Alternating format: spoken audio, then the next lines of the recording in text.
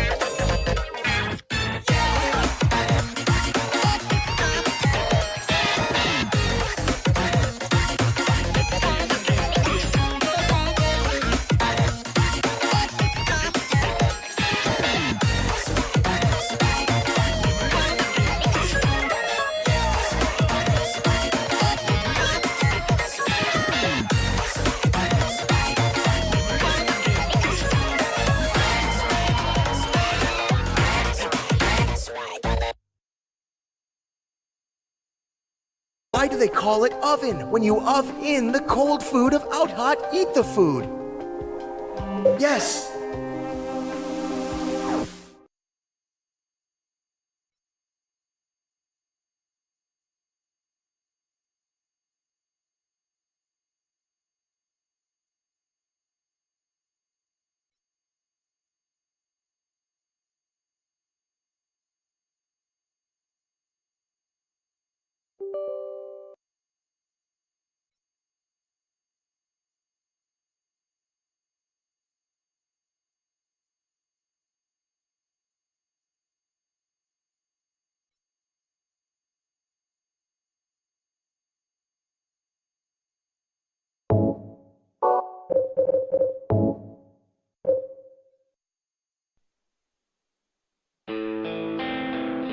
James, honey, did something happen to you? After we got separated in that long hallway? Are you confusing me with someone else? You were always so forgetful. Remember that time in the hotel? You said you took everything, but you forgot that videotape we made. I wonder if it's still there. And IT begins. I'm not your Mary.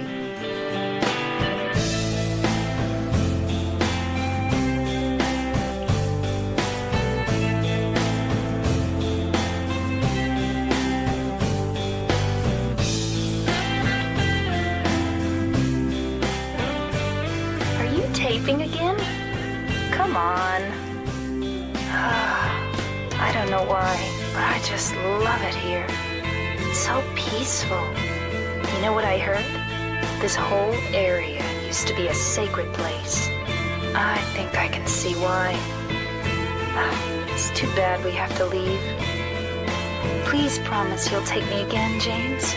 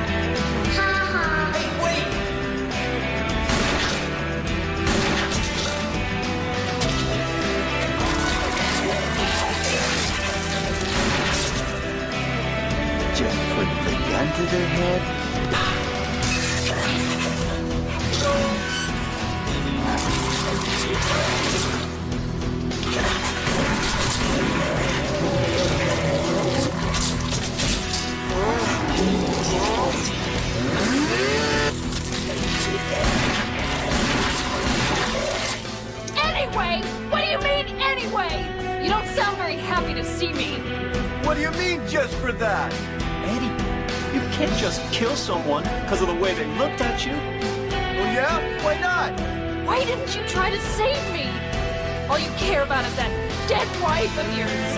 I've never been so scared in my whole life. Like that stupid dog. He had it coming too.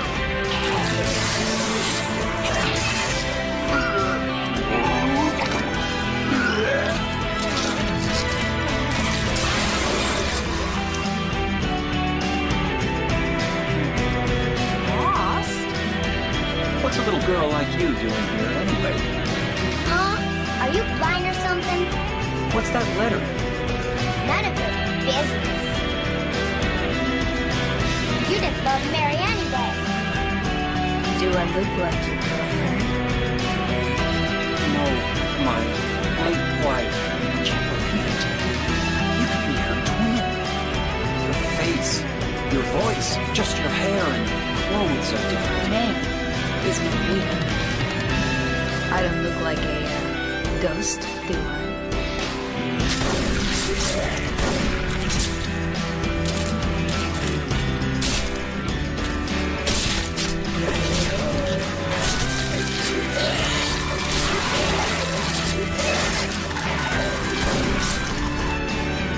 Oh, it's you.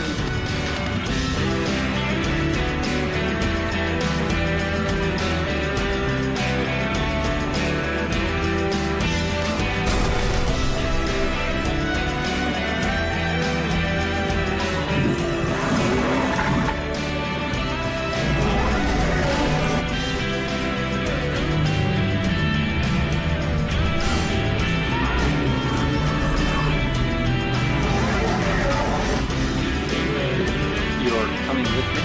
You were gonna just leave me? No, but With all these monsters around? no, I just.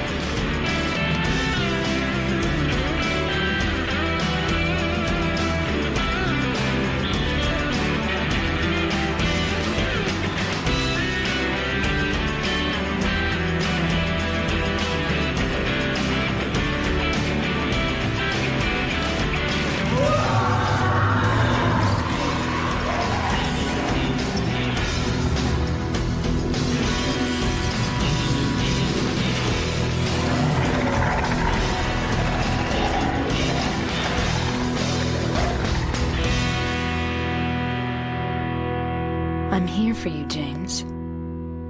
See? I'm real.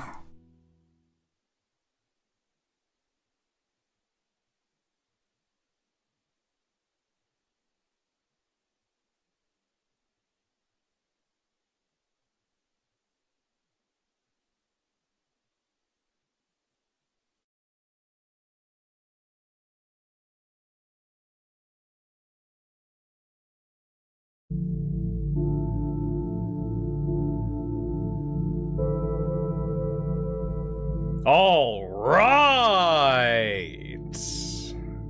Oh, ho, ho, ho. Finally.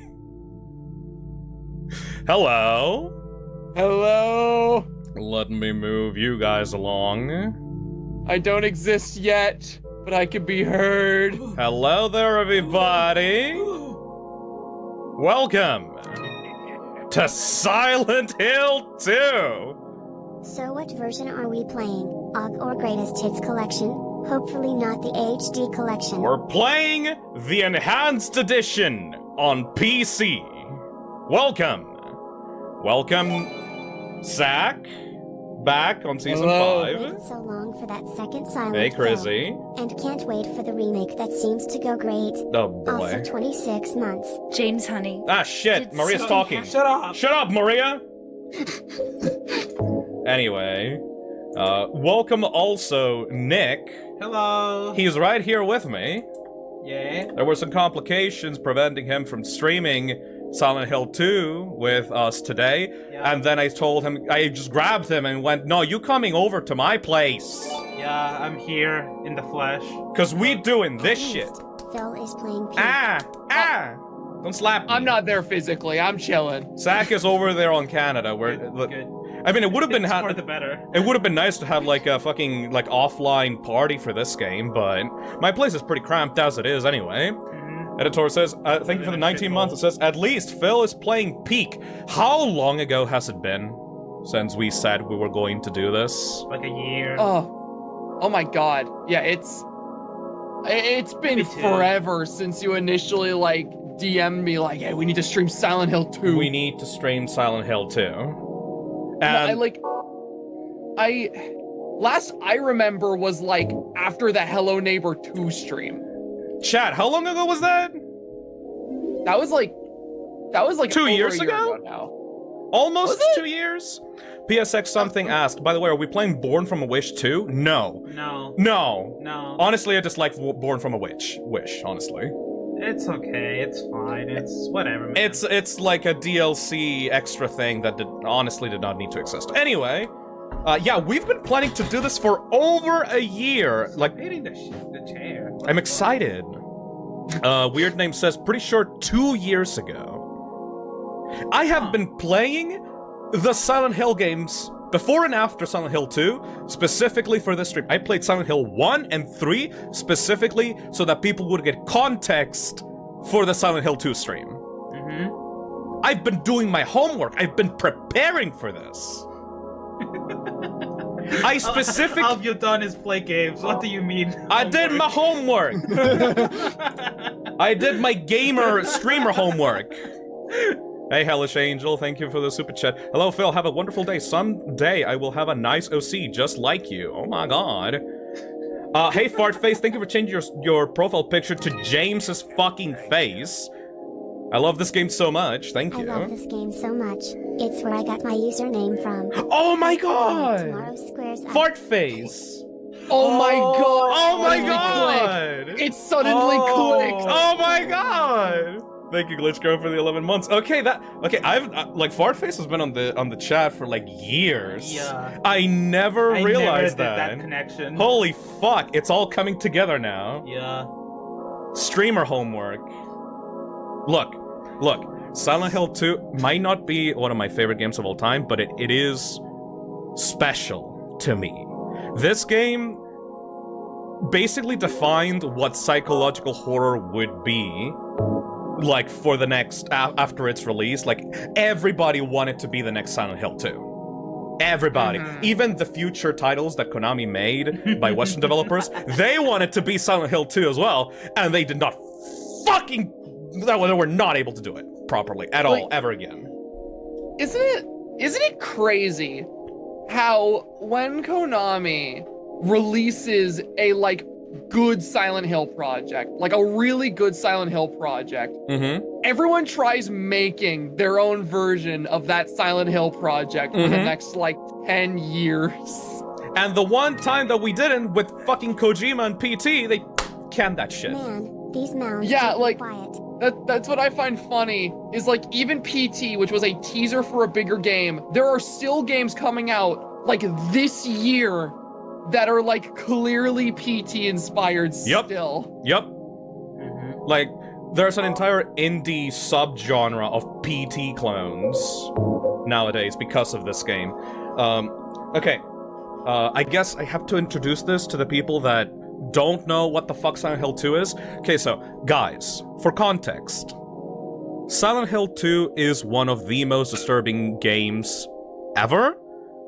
It is one of the most masterfully crafted narrative experiences that you can have in a video game. A lot of it has aged. Some of it has aged. A lot of people can't go back to it because, oh, it's a 2005 game. It's too old. Blah blah blah blah blah. But I still think that it's like masterful. A remake is coming out tomorrow for this game, so this is the perfect time to go back and show you how it works. Really liked Hey, it, but Splatoon? some things felt kinda dated. Exactly, see? The combat and some line deliveries. But that makes sense. Yes. Okay, so some people are saying, yeah, this game aged like milk. This game has some of it has aged poorly, but I promise you, the things that it does well, I have seen no other game do properly. You know? Hey, Sterling, thank you for the super chat. Also, we're gonna be talking about our thoughts on Silent Hill 2 before we start for a bit, and then we're gonna disable notifications, because we need to set the mood properly, you know? Yeah.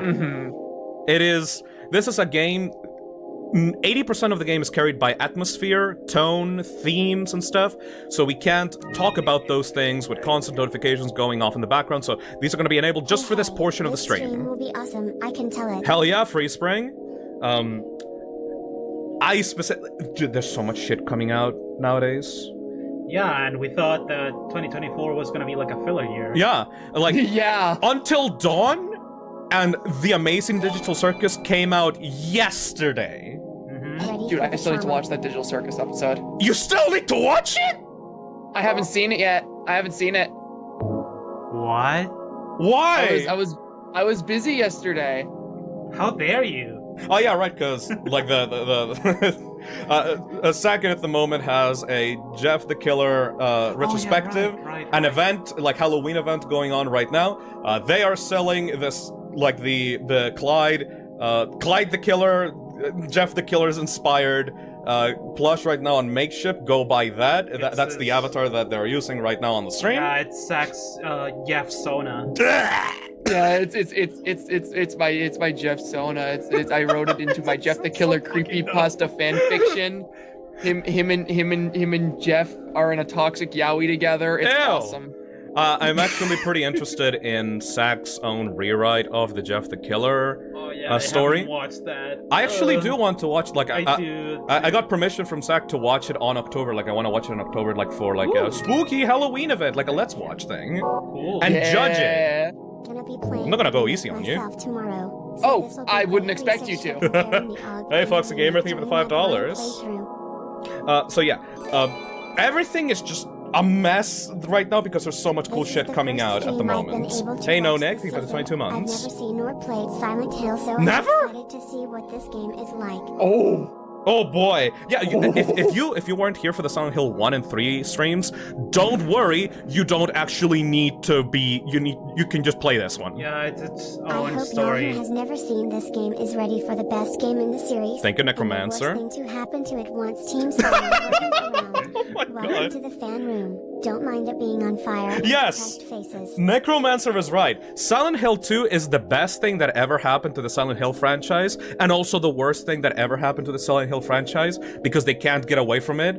Everyone is obsessed with Silent Hill 2, and every single other game made by both Team Silent and Western developers did not hold a candle to Silent Hill 2. Yeah. Everyone compares the new Silent Hill games to 2 every single time. I am guilty of that, really, as well. So I'm part of the problem, which is why Bloober Team is releasing a remake of Silent Hill 2 tomorrow, and I'm gonna be playing that on the channel as I've well. only ever played this on the HD collection. God damn, Still, fart this face. peak even there, despite the funny bugs.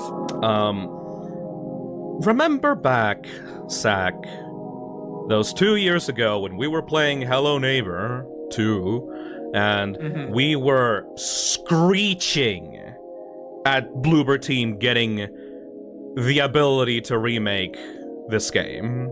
I remember it was the angriest I've ever been on a stream, and now I'm hopeful. Now I'm at a point where I've seen the newest trailers, and I'm like, this looks like a good game. This is looking good. Like, I have done a complete 180 since the Hello Neighbor 2 stream, because I felt when we were doing Hello Neighbor 2, we did not have enough material to work with to be able to form a full opinion on our expectations for the game. We just had the basic trailer we were given and the intention behind why the remake was being made, and that alone was frustrating. Yep. And now we're seeing all the gameplay, now we're seeing all the stuff that they're planning, and it is like, I feel like at this point it is so apparent that they give a shit about what they're making. They actually give a shit, which it goes a long way. It really does, because I see that now and I'm like, okay, now I'm excited for this. Yes. Now I actually see the passion that is being put into this. I want to play this. The way that the remake was announced was in the worst way possible, because the remake for Silent Hill 2 was announced right alongside the fucking movie, and there was this portion of the Silent Hill like stream explanation that said like, oh, we hope that these games will be able to hold a candle to the movies, and I'm like, shut the fuck up. Hey, Groddle. Would actually be in fear if they didn't actually give a shit because of the fans. Bloober Team very much clearly cares about Silent Hill 2. In fact, most of the games that they developed before Silent Hill 2 were very clearly inspired by it. Like, in some way or another. Like, the fucking... What's the name of that? Layers of Fear? Layers of Fear, obviously very inspired by Silent Hill 2 in the story. What was the name of... The Medium. That was the Silent Hill 2 Finally watching spiritual thing. Spiritual spin-off, I guess. So it makes sense that they would try to get the license from Konami to make this the remake. And... Konami seems to still be the villain. I think that the reason... the villain! Yeah, you're not wrong. Because I think that the reason for why they were so... Like, we were so shitty about the remake is because Konami presented it in the worst way possible. They presented it as, we hope that it lives up to the movie. And also, they were making fucking mistakes with the direct left and right. They were calling... They were saying, oh yeah, remember that time where, like... Pyramid Head is about to kill X character with the great knife, and I'm like, no, that's supposed to be the spear, asshole! Like, And like, got out from I remember that specific conversation because of the most recent trailer. I saw the most recent trailer, and one of the scenes that specifically plays at the end of the trailer. Yes. I think you know what I'm talking about. Yes, I do. And I saw the way they depicted Pyramid Head, and I go, oh my god. Oh my god, they actually remembered. Yes! They actually remembered. Yes! So, I think that... I'm not saying that the remake is in good hands. We're gonna play this game, the original. People are going to watch... You motherfuckers are going to watch this. And we are going to then hold hands together and hold our breath and start glowing like a fucking federal agent. And we're going into Sunday... What the hoping that the remake is good. It's a fucking reference to the Digital Circus. Episode 3. Oh, yeah, right. Zach doesn't know what I'm talking about. Yeah. I was gonna say, I have no idea. We're gonna hold our hands and take a long breath, and we're gonna hold out hope and start glowing for the remake to be good. Also, I specifically streamed the Digital Circus Episode 3 yesterday, so that you motherfuckers would not be asking, hey Phil, what did you think about the basic Digital Circus today? Yeah, if you wanna know, go fucking watch the VOD! I specifically did that. I played both Until Dawn and the Amazing Digital Circus yesterday, both because they're good, obviously, but also so that everyone that would be interested in that would watch those VODs and would leave us to talk about one of the best horror games of all time here. Together. It's gonna be beautiful. 'Cause, dude, Yes, you can do that as well. I remember, like, given my closing thoughts on Silent Hill 2 before we like properly start. Yes. Like, I remember, like 2 years ago was when I first experienced this game. Yes. Because for a while, I was very uncultured. I was a very, very big Resident Evil fan, but I had never experienced a Silent Hill game outside of PT. And I remember Lyra and I did that like 12-hour Silent Hill 2 stream to introduce me to the game. Oh, damn. And I remember, like, it was probably the most emotional a horror game has made me up until Resident Evil Village. Like, this game, by the end of that stream, if anyone in chat was there for that stream, we cried for like 5 minutes at the end. The ending... Like, and it wasn't... Which one did you get? Don't tell me the explanation, just give me the name of the ending. The letter. No. Yeah, you get the letter on every ending. Yeah. But, like, in water, okay. leave... I'm trying to remember the name of the... Because, like, the letter is going to make you fucking cry either way. Okay, hold on. It was leave. Chrissy said it was leave. It was the leave ending. It was the leave ending. Okay. Yeah, I just checked. I am not going to influence the ending that we're gonna get.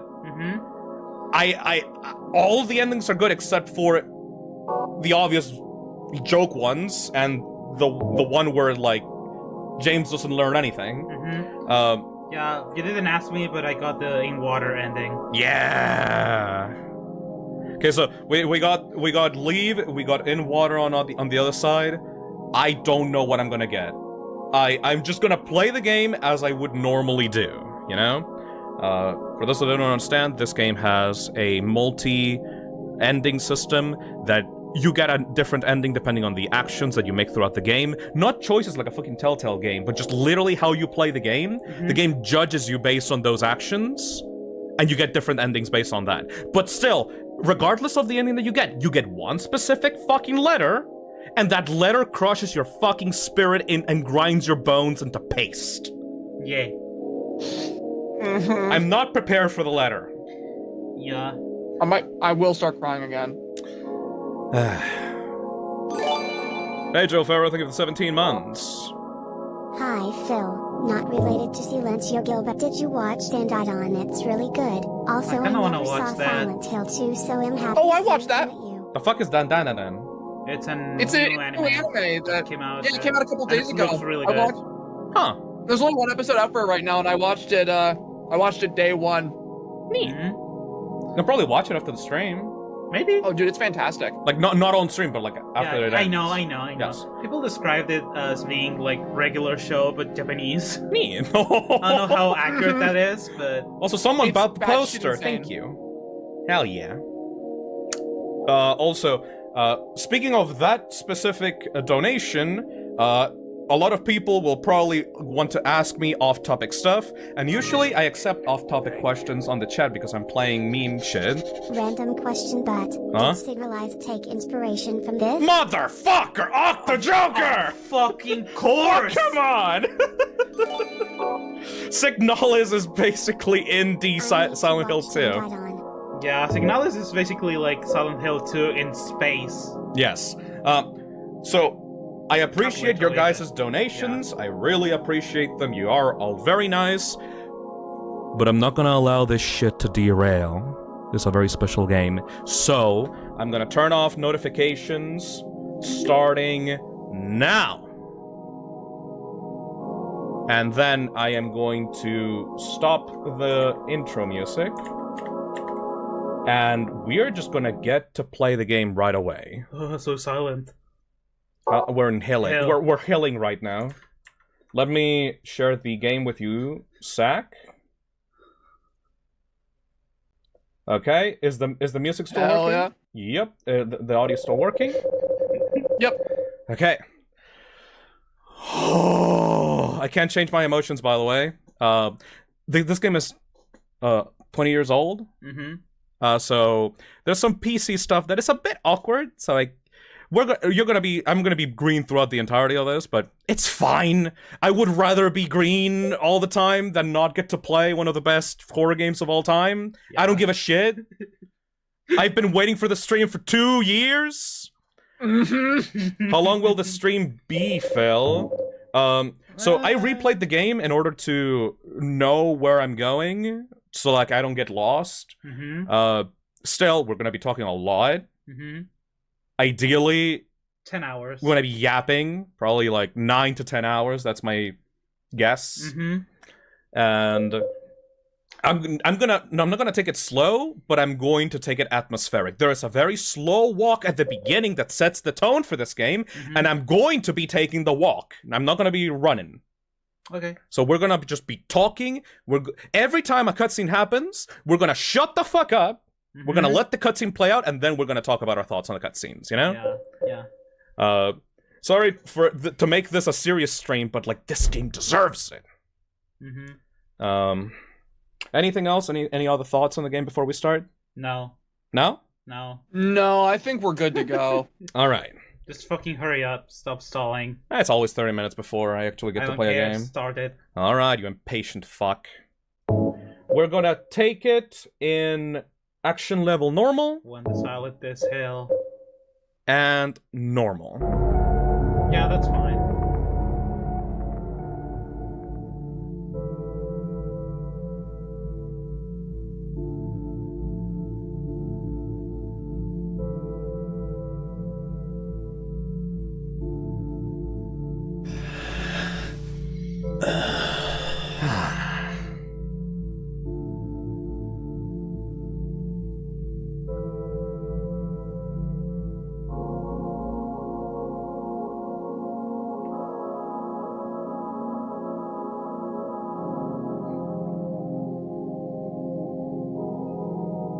Mary, could you really be in this town? And that's how we start. Welcome to Silent Hill 2. We start in a bathroom, looking at ourselves in a square mirror. And look at this RTX. Yeah, it's real time. What the fuck? They don't make them like this anymore. Such a simple opening cutscene. That's got to be one of the most iconic opening cutscenes to any game ever made. Yep. Bloober fucked it up in the original trailer, and then they went back and fixed it. Yup. yeah. I remember that was my first sign that I was like, oh my god, wait, they give a shit. Was when they went back and actually gave the correct shadows to that opening cutscene in the trailer they released. So, like everyone knows, old Silent Hill games, third-person perspective, kind of like Resident Evil style. We have tank controls. This one actually has a really good version of tank controls because you can like move to the sides as well and do a quick turn. That's very good. We start as James motherfucking Sunderland in the iconic trying to find my wife fit. Wife man. The green jacket wife man fit. He's basically Ethan Winters, but not really. We'll see about that later. Also, a Heaven's Night poster on the bathroom. I'm not gonna... Oh, yeah, no spoilers, by the way! I know. We're gonna talk about this game. We're gonna talk about this game. We're gonna discuss... We're not gonna pretend that we haven't played it, but we're gonna discuss the themes and relevancy of those themes as they get revealed in the game, okay? Yep. And here we go. Second best opening ever. Immediately.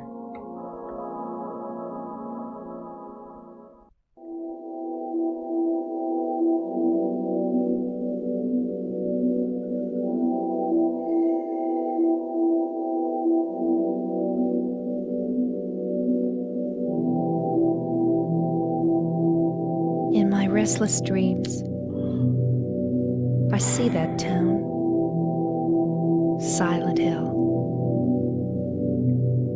You promised you'd take me there again someday, but you never did. Well, I'm alone there now, in our special place, waiting for you.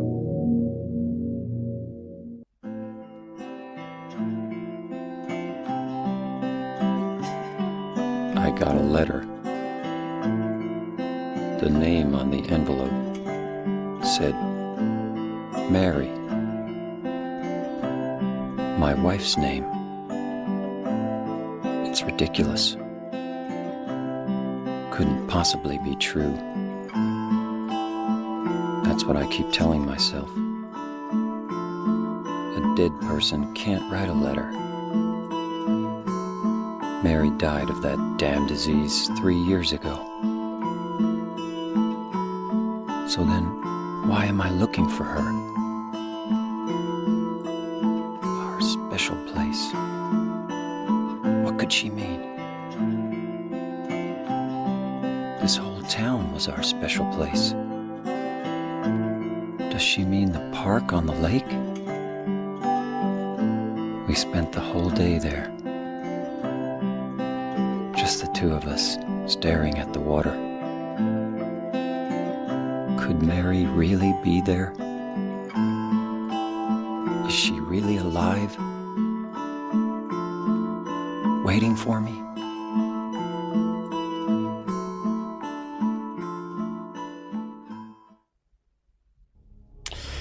Oh. We start. I love the setup of this game so much.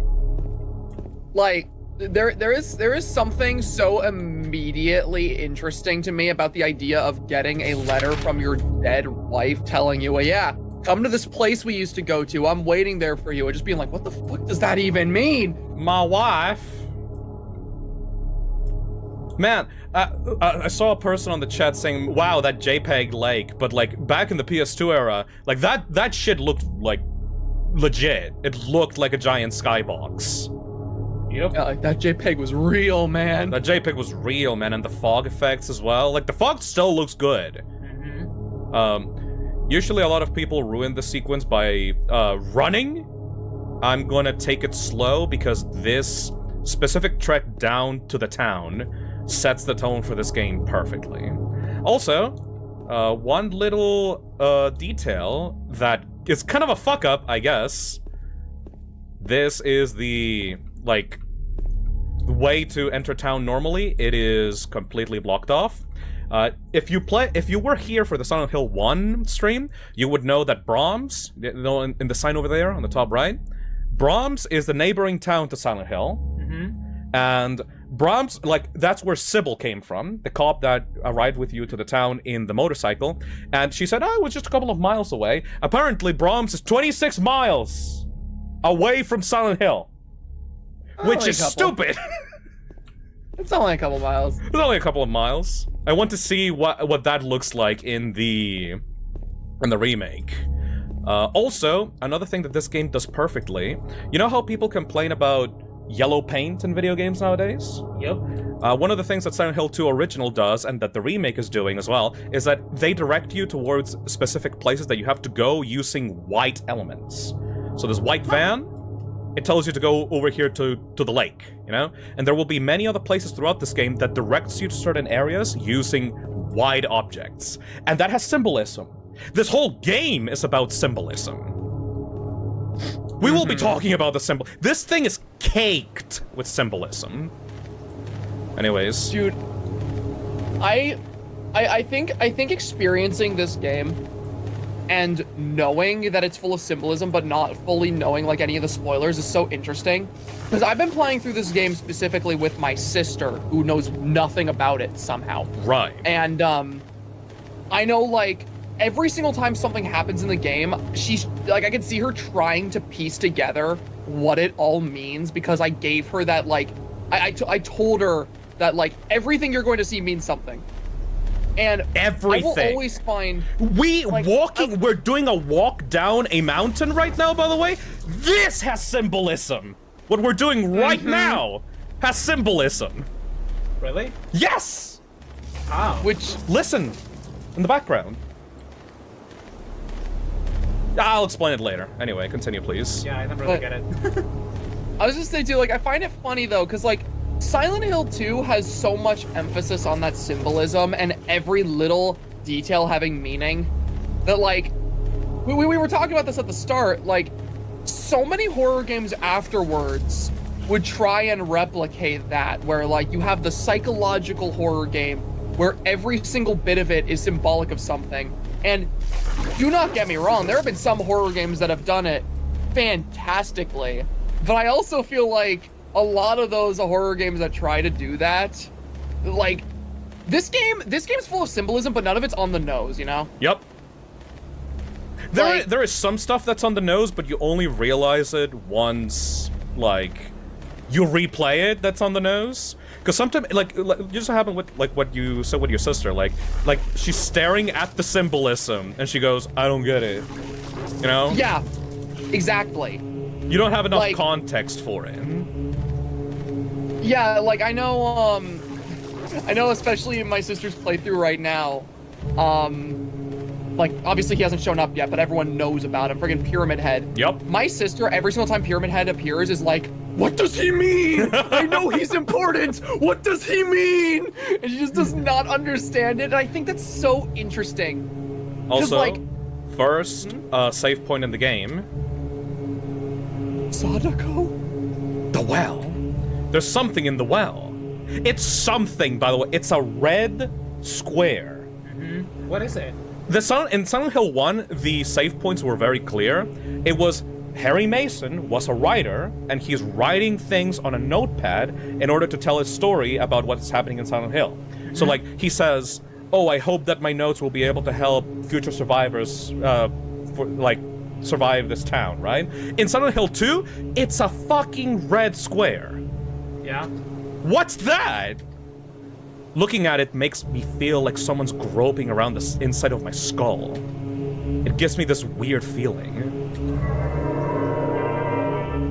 And then you go into the save screen, and it's James staring at you. Yep. Directly, just like, ugh. It's I his love the face, contrast of like It's I love- his same face. The safe face. the same face. That's how I always call it. It's so fucking funny. But I love the contrast of like Silent Hill 2. You save by going to these strange, incomprehensible objects that make you feel this gripping feeling inside of your skull. Yep. You can't quite understand what they all mean, but they allow you to make progress. Resident Evil's like, oh, there's a typewriter. Oh, that's awesome. Oh, cool. Whatever. I got this. Anyways, we walk down into the town, and the first thing that we find on our way to Silent Hill is what? A fucking cemetery. Filled with flowers and shit on the floor. And the first person that we find... This is a moment that a lot of people watch and take at face value and think, oh, this game's voice acting is so bad. Yeah. Just... I never really got it myself, why people call it bad. It's just so awkward. Yes. But Yeah, that's on purpose. Yeah, I have my opinions about the voice acting, but I'm gonna let this play out before I give them. Go. Like, this is what I believe is the most weird fucking interaction between two human beings feels ever. So weird.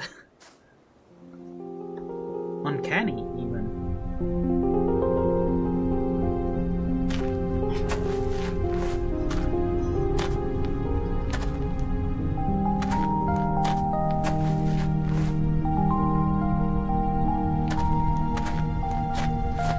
Excuse me, I'm sorry. I No, was it's just... okay.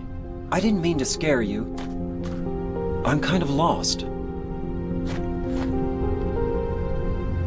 Lost? Yeah. I'm looking for Silent Hill. Is this the right way? Yeah. It's hard to see with this fog, but there's only the one road. You can't miss it. Thanks. But Yes? I think you'd better stay away. This, this town, there's something wrong with it. It's kind of hard to explain, but Is it dangerous? maybe. And it's not just the fog either. Okay, It's... I got it. I'll be careful. I'm not lying. No, I believe you. It's just... I guess I really don't care if it's dangerous or not. I'm going to town either way. But why? I'm looking for... someone. Who is it? Someone... very important to me. I'd do anything if I could be with her again. Me too. I'm looking for my mama. I mean my mother. It's been so long since I've seen her. I thought my father and brother were here, but I can't find them either. I'm sorry. It's not your problem. I hope you find them. Yeah, you too. Yep. So remember when we were doing that Resident Evil lore stream and we saw a cutscene compilation of like funny Resident Evil 1 voice acting moments, right? Mm-hmm. This is not that. No. This is not that. This is not like Japanese developers dragging a bunch of Western voice actors into a room and being awkward. That is like, these people are fucking weird. Yep.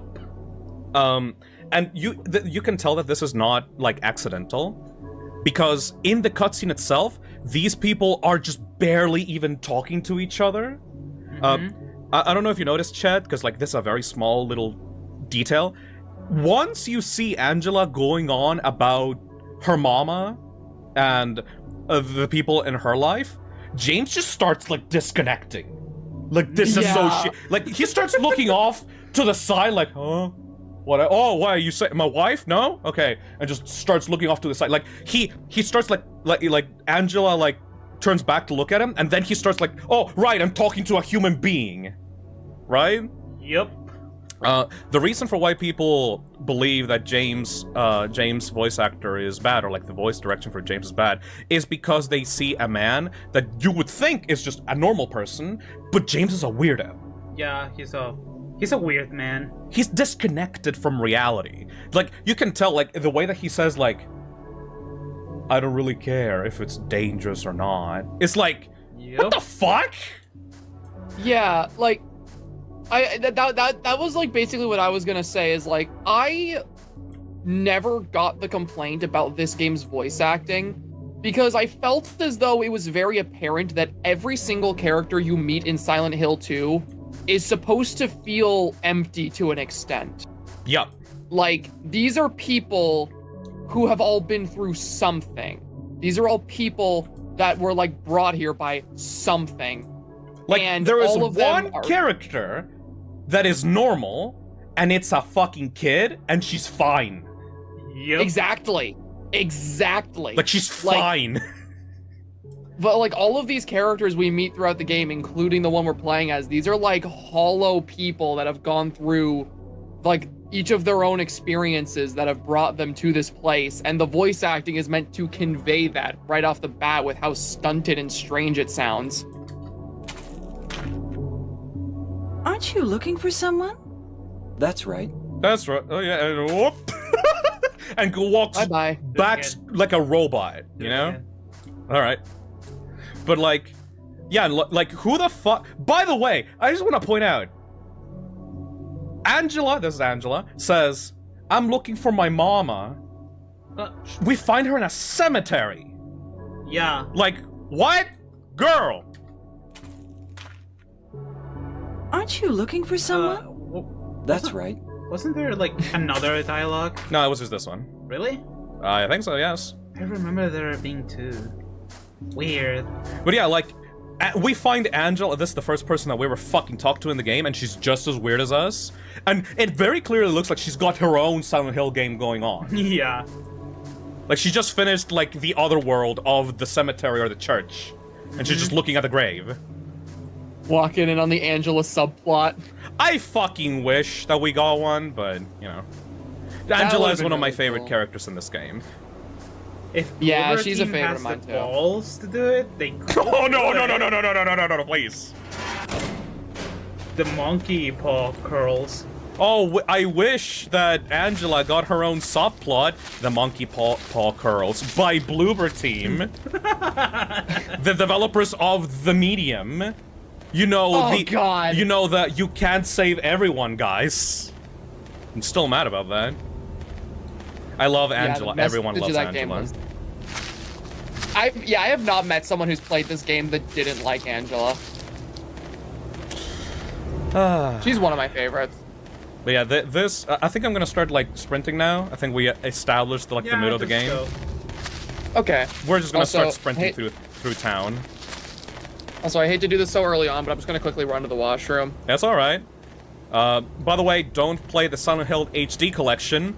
The Silent Hill HD collection was made by Konami to celebrate the anniversary of the Silent Hill franchise, and the PC, the port that they made for Silent Hill 2 is so fucking bad that they replaced a bunch of textures with Comic Sans, including this one, Silent Hill Ranch. Wasn't that because they used like an incomplete version of the game Yes. as a base? They didn't have the completed one? They used a beta version that was not gold mastered for the re-release because they lost the they lost the fucking final build of Silent Hill 2.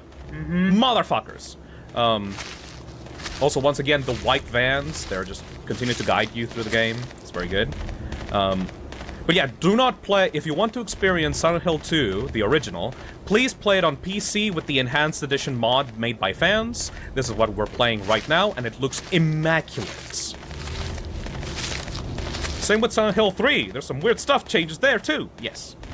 I've been playing all the Silent Hill games on PC with the community-made mods to fix some of the weird stuff that is going on in those games. I just fucking love this game, man. I could talk for hours, and I will, about it. Oh god. Did you get lost, Nick, on this first portion, like while you were walking through town? Not here, no. I was just a little bit afraid because of the weird animals that I could hear in the background. Yeah. Those are animals, right? Right? Kind of. Like, I don't really know what else they could be, and you're you're never really shown those, I think. There's a lot of stuff in this game that is like a weird noise that happens in the background, and it never tells you what it is. Yeah, like... It makes you so fucking confused. I don't really get what the meaning from that is, because you told me it had meaning, but... I'll explain later once we get to that cutscene. Right. But you know, James walking down, whatever. It's just the dogs and the flying dinosaurs from the last game. Yeah, if you played Silent Hill 1 or 3... I haven't. No, you don't need to, but that's the thing, like, if you played those, like, you're not gonna get any context either. Okay. Also, I love danger, keep out! Fuck it, we don't care. This game is so dripping with symbolism that the first goddamn building that you find in the game has a meaning to it. And I know, you will recognize it. I will be fucking mad if you don't. Hmm? The first building that you meet once you get to town. We're about to get into town. James doesn't give a damn. Building? There will be a building right in front of the street that we're going to... Right now, there will be a building and you will recognize it. Barely anyone talks about this. So we're gonna walk across town. We're finally in Silent Hill, by the way. Welcome to Silent Hill. Yeah. And the first building that we find is... Flower shop. My god. Yeah! Right? Right? Right. Flowers! After all that trek down here... Mm-hmm. Flowers. Flowers. Fucking my god. I'm gonna be exploring around town to get some items. While we... Yeah, right, this is completely blocked off. Let me watch the... This is our inventory, by the way. Mm-hmm. We got a photo from Mary, a photo from when she was still healthy. It's pretty nice. Yep. That's our wife. And we got the letter from Mary. That's definitely Mary's name on her own handwriting in front of the envelope. In my restless dreams, I see that town, Silent Hill. You promised you'd take me there again someday, but you never did. Well, I'm alone there now, in our special place, waiting for you. Okay. We're gonna keep a watch... A look at that letter, like every now and then throughout the game. Zach is not here, but I'm gonna mention this building once they come back. Anyways, welcome to Silent Hill. Everyone is gone. There's not much going on over here. Just like in the original, but this is like an upgrade from the Silent Hill 1, like, pixelated town into the PS2, like, era. Hello there. It's blood. Blood? Mary? Mary? What the fuck? Why are you in a straitjacket? That shadow just now. Time to follow it. There's literally nobody else in the town. I can't fucking wait. I'm trying to... Oh, yeah, more white vans. Just keep on going through here. And there is something around here that is very important to the backstory of this game. Yes, this one! That not many people actually come across or read on their first time playthrough. Something is written on it. Too bad I can't read it because the surface has been rubbed away. What up? Sorry, I just thought you were gonna say, too bad I can't read. The end. Remains of... I know what this means, so I will just fill in the blanks. Remains of the Blood Swamp. The executioners of the land surrounding this monument were... The remains of the land surrounding this monument was originally a swamp, but was later filled... I don't remember what this was, actually. Nicknamed Blood Swamp because the executioners poured the water used to wash their tools, the execution tools, in here. Perhaps it's for this reason that many performed something to have happened in this area. Basically what this is telling you is that before the town was established, this was called a blood swamp in which executioners of the town came here to wash their tools after killing people. So that is very important for something that not many people talk about, because it's not really connected to the story of James, but there is tiny little pieces of information that tell you why this town is so fucked up, even without the context of Silent Hill 1 or 3. But yeah, this place is fucked, as you may see from this. You cannot advance further in this area. Let's continue following the blood trail. We all know about the Silent Hill Executioner. Don't worry! We'll talk about that later. No spoilers.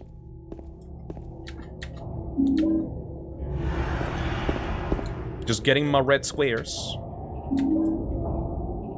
Oh yeah, one thing that I love, whenever, like, James walks over an item of interest, not the red squares though, because he doesn't like those, but every single other item, like, you can pick up, he will look at it.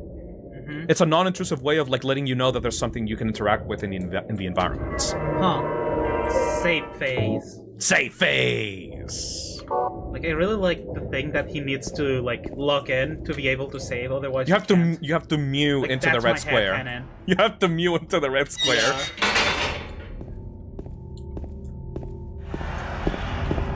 Like, you never think about why those save points are there until you get to the end of the game and, like, the thing appears before the room.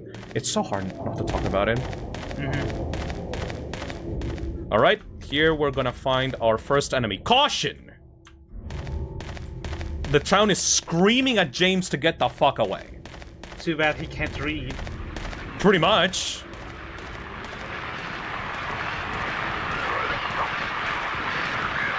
He doesn't give a shit. No shit's given, James Sunderland. Oh, yeah, one thing about this. Like, wait. Oh, yeah. No, I know. Shut up. Listen.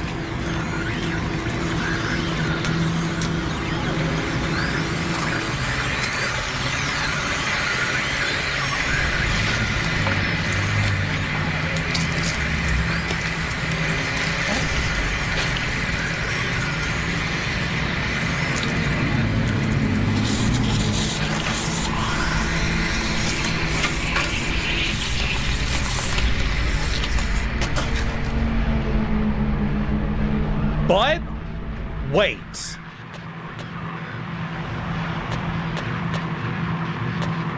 Kill him. Is it dead? What the hell is it? It's not human. I don't know if you noticed, but I did. Once you first encounter the first enemy of the game pauses. I'm back. Hello. We just killed the first straitjacket. Oh, okay. The first lying figure. I was talking to chat saying that I don't know if you noticed, but even though you get your weapon and the thing is scary as fuck, the thing doesn't actually attack you until you swing first. Yeah. The first lying figure of the game, you have to beat it mercilessly into the ground because you're scared by it. But you never, like, it never actually attacks you until you attack first. Also, it's killing some random faceless figure. Dead. Could have been that creature? What's going on in this town? And, like, the first reaction of James to this thing is like, ew! Disgusting, what is this? Ew, get it away from me. Oh yeah,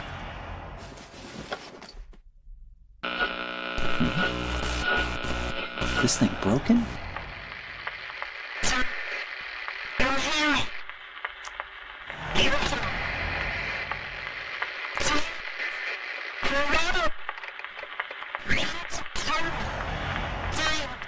What the?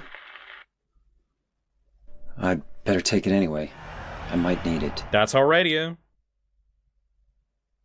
And that's the tutorial of the game. Dude, I will never not love the radio as just like a mechanic for this game, and for like other Silent Hill games that use it. It is just it's both a danger radar and also it sets the tone for the fights perfectly. Yeah, like it warns you of danger, but it itself the is bloody scary footprints. As shit. I love that. When you first kill an enemy, you get bloody footprints, and the loading screen for the game is footprints.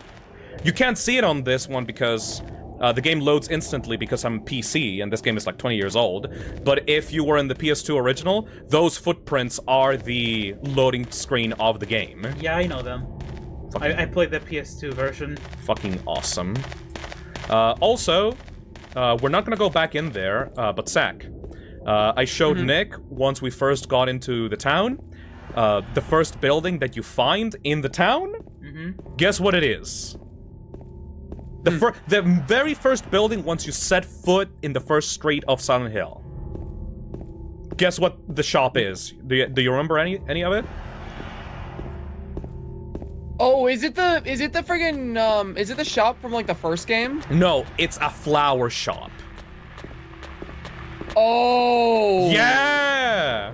Oh, I didn't know that. Are we there? Can we like go back and show it, or like, let's see.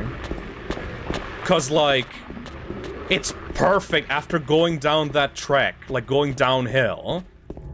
The first thing that you find once you actually get into town. Oh yeah, these guys are coming out from below the. These guys are coming from below the white van. I hate you. Yeah, yeah, I do. It's such a non-intrusive way to like guide the player. Yep, and they're redoubling their efforts for the remake as well, which I love that they paid attention to that detail. I feel Like, so bad for not getting it. Okay, this is the first building that you see in front of you once you actually enter into town. Flowers celebrating for 70 years. And there is a blood mark on the fucking sign! Hello, excuse me? How did it even get there? Don't worry about it. Also, yeah, the monsters are currently roaming town. Chat, remember, this will be on the test. This will be on the test. Yeah, we're at the end of this stream. You're all getting quizzed, and we're grading you based on your results. And if you get below 60, you're not allowed to watch the remake stream. You're permanently banned from the Fiznom channel. Freedom. I love that they come out of the fucking white vans. All right, so Those yeah, crawling enemies. The noise that they make is like these weird cockroach kind of like noise that I hate. I hate enemies in horror games that are like unnaturally fast compared to my character. Yep. And those crawling enemies, they do that for me. Roaches make sounds? Not really, but it's like the skittering bug effect. It's not a sound you'd expect to come out of something humanoid. Alright. I think we good. We just have to find out where to go next. Oh yeah, there is this little stone here that, while you were out, this stone explains that this area of the town was initially a swamp that was used for executioners to clean off their bloody tools after killing people, after killing prisoners. What a colorful history this place has. Oh, we're gonna find out about Silent Hill's history real soon. Not many people talk about the history of Silent Hill in this game, because everyone is so focused on James' story, as they should. You know, that brings up another really interesting thing about this game that, like, you know, sometimes people will talk about, but I don't think it's talked about enough. Silent Hill 2 is very much so the most famous and popular Silent Hill game. Motherfucker. But it's also the most... This is easily the most disconnected game in the entire series. Everything else is about the cult in some capacity. This is just some guy. Yeah, like, it's such an interesting structure these games follow, because you play the first game, which is all about that cult, and then you have James's story, which is just entirely self-contained, and then the third game is about the cult again. So it's like you play the first game, you do the side quest, and then you play the third game, which is continuing that like original story. And I just find that so interesting, because like, what is with these like survival horror franchises and having the one game that deviates the most from the originals be like the best one? It's because the developers had an idea for a game and they wanted to use a popular franchise for it, and they poured all their creative juices into this one, and then the rest was kind of obligatory after the success of the second, you know? Right, yeah, I guess that makes sense. Also, I love this. There's a memo on the ground. I'm going to write everything that I've learned so far. Maybe that will help you out somehow. If you're reading this, it probably means that I'm dead. Run! By the way, that on the ground, that is James's model. On the ground. Oh, that's actually really weird. All the corpses that you find throughout this game are a retextured version of James's model. Yeah, I knew that. And I know that you're gonna think this is bullshit, but I promise you that actually has significance. Everything in this game has significance. Yeah, don't they also keep that in the remake? Yes, they keep that in the remake, and they make the bodies filled with like goop to obscure the fact that it's James. Oh. All right, this is our first area, our first main area. This is the Woodside Apartments. And what an opening this is. So I guess we should start like discussing the symbolism of the areas and the town and stuff. So this is this is obviously like, this is not a spoiler. This is all a journey of James's own head and James's life, specifically when it comes to his wife, right? Mary. Mary at the moment is James's wife that died because of a disease, and that he had to be with like Mary on her final moments while she was sick, right? Mm-hmm. This area, the Woodside Apartments, is a representation of James's life with Mary, because he also lives in an apartment, and how it degraded over time. The apartments is great. It's a great first opening area. It's a bit confusing. It's pretty small. I know exactly where to go, so we're not going to get lost. I don't think we're even going to need the map, so we're going to be good for this. No balls. No balls, no using it, no. Dude. Okay. I'm confident. During this part, though, I am going to complain about one thing. Oh? The fucking canned juice puzzle in this apartment is stupid. It is so dumb.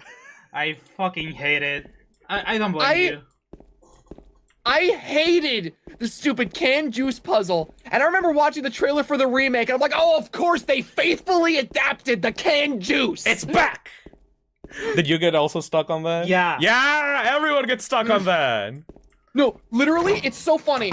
I remember, I literally, like, I saw the entire canned juice puzzle during that 12-hour Silent Hill 2 stream with Lyra. My sister starts playing the game. Oh, no. And she gets stuck on the canned juice, and she turns to me and goes, how do I do this stupid canned juice puzzle? And I just look at her, I'm like, I have no idea. I don't remember. So I look it up online, and I'm like, how do you progress Woodside Apartments? And I see people on Reddit. How the fuck do you get past this? What's the canned juice puzzle? I'm like, does nobody have an answer? There's a trash chute. There's some kind of strange garbage stuck in the hole. That's all it tells you. Also, don't fight the enemies in here. Conserve ammunition. You can just run past them. It's okay. Just keep rushing. People do that. Yeah, no, like these guys. Mr. Resident Evil man. No, these guys like are a pain in the ass to fight. It will take you too long. Well, yeah, I took my time. All right, so That's why I got that ending. I said that this apartment section represents James's life with Mary in his apartment. James lives in an apartment. By the way, this guy, you know the job, like James's job No. in real life? No. In real life, in his in the story, he's a fucking convenience store clerk. He works at a convenience store. That's lame. No, James is lame. He's a convenience store clerk, and he can barely afford rent in an apartment with like him and Mary. Wow. He's just schmuck everyday guy. Also, is this just familiar to anyone? Okay, that's enough. A photo of Mary when she was still healthy. That's enough. Let them figure it out. I wonder what he's trying to get at. And there is a dress here. John. I got a flashlight. Yeah. You got that. And we get the fuck out of there. So I love those enemy designs. That is a room where the moment that the light is taken away from Mary, the monsters start appearing. Also, now that we have the light, we need to get the fuck out of here. This room... I don't think that this... Oh, you can't open this. I don't think there's anything important here. Yup! Never mind! Excuse me, sir. Yeah, bye-bye. Kill it! No! Bitch. Conserve ammunition! We need to go to the second floor. Oh my god, what a pussy. Dude, I'm just role-playing as James. This guy's a coward. You're a coward! Fuck you! Don't protect yourself into James. I would never want. I would never want to be James Core. I was gonna say being James Core is actually just like that. That's a self-report. What do you mean? He's baby girl. Get put on a list. If you play through this game and go, James is just like me for real. I'm calling 911. I'm so calling James 911. Nice. There's a key on the ground on the other side of the bars. If I stretch my arm out, I just might be able to reach it. I hate this moment. I love this moment.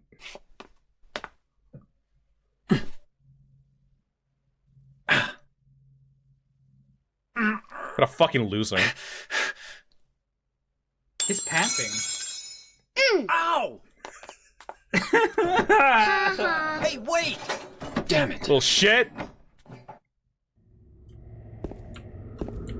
Anyways, James is like, I can't reach it anymore. He has a fucking piece of fucking wood. Yeah. With a nail. I can't reach it no matter how far I can stretch. You have a piece of wood, James! How do I get it? But who's that kid? I don't know how I get it. I don't know how I got it. It's too hard. It's literally me. For real. For real, for real. James is a bit stupid. He's a little bit stupid. He's a little bit incompetent. He's just a sad, wet man who shouldn't be here. I love this room. This is the first firearm that we find in the game, and like it's just a random gun that you find in a shopping cart. Mm-hmm. But also, if you look at the walls of this, it's filled with bullet holes. Yeah. And it's just like this weird moment of like, why? Like, what happened in this room? There's a lot of rooms and locations in this game where you could tell the developers had an idea of like something that happened here, and now you're just like left to wonder. Oh, you mean there was a hole here? It's gone now? You know? Yeah, there's a lot of rooms where like it just doesn't tell you any other context for it. Yeah, you get the idea that like this place was alive at some point, and you're coming in as like the aftermath of it. It feels like a husk that died and then it was transformed in order to specifically fuck with you. Yeah, it's so interesting. All right, so now we have the gun. Time to go back.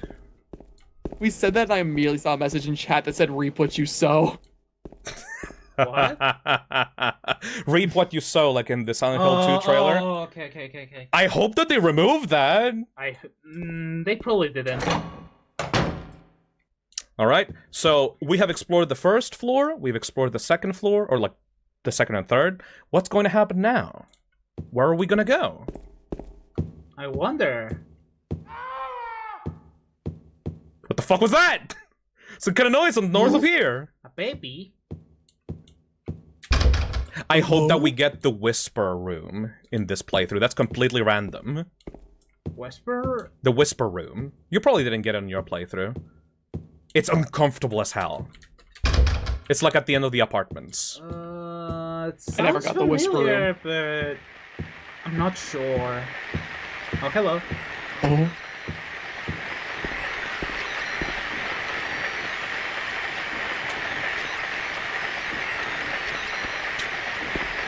It turns red once you stop looking at it. Oh, I never noticed that. He glows like a motherfucker. God! Red pyramid thing. The red pyramid thing. I love that the first time you see the most iconic monster in the entire Silent Hill series, he's just there. No comment from James. Yeah, like, you think about the introduction of stuff like Mr. X or Nemesis, which are like the most iconic monsters in RE to me.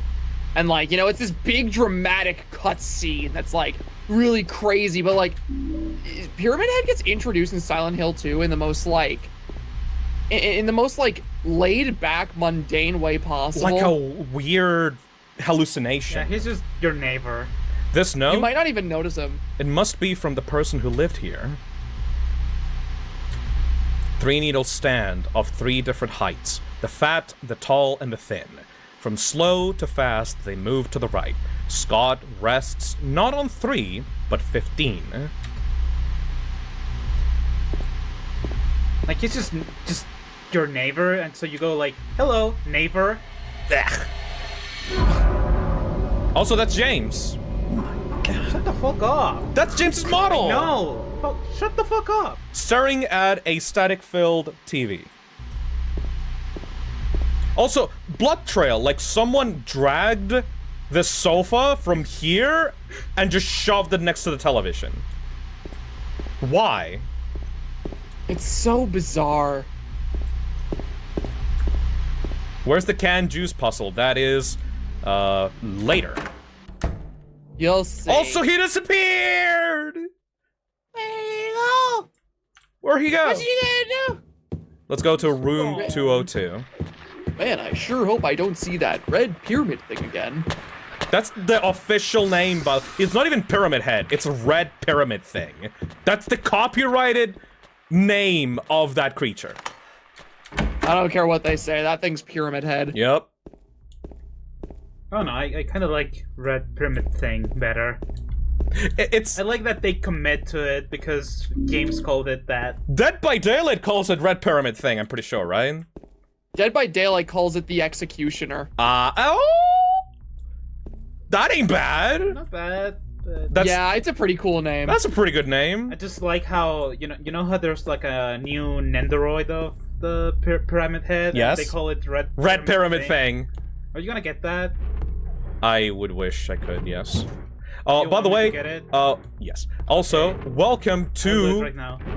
the butterfly room. I hate this sound effect. I don't know what it is, but I hate this sound effect.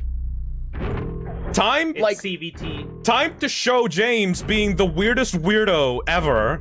Hey, James sees a goopy green slime hole with, like, moths surrounding it. What's the first thing he fucking thinks to do? It's too dark to tell for sure, but I think that there's something on the other side of that hole. Will you investigate? Will you? Will you? Flash the light on it a little bit. Okay, it seems fine. Okay, fucking shove your hand on it. And something was there. He puts it there again.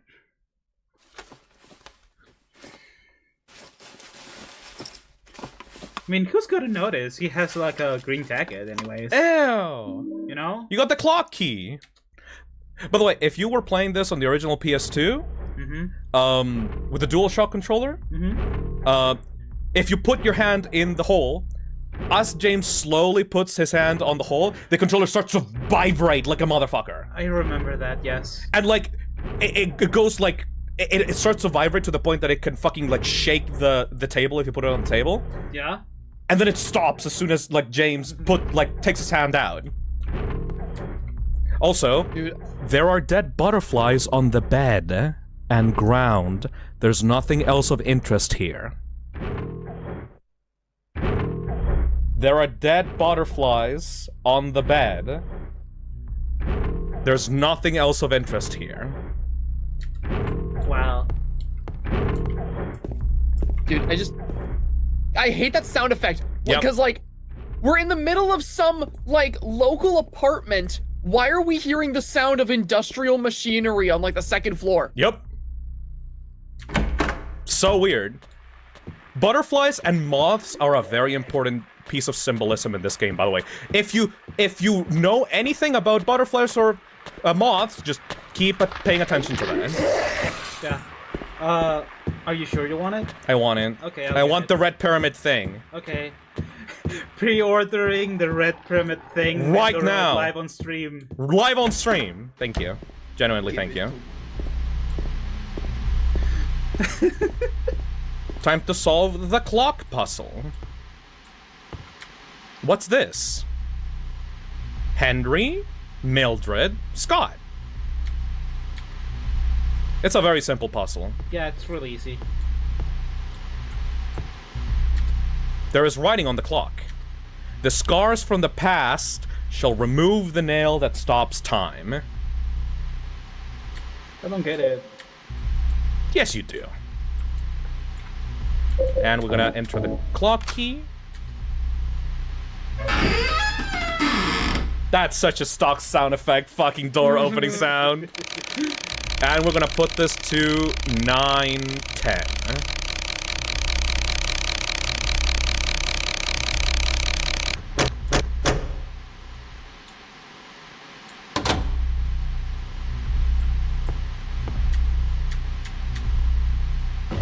Done! Thank you for priority. There you go. Yay! Product consumed. Door. This, we will be coming out from the other side of where the red pyramid thing was, by the way.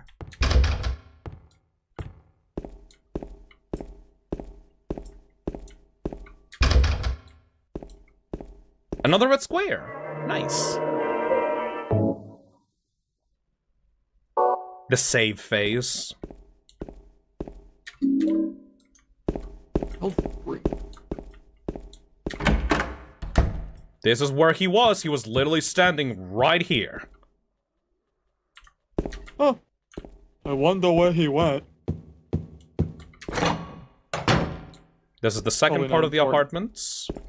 My memory starts to blur after this, but hopefully we will be able to... So Felcore. Felcore. We are going to get a couple of coins in order to get to the end of this portion of the game. Handgun bullets. We're not gonna fire a single shot until the key appears again. Spoken like a true survival horror player. You gotta do it. I mean, this game is like kind of on the easy side of survival horror. Mm-hmm. I think this is where you properly meet Pyramid Head for the first time. It's gotta be one of these rooms. Yep! Yep! Yep!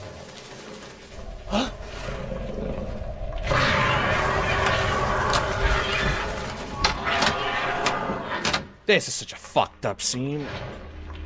It's so disturbing.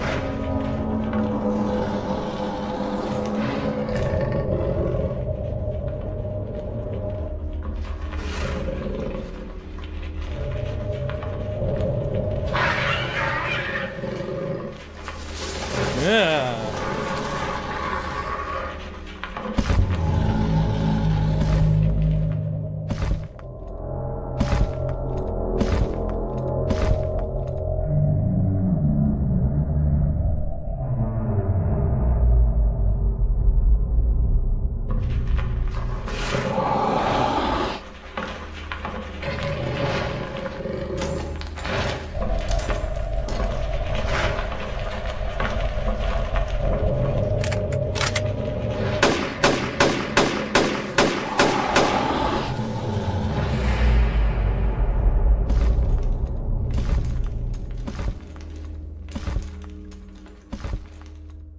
And he's gone.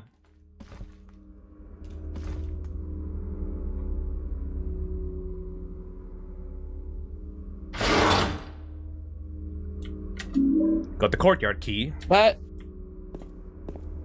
you know, I'm glad whenever I was looking at chat, I was seeing people who were experiencing that cutscene for the first time and had the same reactions I did. Because I'm glad I'm not alone in still believing that that is one of the most disturbing cutscenes to introduce a villain properly in any game I've played. A lot of people...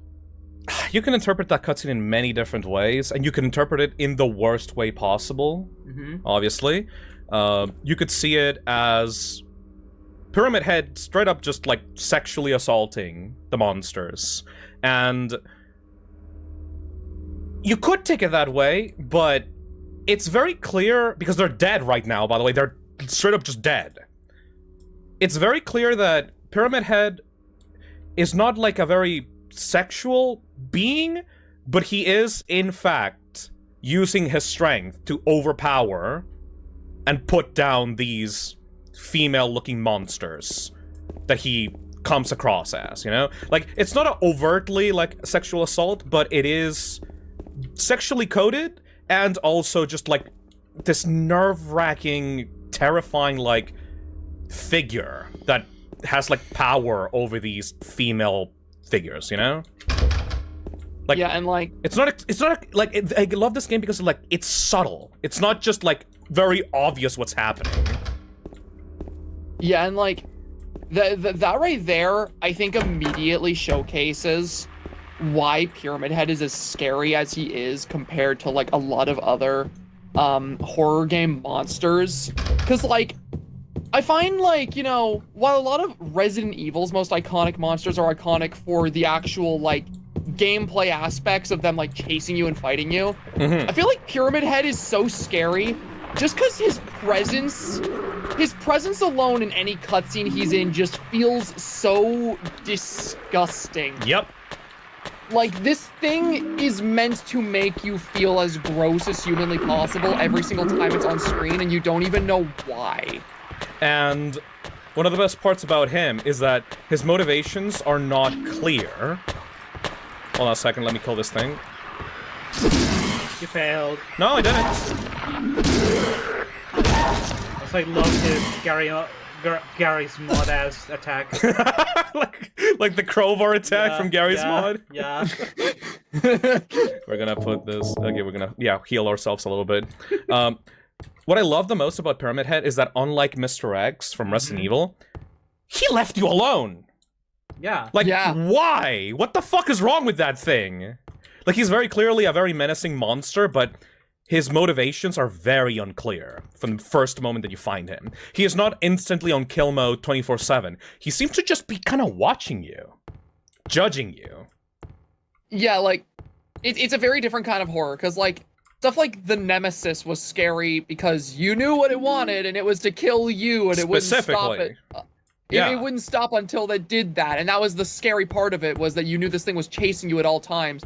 Pyramid Head's scary because it's like, you just see this thing doing something in this room that, like, you can't tell what exactly it is, but you know it is bad. Very bad. You know it is wrong. And it's like, you have no idea what it wants to do to you. You have no idea why it looks the way it does. You have no idea why it behaves that way. You just see this thing that you know is fucked up in some way, and there's no context given. Yep. I adore it. It's so disturbing. Getting flipped up, turned upside down a little bit, but don't worry about that. And, like, I feel like this is gonna be a discussion that happens multiple times, but, like, it's also why I see stuff like that with Pyramid Head in this game, and I appreciate him so much that I'm also just like, man, why the fuck did they start using him in other Silent Hill games? Because he was the most iconic thing from this game, and everybody loved this game, and everybody was like, oh, cool, muscular Pyramid Head. He looks like a fucking whore in the Silent Hill 1 movie. He looks like a bouncer. He looks like a fucking, like, strip club, male strip club dancer in that movie. Yeah, because, like, okay, I don't know if this is like a weird take, but I do not mind or care when like Silent Hill monsters are reused and recycled in other games, so long as, you know, they have a purpose. Like, the nurses are reused in this game from Silent Hill 1, but they're changed and given new purpose in this specific game to mean something that they didn't mean in Silent Hill 1. Yep.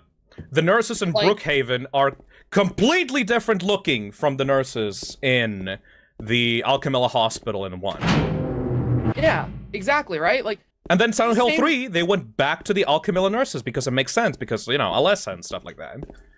exactly. They didn't go and recycle the Silent Hill 2 nurses because they were more iconic. But then we have fucking Silent Hill Homecoming, and then it's like, oh, sexy nurses, military guy's gonna fight the sexy nurses.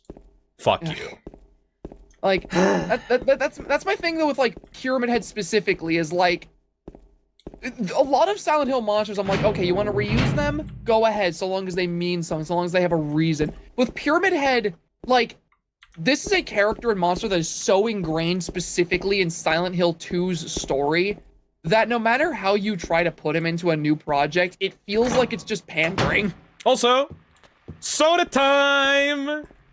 Oh, God. Canned juice, a heavy six-pack of expired canned juice. It was on the hallway in the first floor. Just shove it down there.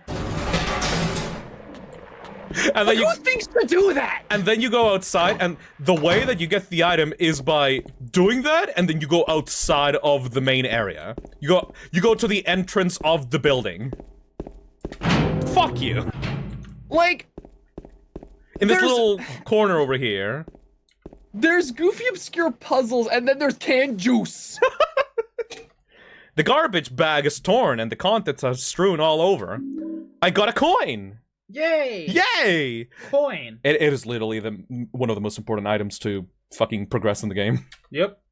Also, very important about the Silent Hill history. What's this? Some gossip magazine, eh? The police announced today that Walter Sullivan, who was arrested on the 18th of this month for the brutal murder of Billy Locane and his sister Miriam, committed suicide in his jail cell early on the morning of the 22nd. According to the police statement, Sullivan used a soup spoon to stab himself in the neck, severing his carotid artery. By the time the guard discovered him, Sullivan was dead from blood loss, the spoon buried 2 inches in his neck.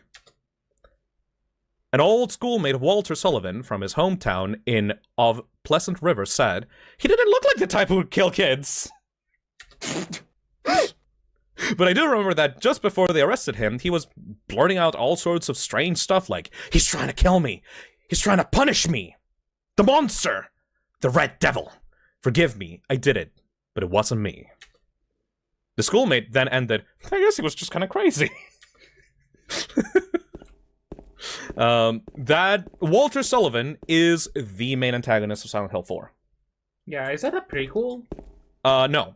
It is Huh? a sequel to Silent Hill 2. Huh? Is the kid dead? Don't worry about it. Huh? He's a ghost. That's fine. It's fine. Yeah, I don't care anymore. It's a sequel to Silent Hill 2, specifically because you can find James's father in Silent Hill 4. And James's father goes like, oh yeah, you know, James went to Silent Hill for some reason, and he just kind of, I haven't heard from him since. So it kind of leaves the ending open-ended of Silent Hill 2. But yeah, that's a connection directly to back to this game. Silent Hill 4 is very interesting. I know it's not as good as the like initial 3, but I still think it's a very, very interesting horror game, and I enjoy it. It was my first horror game of all time. Literally, the first one. And that intro sequence fucked me up as a kid. Oh yeah, it would. I really like that game actually. It is my feelings on that game are complicated. Anyways, speaking of complicated.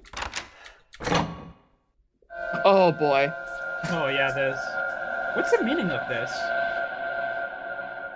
You're crossing over to another apartment that is much more grimy and gross, and Okay. it's basically the other world. Okay. It's just okay.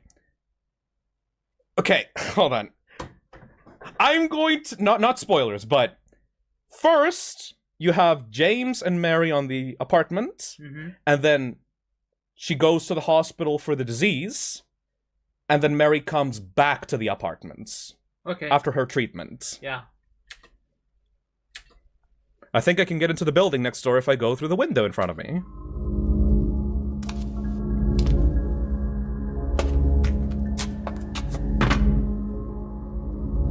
So fucking weird. Welcome to the Blue Creek Apartments. This is basically the what was the name of the others?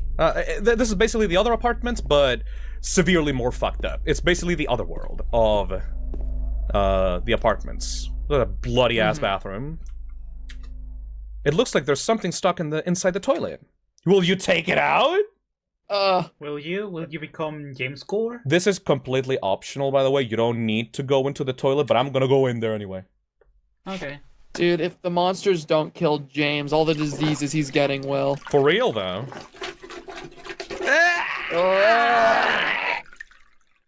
He's like splashing around in there, trying to grip Why is it. he having fun with it? It looks like a wallet. There's some kind of memo in it. 11, 4, 5, 14. We need that for a combination. So it's like right, left, right. That's it. Huh? Wait, no. It's you go into 11, and then you go to right 4, left 5, right 14. Chat, can you help me with this? Because like I'm not gonna be able to screenshot this. All right. Please help. Please help. Thank you. 11, 4, 5, 15. I have a horrible memory. Thank you. Okay, so we're gonna go into the safe, and we're gonna go to 11. Okay, 11. So 4 to the right. Okay. 5 to the left. And I don't remember, but I think it was 15 or 14 to the right. 14 to the right. It's 14 to the right.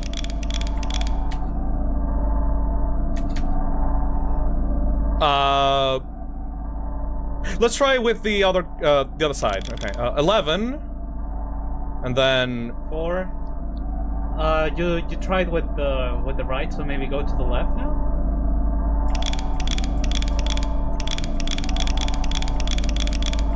4, 5, 14, and then 14. Motherfucker. I'm gonna do it again, I guess. We're gonna go to 11. Start at 11. 4, 5. Hey, there we go. There we go. That was the other way around. You got a lot of handgun bullets. That was completely optional. Had to get rewarded in some way for rummaging your hand around in the toilet. You somehow don't have enough. In case you killed everything on your way to this apartment. Even then. Well, you need to kill something big. Also...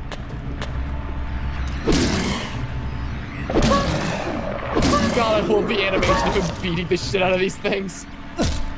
I want to point out, by the way, the Blue Creek Apartments is filled with water in the floor. A lot of water. Wow.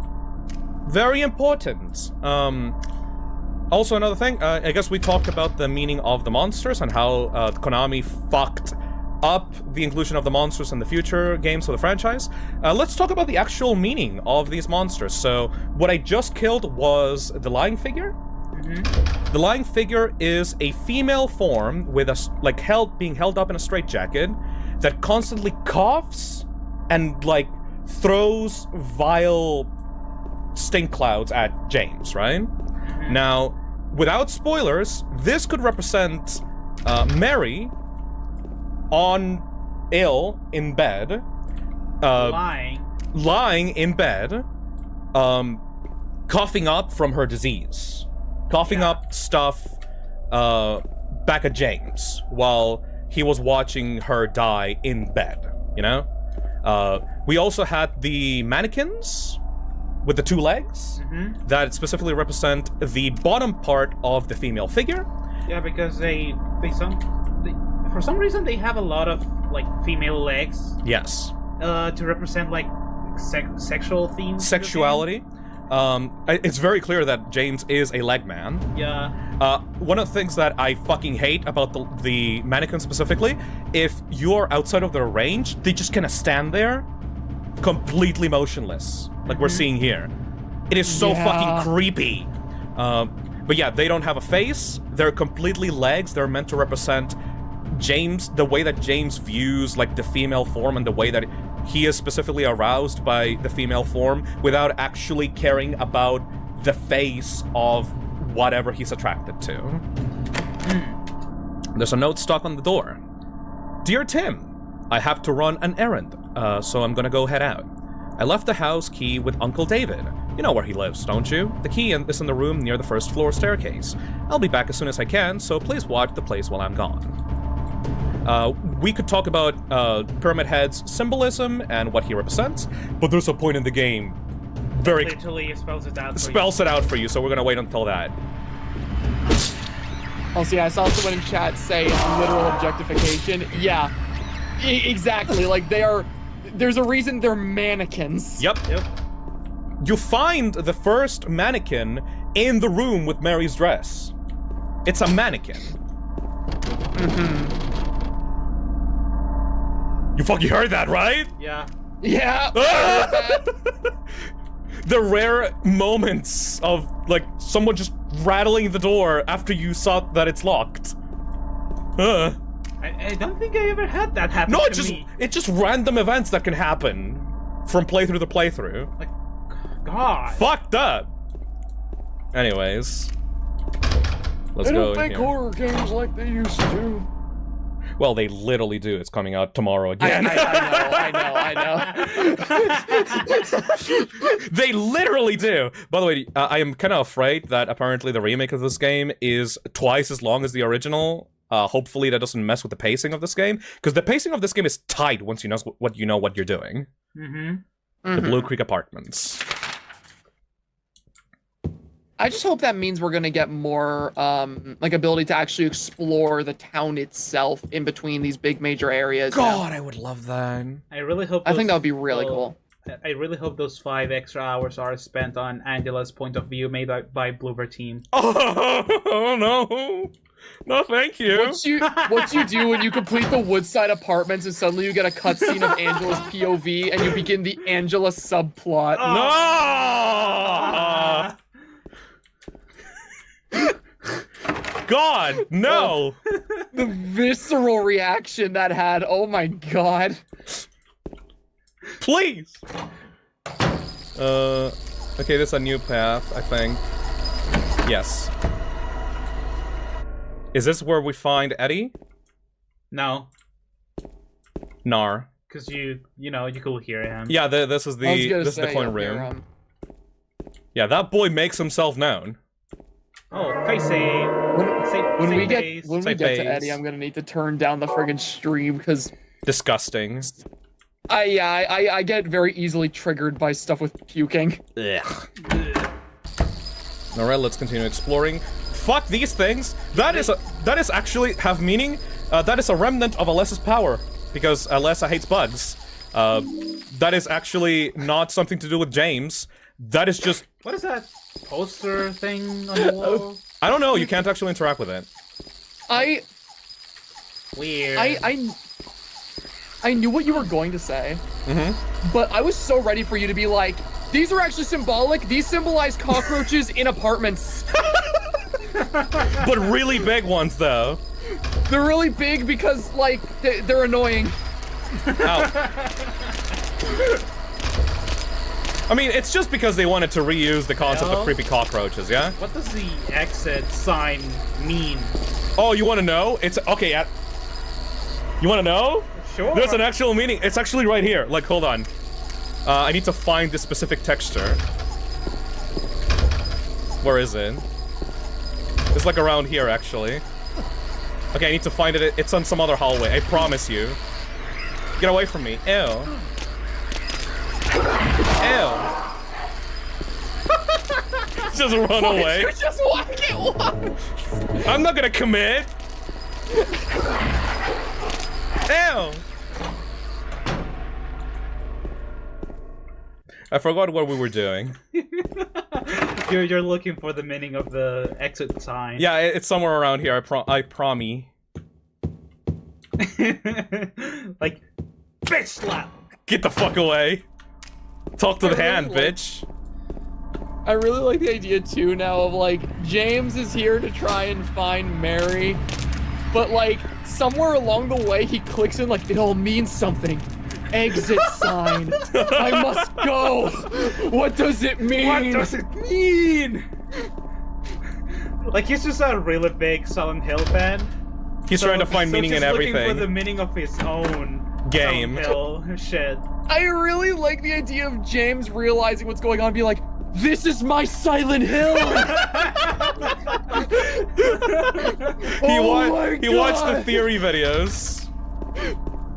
Oh man, and he points at a cockroach, remnant of Alessa! That's awesome!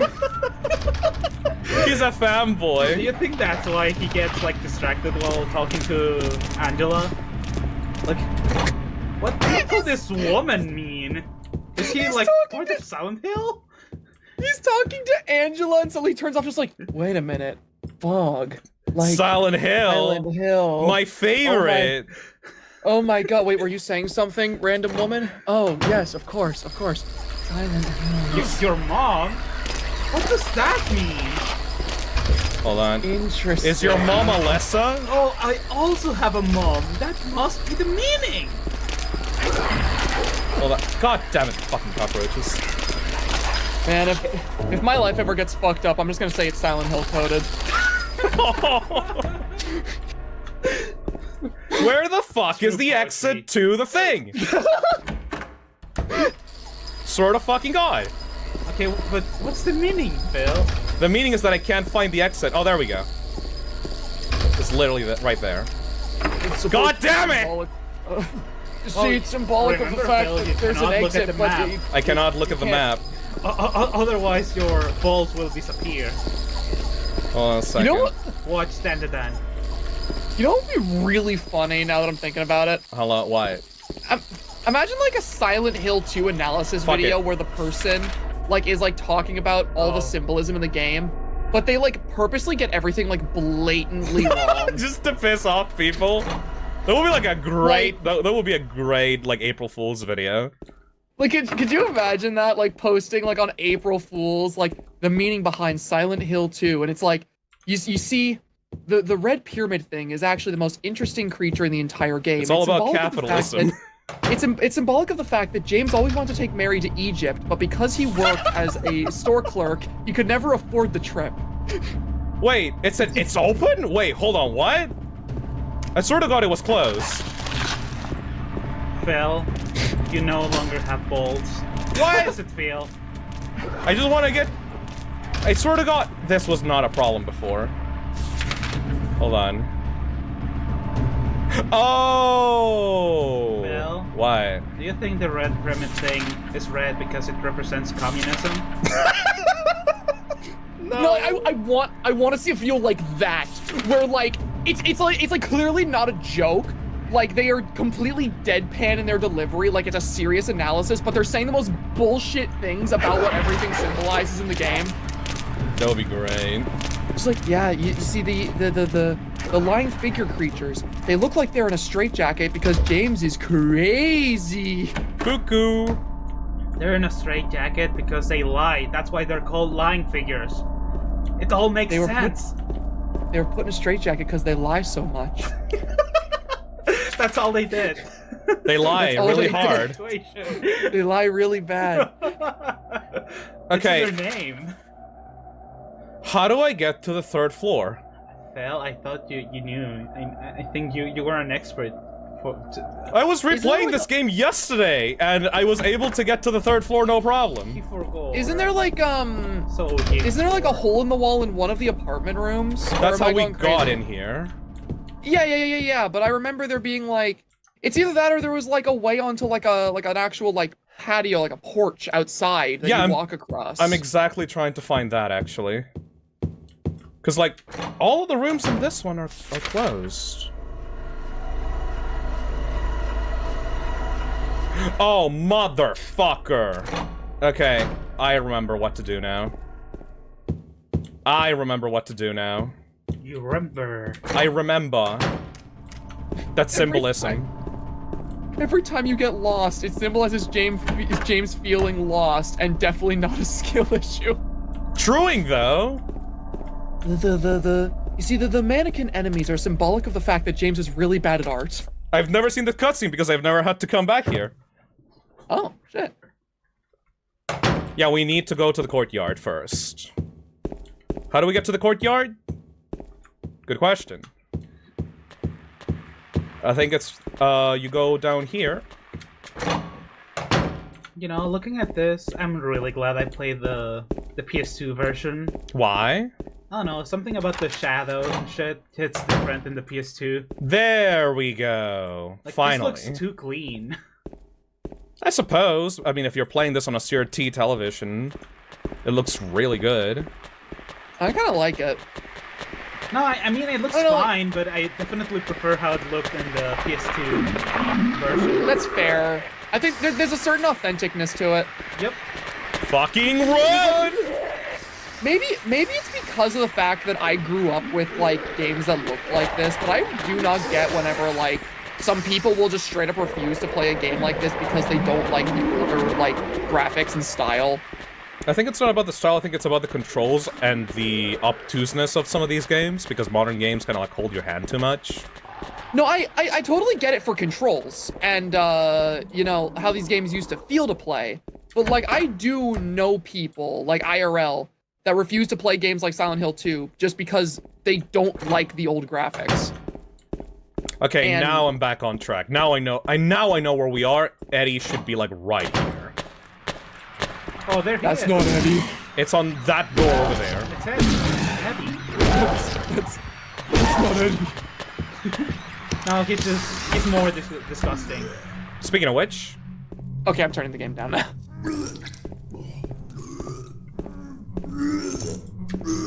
Like, he's really going at it. Yeah, bro is not okay. He's vomit maxing. Oh, God. Ugh. God. Also, dead body in the fridge over here. What the? Who could have done this? This model of the feet, by the way, these are the exact same feet models that you James has No! seen. that you find in the prison later in the game. Interestingly, these are James's grippers. Speaking of disgusting. I'm looking away. I have such a bad phobia for vomiting. The James feet scene. Sorry.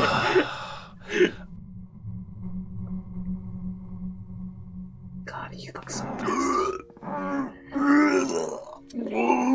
Oh, even I'm getting disgusted. I know, I hate it. I hate it. I hate I it. didn't do anything. I swear. He was like this when I got here. My name's James. James Sunderland. Eddie. Eddie. Who's that dead guy in the kitchen? I didn't do it.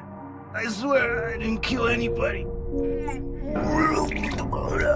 You're not friends with that red pyramid thing, are you?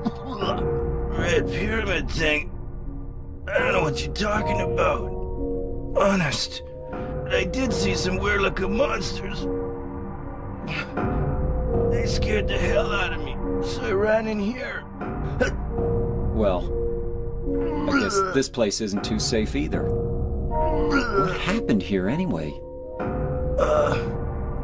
I told you, I don't know. I'm not even from this town. I just...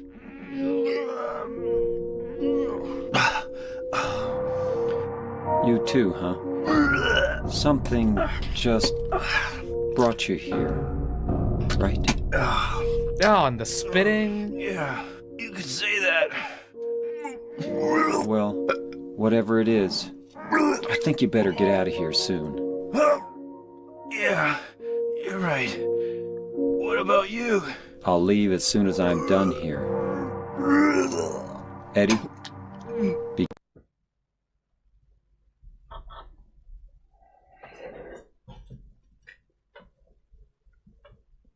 Hold on a second.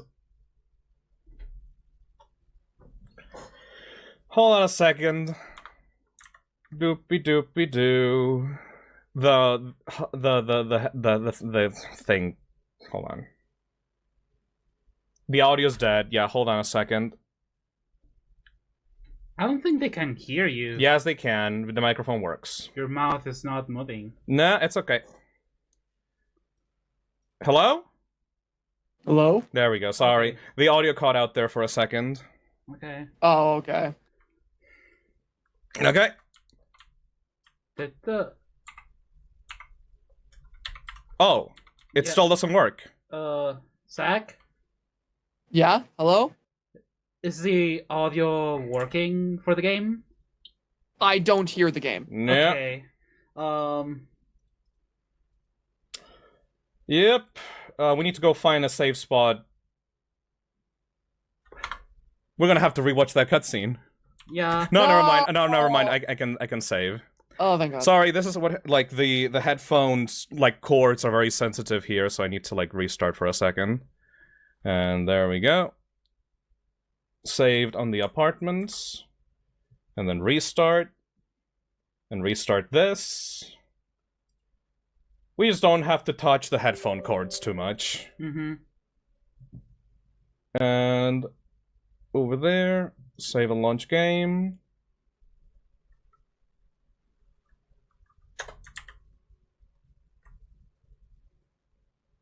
And then open the model again.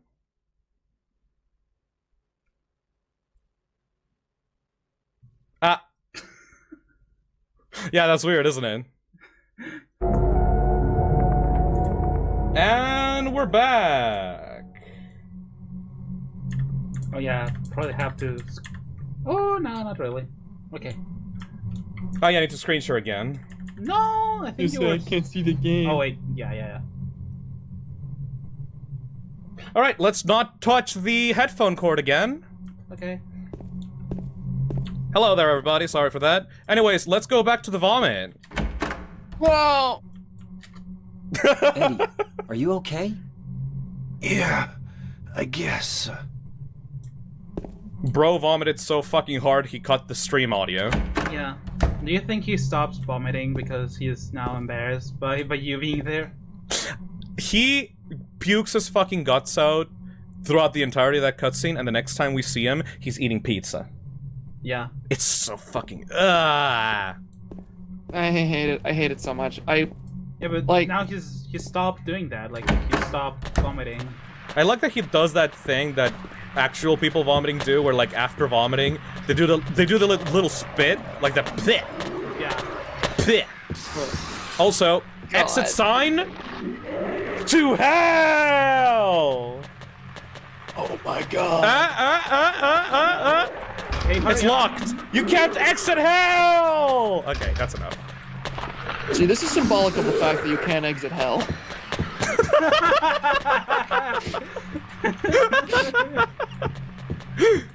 Hey, sometimes symbolism is not very cryptic. Sometimes it's pretty straightforward.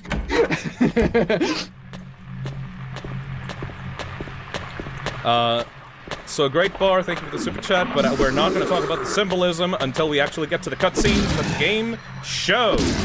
No spoilers, motherfucker.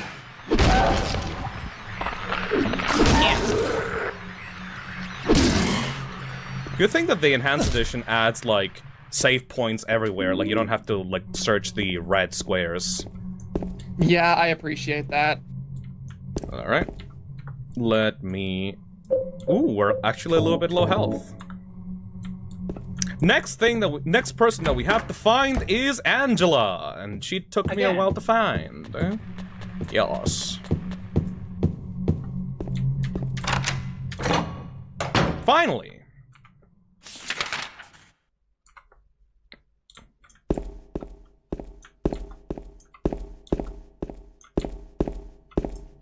I do believe this is back where Pyramid Head was.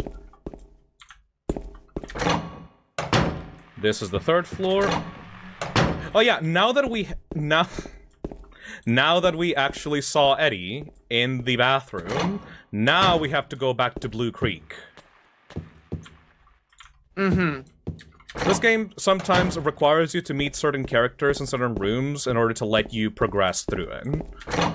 It's a bit janky, but at least it lets you actually talk to the characters before they become important.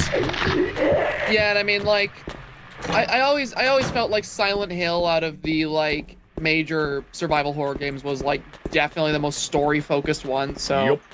It's not going to be a really big complaint, because the main reason you're playing this is for these characters and for this storyline. And it's almost like the town is going like, no, we're not gonna let you pass until you meet the puking guy.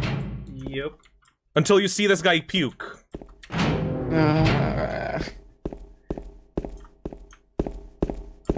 I wonder what James has to say about the fat guy and his, like, theory about Silent Hill. James does to not Eddie, like Eddie.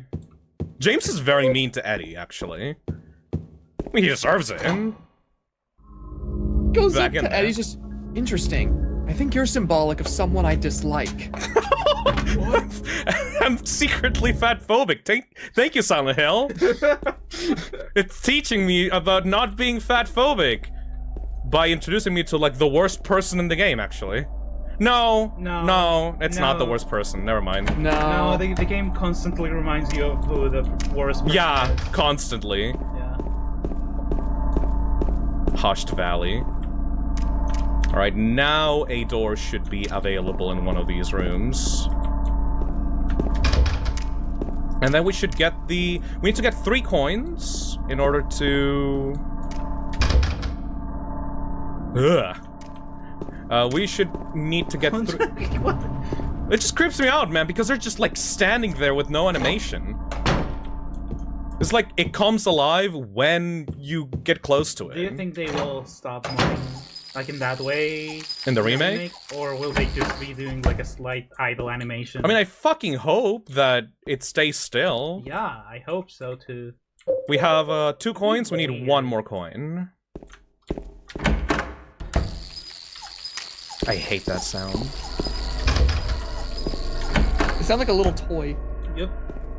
What does that mean? There we go! Okay, so we went to this room before. That door was not there until we met Eddie. So, just before we go into that room, I have to mention this. I know you're gonna fucking say, oh, the dude is making a Silent Hill theories, but no, for real though. Teddy bear on the floor. A stuffed animal. It probably belonged to the kid that used to live here. And one of those doors next to the teddy bear that represents childhood is a boarded up door. And the door next to that one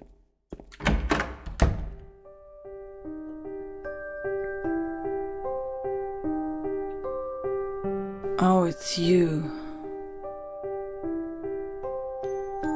Yeah, I'm James. Angela. Angela, okay. I don't know what you're planning, but there's always another way. Really? But you're the same as me. It's easier just to run. Besides, is what we deserve. No, I'm not like you. Are you afraid? I'm sorry. It's okay. Did you find your mother? Not yet. She's not anywhere. Did she live in this apartment building? I don't know. So, all you know is she lived in this town. What did you say?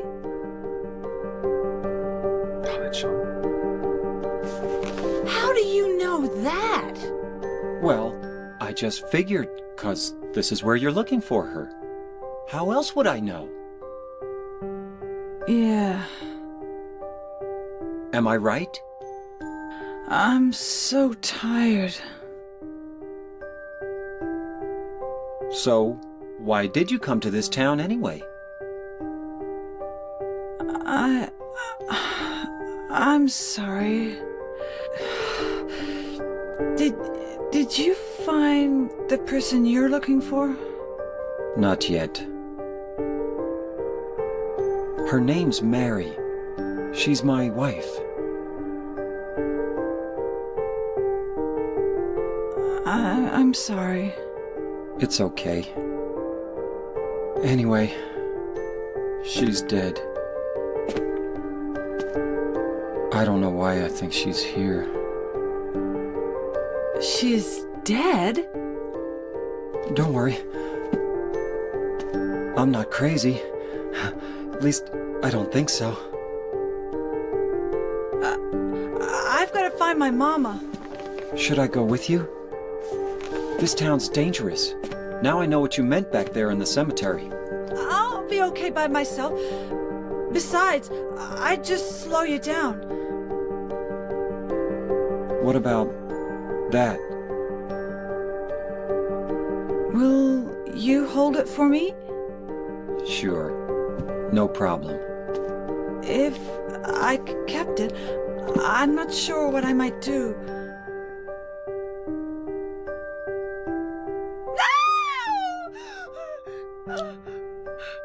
Oh, I'm sorry. I've been bad. Don't!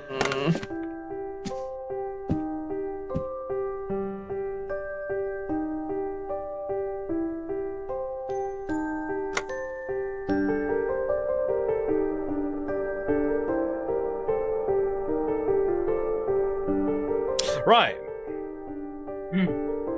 So, I think most of you can, even if you don't know the game story, you can kind of tell what's going on with Angela right now. But the coin that you find in this room, by the way, is called the Prisoner.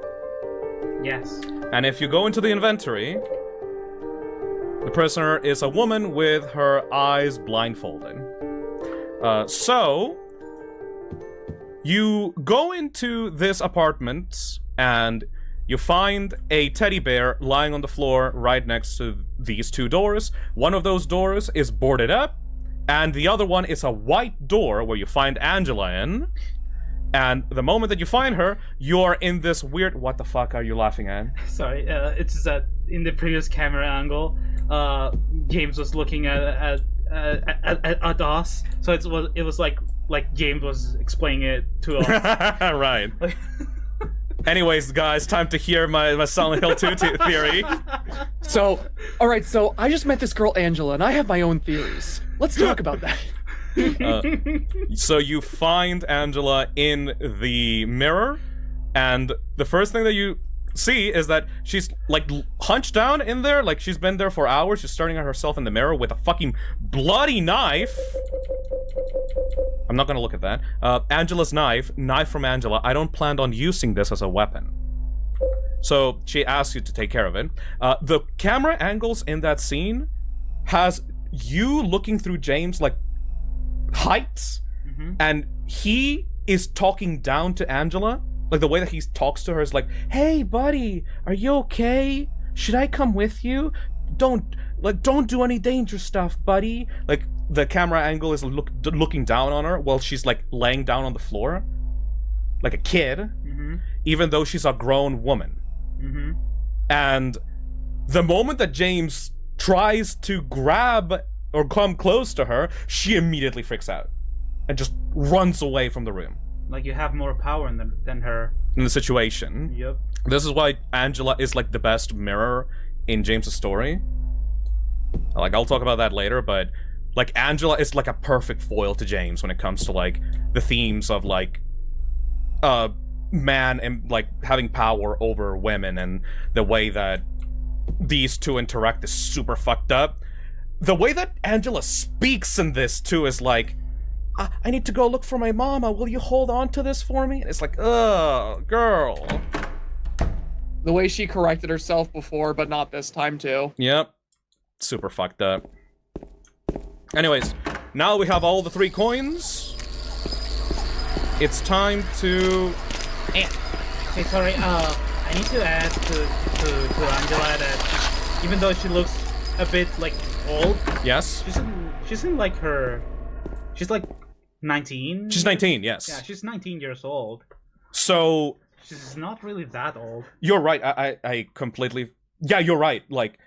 Angela is 19. She's a grown woman, but we have those camera angles and we're talking down to her like that. And she is in that room staring at herself in the mirror. Mm-hmm.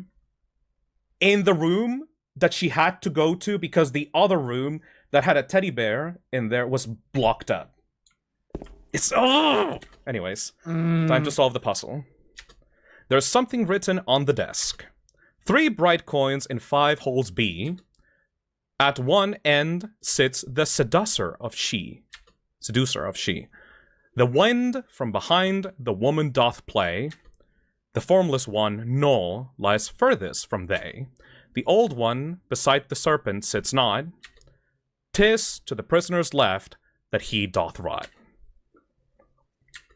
There's a line of 5 1-inch round depressions sat on the table. And I know what this puzzle solution is.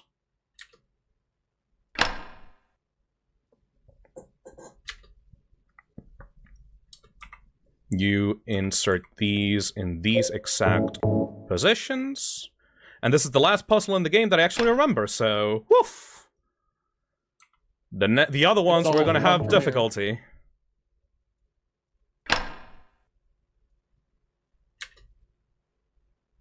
Ah, shit, I don't remember this one, actually. Hold on.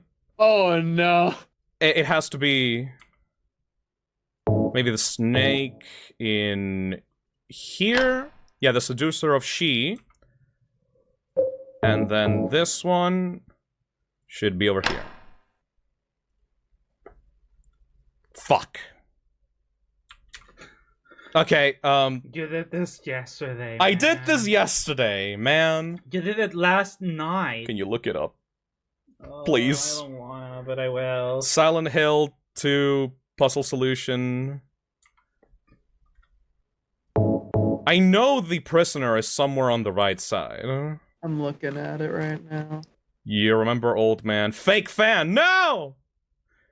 I love that we have Pyramid Head from Silent Hill 2, the OG one, yeah, on the chat. I have the solution up on here. No, that's a different one. It's the normal puzzle solution. Yeah, that one. That one? So do... What the fuck? I did that! That... And then the snake... No, that's wrong. That's wrong? Is it? The snake should be on the end where the woman is. It should be old man and prisoner next to each other, then the snake on the end. Oh, this. This? That... I do not remember that. I have a horrible memory. There we go. And... there we go. And finally... Oh, man. There you go. Thank you! I appreciate that. The Len House key. Alright, time for the end of the apartments. We got all our characters, we got all of our sad backstories for each one. Eddie is currently still vomiting. Still vomiting. Fate worse than death. Toilet looks like shit, by the way. Hold on.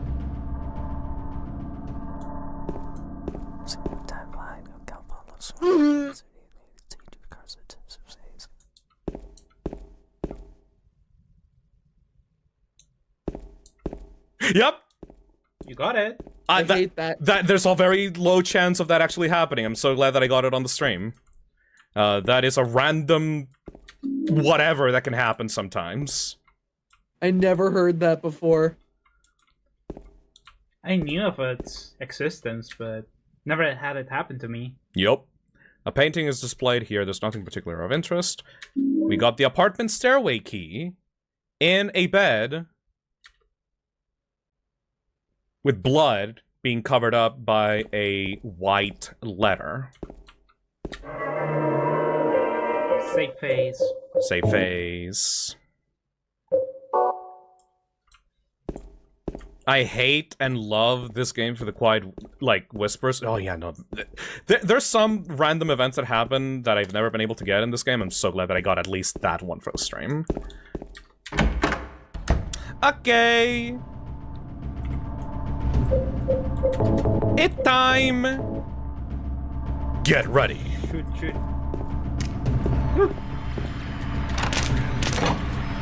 Oh, let's go. We're getting out of here. Oh. Ugh. Fucking disgusting.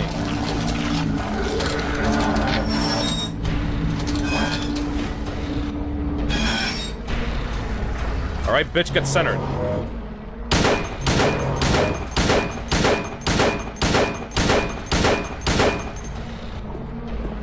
By the way, that knife is an instant kill.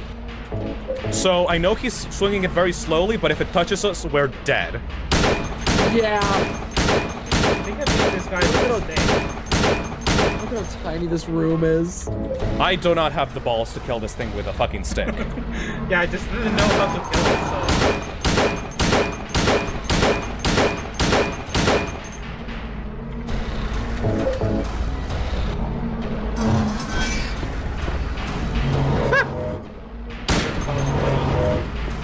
In chat said I love how he struggles to drag it. Yeah, I love how just like Pyramid Head's entire like existence looks like encumbering and difficult for him. His existence looks painful.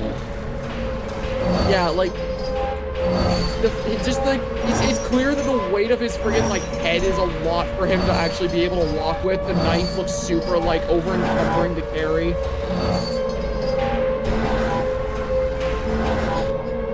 You better run! Yeah, you better run! Out of here, bitch!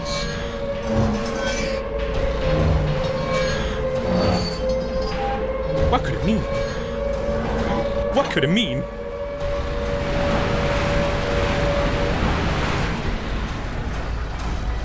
This is symbolic of that one time my apartment flooded.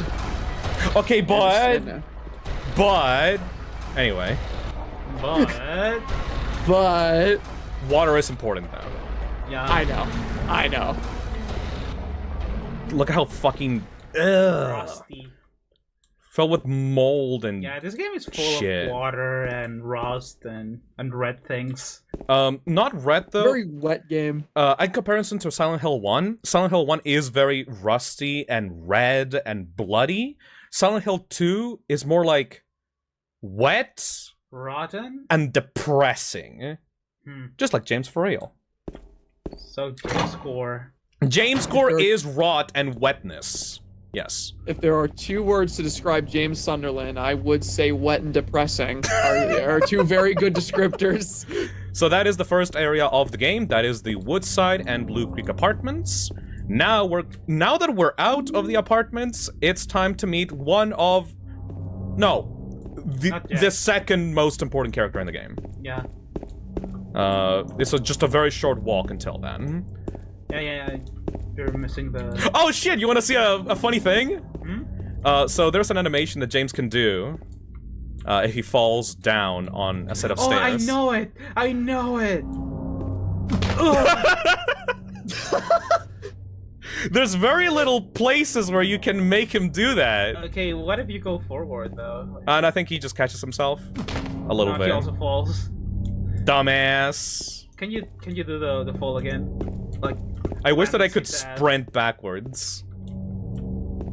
what a fucking I love dumbass. how frantic it is. He's freaking out. Why would you do this to me? There we go. A child.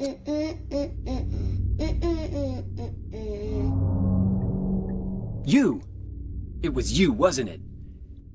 You're the one who stepped on my hand. I don't know. Maybe I did. What's a little girl like you doing here, anyway? Huh? Are you blind or something? What's that letter? None of your business. You didn't love Mary anyway. Wait! How do you know Mary's name? Yep. So that's Laura. She draws a lot.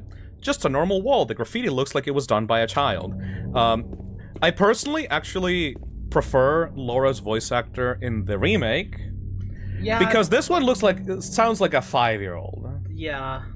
Laura is like, what, 10 in the actual game? Around that, yes. So, like, she sounds like a baby in this one. So, like, I prefer the way that... It's charming, but I like the remake version better. Fart face. She's 8. Oh. Still, though, she will not sound that kiddish. Yeah. Anyways, time for the other most important character in the game. I was about to say, we're about to meet my favorite character. Mary, are you there? Oh yeah, caution again.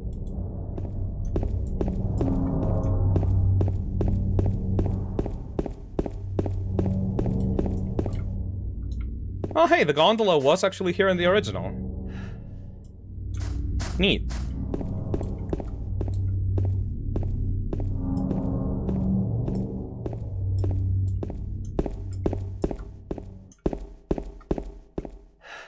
Woman. Woman.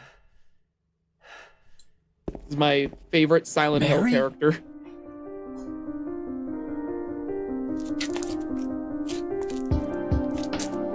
No, you're not. Do I look like your girlfriend? No, my late wife. I can't believe it. You could be her twin. Your face, your voice, just your hair and clothes are different. My name is Maria. I don't look like a ghost, do I? See? Feel how warm I am? You're really not Mary. I told you. I'm Maria. Sorry. I was confused. Where are you going? I'm looking for Mary. Have you seen her? Didn't you say she died? Oh yeah, 3 years ago. But I got a letter from her. She says she was waiting in our special place. And that's here? Anyway, I haven't seen her. Is this your only special place?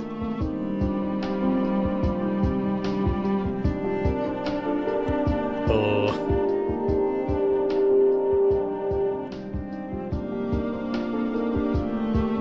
Well, there's the hotel too, I guess. The one on the lake? I wonder if it's still there. The Lakeview Hotel? Yeah, it's still there. So, the hotel was your special place, huh? I'll bet it was. Don't get so mad. I was just joking. Anyway, it's not that way. It's this way.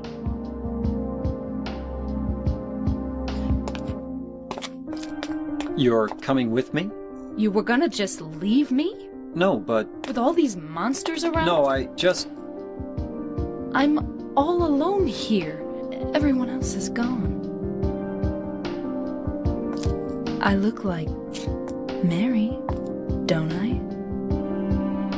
You loved her, right? Or maybe you hated her. Don't be ridiculous. So it's okay? Yeah, fine. So that is Maria. Maria is the most important character in this game, aside from James. And we're gonna do some stuff right away to make sure that we don't fuck up at the end. First of all, run away. The hotel isn't this way. Is that okay? Right, so, sorry if this is gonna be goofy, but I need to destroy her. Hold on. 1. No! 2. I need to, like, get her into a corner. James is very hard to control. Hold on. 1, Maria, no. 2, 3, 4, 5, 6. All I'm gonna say is, it's 7, really rude to say 8. like, to someone that you just met, like, oh wow, you look just like my dead wife. Oh, your face looks just like hers. Oh wow, oh, you look like her, dude. Okay, yeah, it is weird, but it's also even weirder to go like, oh yeah? I do look like her? Yeah. You loved her, right? Yeah. What about me? I'm alive. I'm not saying it's weird. I'm saying it's rude. It's rude as fuck, yeah, but, you know, James is kind of out of it. And Maria goes like, oh yeah, I do? Anyways, touch my boobie. Yeah. Yeah, they matched each other's freak. Very explicitly, too, yes. Very, very explicitly. Maria is... I can't talk about Maria right now, but from what the game has told us right now, Maria is a person that we find on James's special place, or what he believes is James's special place. Her face looks exactly like our dead wife. She sounds She sounds exactly like our dead wife. And from what we can tell, she seems to be a more seductive, attractive version of our dead wife, and she's also called Maria, not Mary. Also, I don't know if you noticed on the cutscene, she has a butterfly tattoo on her midriff, which is something that is kept in the remake, because in the remake version, she also has a butterfly tattoo on her chest, I think. Right. So, that's very important. I am so excited to talk about like stuff with her later specifically, because upgrade. She is easily the most interesting character in Silent Hill to me. She is a sequel to a character in Silent Hill 1 that I can't talk about without spoiling it. Uh-huh. But she's the best. Anyways, let's I can't hang around with her too much. Yeah, can I say something about the I'll wait cutscene, here. like the previous I cutscene? hate Yeah, a second. bowling. I didn't come here to play, you know. Hurry back, okay?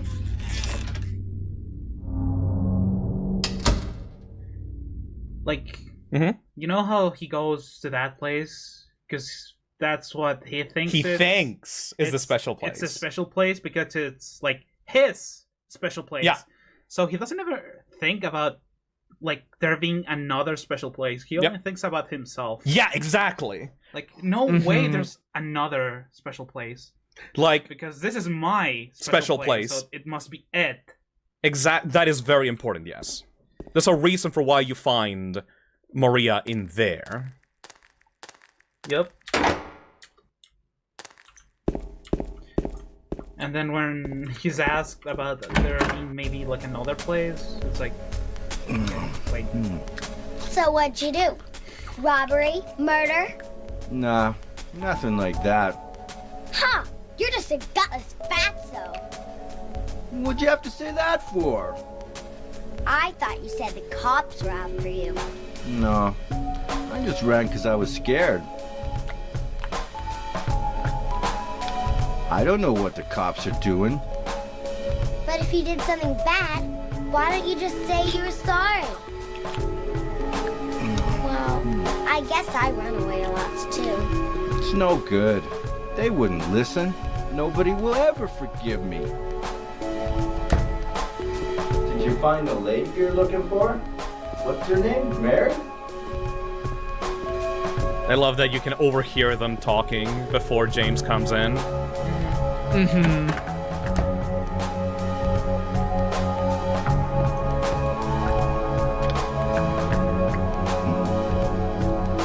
Pizza sounds good right now. He vomited his guts out 15 minutes ago. You're... James, we met in the apartment building? Yeah, I remember. But...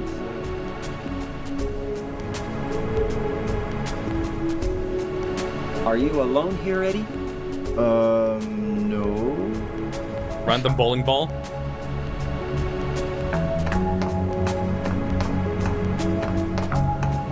in T-minus 10, one of the best lines in the game. Come back! Eddie, let's go after her. Huh? Laura? But why? Laura, is that her name? That's what she said. This town is full of monsters. How can you sit there and eat pizza? She said she was fine You by said it. herself. She said a fatso like me would just slow her down. Forget you. So yeah, How could you just sit there and eat pizza? one of the few moments in the game where you can actually see the characters talking to each other and not just James. Yep. So you can tell, like, no, these are actual people and not just James having a fucking mental breakdown.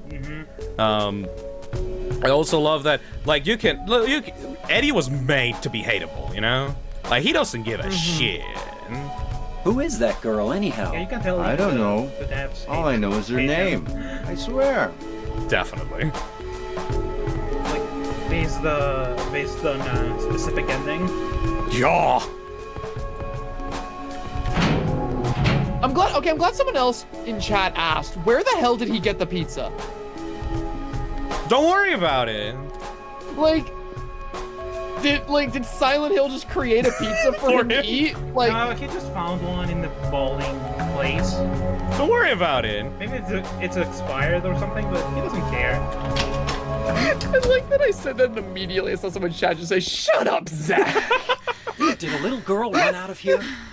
Yeah, she was too fast for me. Aren't you gonna go after her? So we're gonna go after Laura, but in a second, I want to show you something really fucking funny. This only happened. Where are you going? Shut the fuck up, This isn't the way Maria! that little girl went. I know. Anyways, I want to show you something really fucking funny. And this is the only time that you can see it in the game, and it's like, this is the only goofy part in the game.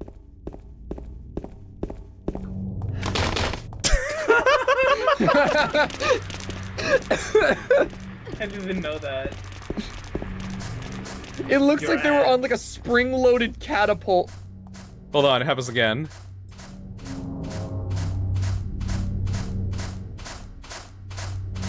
Oh, hold on. Oh. Oh, no, it only happens one time. Okay. The boing. What's Boing. boing. This is an area that we will go to after the hospital. But yeah, I just wanted to show that off because they could have just spawned them in the streets, but for some reason they had the idea of like, what if we just threw them at?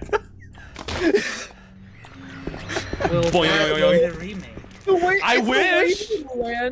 It's the way they land with such like an unsatisfying like plap sound.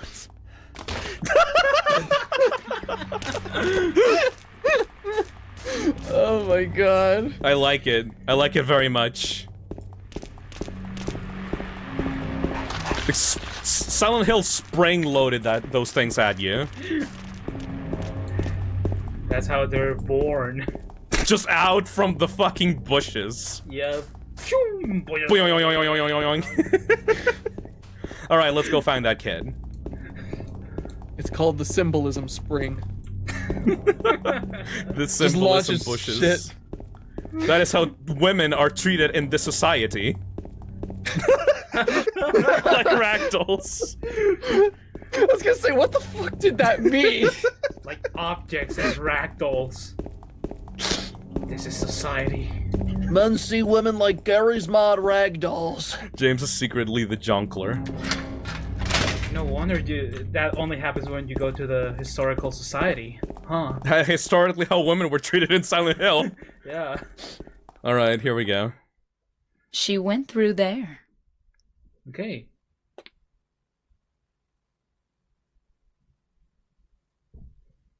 Is there any other way? I love how she Yeah, says there this. is. Right through there. You should. Why are you sexing up the fucking? Look over there, James. So cunty. So Go to cunty. You're that just like, hey, door.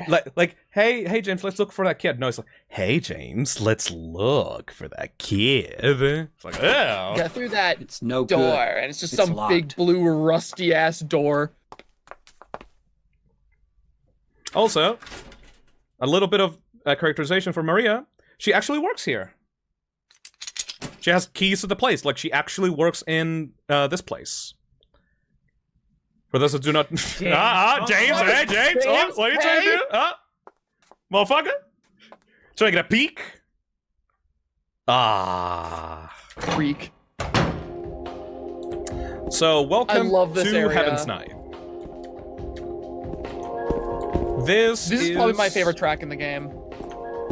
This is a pretty good. dance club slash, like, you know, nightclub. Titty club. Mm-hmm. She works here.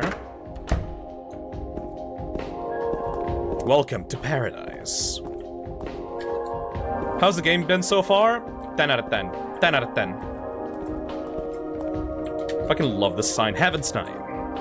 I love how different the atmosphere in this one place is compared to everywhere else. It's the place that you feel the most at home and relaxed in, you know? You feel the safest in this place, which you really shouldn't if you think about it. Yeah, like, the safest place really shouldn't be a strip club, but here we are. Also, I would like to point out, now that we finally are in Heaven's Night, like I said at the beginning of the game in the bathrooms, you get an ad for Heaven's Night at the bathrooms at the start of the game, and the person that you can find in that ad is Maria. Yeah. Her model, just straight up there at the start of the game. So, what does that mean? You'll see later. It's like the most seedy-ass, like, fucking terrible-ass looking strip club ever. It's like in the middle of a hallway. I love how you're there for such a short time, but it stands out so much. It should be longer. Maybe they'll expand it in the remake. How? I hope so. I really, really do. Like, how? Nah, I don't know. It's up to Bloober to find out. Will the 5 hours be spent on that? Like the 5 extra hours from the for the remake? Like, I mean, they'll expand it because, like, they expanded the original line figure chase for sure. So yeah. The 5-hour strip club cutscene. Unnecessary Silent Hill 2 sex scenes. The Silent Hill 2 remake is anti-woke because you just spent 4 hours at the strip club. I was really surprised when I played Silent Hill 2 Remake and saw a 5-hour sex scene, but I felt it really added to the overall experience and symbolism of the story. I love the idea of, like, oh yes, James, the anti-woke hero. Really representing men out there in the world. Oh, God. What a Chad. It's like those people who call, like, Patrick Bateman Sigma man. Oh, he's so Sigma. Anyways, welcome to Brookhaven, the scariest motherfucking place in the entire game. Now, This is my favorite part. But it is... It's pretty good. It's pretty good. Oh, I just remember that one fucking puzzle. There's a lot of those in this one. This is like one of the biggest areas in the game. Well, I mean that one big fucking puzzle that requires other puzzles. You know what I mean. Yep. It's so funny. Okay, Nick, I'm gonna have to ask you to do me a favor right now, like immediately. What? Can you go into the Silent Hill 2 puzzle solutions and search the combination for the second floor hospital room? Because we need to get this bitch out of our face as soon as possible. The best way of traversing through the hospital is by yeeting Maria out of our fucking face. We need to get this thought out of our sight. It seems to be about the patients hospitalized here. Jack Davis. He has attempted suicide 3 times in the past for reasons unknown. Although he is normally a model patient who follows doctors' and nurses' orders, he must be watched closely due to his past pattern of sudden and violent suicide attempts. Joseph Barkin. His illness seems to be rooted in the fact that he believes he is guilty of causing his daughter's death. His symptoms suggest a psychotic break and paranoid delusions. Normally calm, but has a tendency towards violence when excited. Joshua Lewis. history of hospitalization, as well as numerous assault, battery, and other violent offenses. He has a strong persecution complex and tendency to solve things through violence, extreme caution necessary. So, the big difference between Brookhaven Hospital and Alchemilla Hospital from the original Silent Hill 1 is that this one is a mental institution. Which is... I mean, the hospital from the first game is pretty fucked up, but...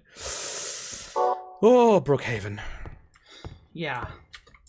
Different kinds of memos are hanging up. There is nothing of a particular interest. Brookhaven. It's definitely my favorite area in the game. Brookhaven is has a history onto its own because they love reusing this location in other Silent Hill games. This is where the faceless nurses appear. Get away from me. Something is written. Get away on from the it. typewriter. Get away from the typewriter, Marie. This is such a good letter. It fucks with your head. This is the thing that immediately starts making you question what's going on.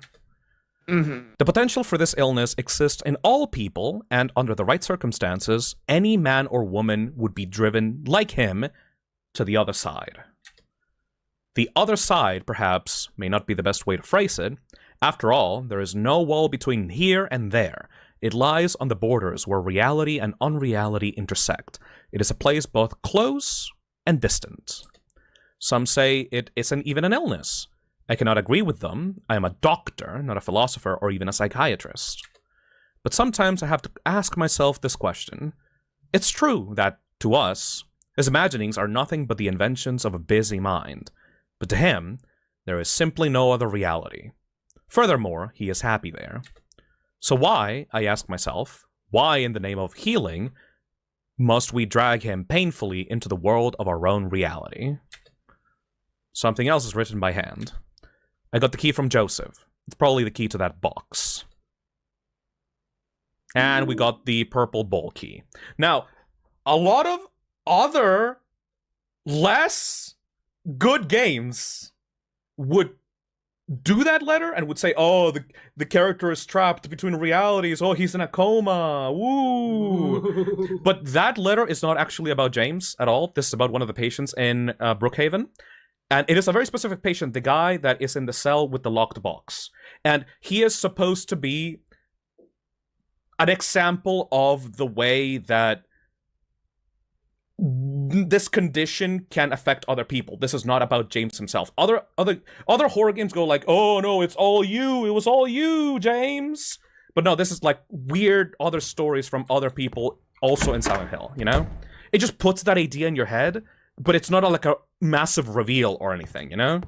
Mm-hmm. Yeah, it's just that ingrained idea that everyone in Silent Hill is going through their own twisted experience. It's not just James. Yep. Everyone has their own Silent Hill game. Oh, their own Silent Hills. If only we would have had a game where we explored that. Oh wait, it got cancelled. Anyways, we are going to go. We are going to go to the cafeteria, kitchen, day room, examining room. Okay, there's a lot of places to explore here. I did not practice as much as I did the apartments, so we are just... Shit's locked, everybody. Shit's locked in Silent Hill. The main gameplay of Silent Hill is walking around dark rooms and trying to open as much stuff as possible. Like this. Stop looking at me like that. Yeah, I will always spend a few minutes trying to open every door. Because it marks it on the map. Yeah. It's so useful once you get to know how it works. Yeah, but then they reset it. Oh yeah. Like assholes. Well, if I know the reason, but I know. Yeah. We'll see. All right, you got the combination? No. I did not know what you were. Oh my god! The combination! Wait. It's the nurses! You don't need one. You don't need one? No, you just go in. Oh. Okay, good. And I think you have to go right to your left or something. We need to get rid of Maria as soon as possible. That's what I'm saying. You need to get in one of those rooms. There's a typewriter here. I've got no use for this. James is such an asshole because he keeps saying this like all throughout the game. Like, I don't care for this. I don't have any use for this. Yeah, he doesn't give a shit about anything. Anything except the thing that will get him to marry. Wait a minute, what's this? There's a sheet of carbon paper still stuck in the typewriter. I can still read the imprint left on it. Hold on a second.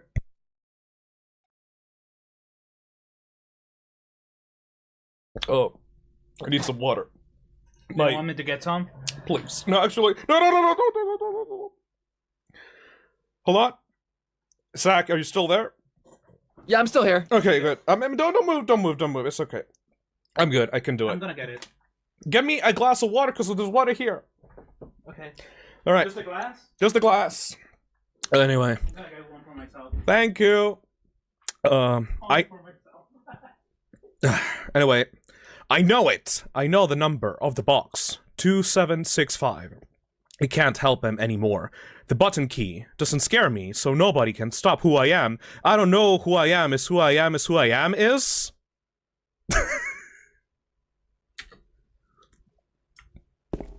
I had a hard time saving the game. He's trying to be a Resident Evil protagonist. He's trying so hard, but has no idea what he's doing. Anyways, the nurses are scary as fuck, so I just started, like, blasting in this part. Dude, the nurses are probably my favorite monsters in this game. Like, just they started are creepy blasting. as shit. What key did I get? Lapis Eye key. Perfect. They have so much more symbolism than it initially appears. You can see from this one. I hate the way they move.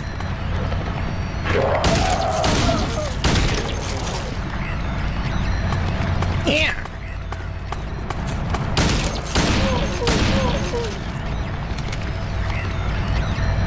Yeah. I love the way that they just like writhe around on the floor. So the nurses. I'm back. Hello there. The nurses are very obvious.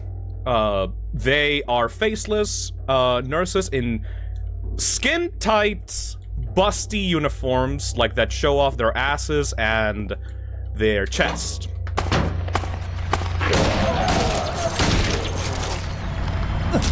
They are like their faces are covered up in a sheet, like a plasticky, wet sheet, and they have a red square covering their mouths.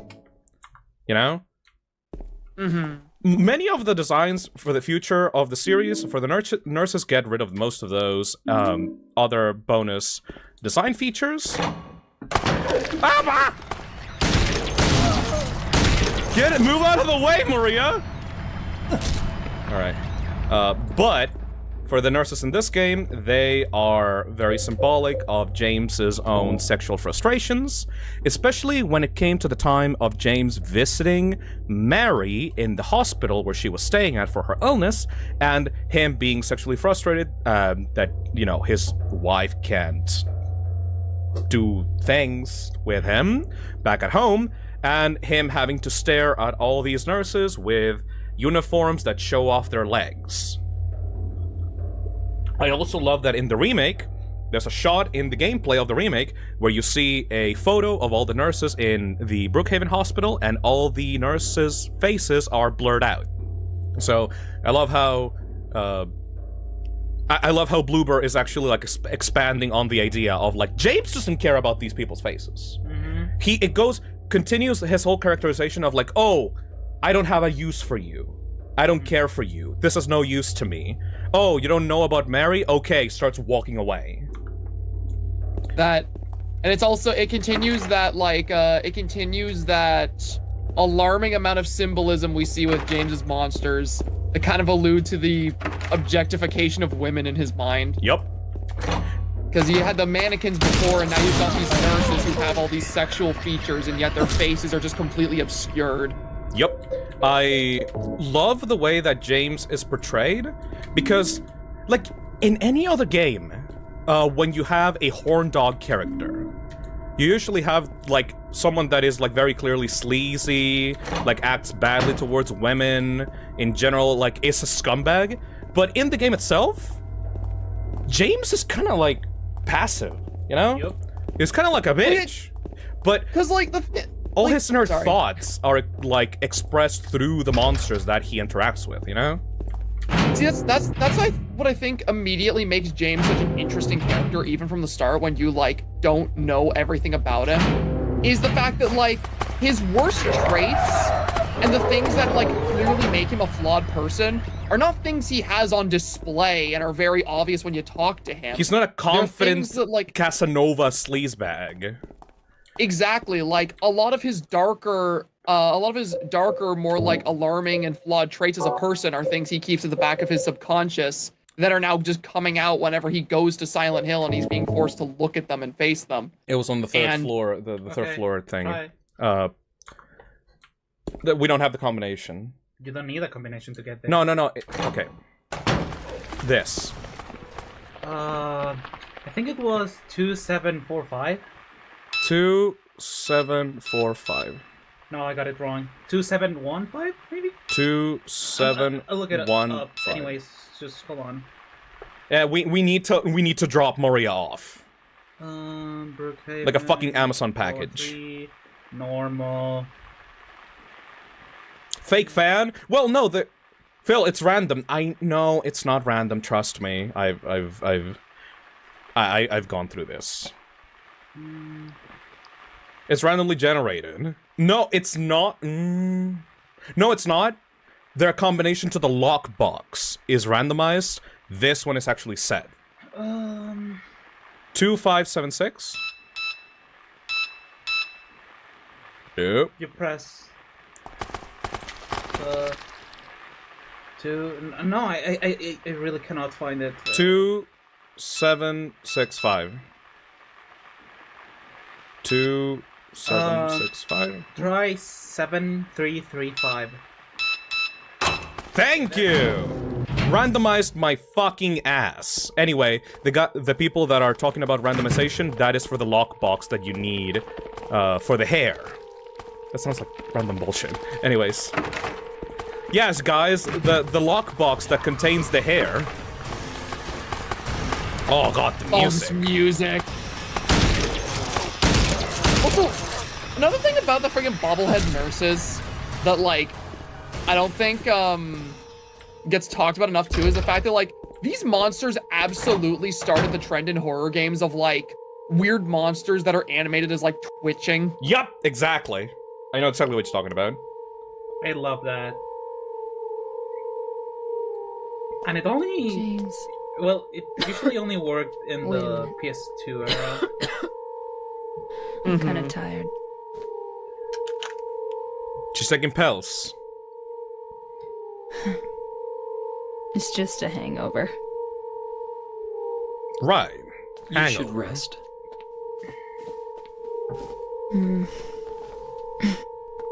So comfy. I'm gonna go look for her. For Laura. I'll be back as soon as I can. He has to explain who he's looking for. For Laura. Not for Mary. For Laura. Sure, buddy. James, I want to ask you something. What if you can't find Mary? What will you do? I haven't thought about that. He doesn't really care if it's dangerous or not. Got the roof key. Alright, we will not visit this room again. Third floor, don't... You can, but you should not. You should not. Anyway, now we're free to explore the hospital without Maria. Also, gotta point out again, has Mary's face, has Mary's voice, and now suddenly she starts coughing up because she is ill. No, David, it's a hangover. It's a hangover, sure. And you have to leave her in a bed in a hospital. Yeah. There's something stuck in the drainage pipe. The hole is too small. I can't get my hand inside to reach it. Maybe if I had a long, narrow tool of some kind. This puzzle is so fucking weird. I remember what's solving this. Oh, it took you a while? No. But it was so stupid.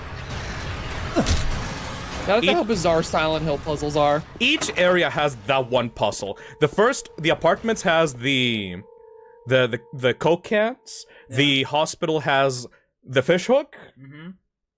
The prison has the cement, like, horseshoe. Yeah. That one is That's lame. the most funny one. That one? Oh my god. There are, like, I'm gonna be taking notes during this stream of, like, the especially dumb puzzles so I don't have another canned juice incident whenever I play this game next with my sister so we can actually get through this game. Say phase. Those red things are kind of glossy. A little bit. A little bit. Am I weird for understanding the juice puzzle instantly? No, but you have the minds of the developers.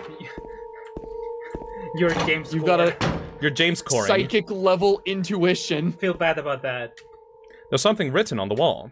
Luis, I'll take care of you forever. It's my destiny. That's not how you spell forever. So what the fuck, right? This is the main thing that you have to get in order to solve the drainage puzzle. We are going to use the lapis key on here. That's one of them. Then we're going to use the bowl key on here. Where? I don't know. Then we have to do a little keypad combination. We saw that combination at the start of the hospital. Does anybody remember it? It was in the... it was the crazy guy.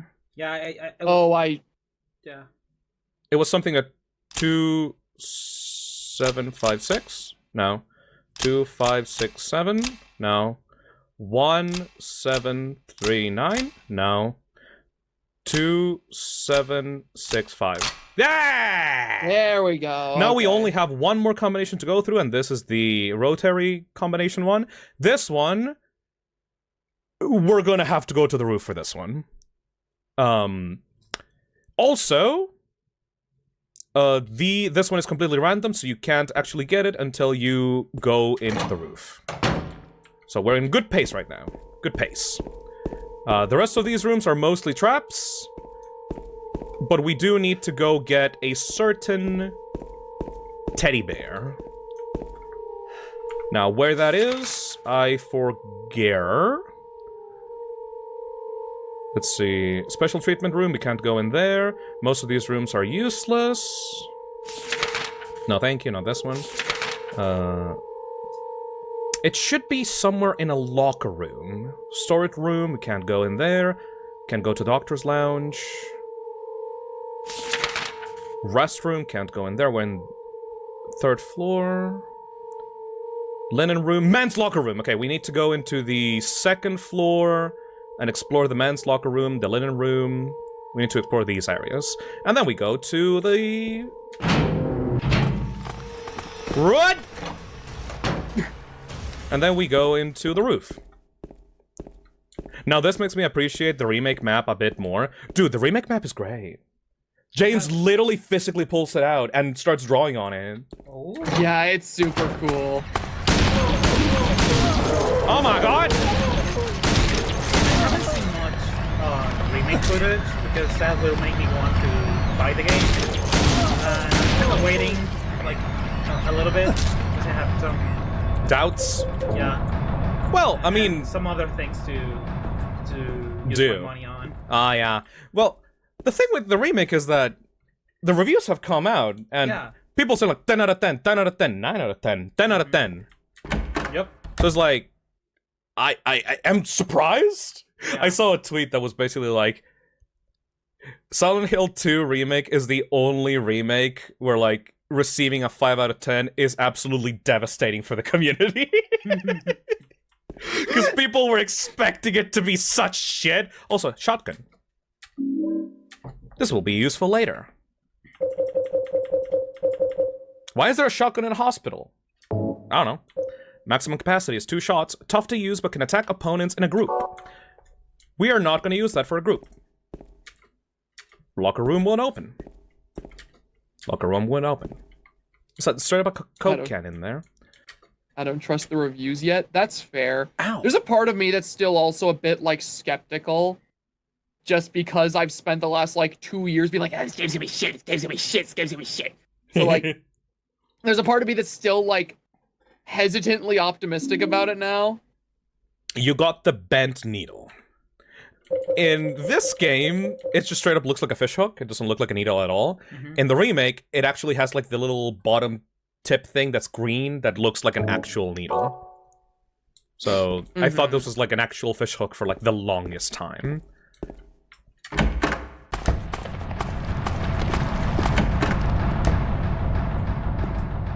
Oh, sexy woman. There's no time to be looking at a stupid poster. Okay, James. There's something inside the pocket of the white lab jacket. I got the examination room key. Locker room went open.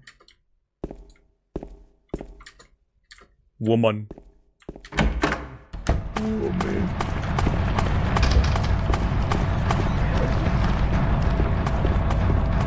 The freaking music that plays when the nurses notice you is so scary.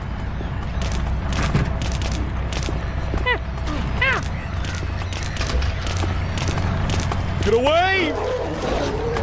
Okay, that one hurt. Oh my god.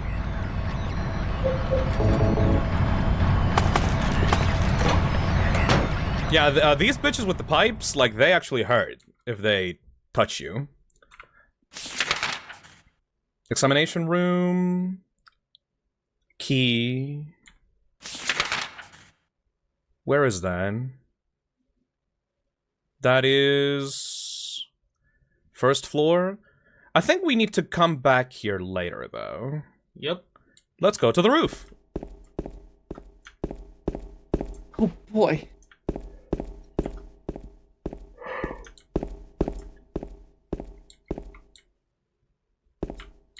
Why wall? Oh, I love this. I love this part. This letter, if you read this letter right here, it kind of pushes you to a certain ending. But I need to read it, because it's good. There's something on the floor. Is this a diary? May 9th. Rain. Stared out the window all day. Peaceful here. Nothing to do. Still not allowed to go outside. May 10th. Still raining. Talked with the doctor a little. Would they have saved me if I didn't have a family to feed? I know I'm pathetic, weak. Not everyone can be strong. May 11th. Rain again. The meds made me feel sick today. If I'm only better when I'm drugged, then who am I anyway? May 12th. Rain as usual. I don't want to cause anyone any more trouble, but I'm a bother either way. Can it really be such a sin to run instead of fight? Some people may say so, but they don't have to live in my shoes. It may be selfish, but it's what I want. It's too hard like this. It's just too hard. May 13th. It's clear outside. The doctors told me I've been released. That I've got to go home. And then the rest is scribbled out. Like... and then the book is left on the roof. The diary ends here. There are no more entries. What was that diary doing up here?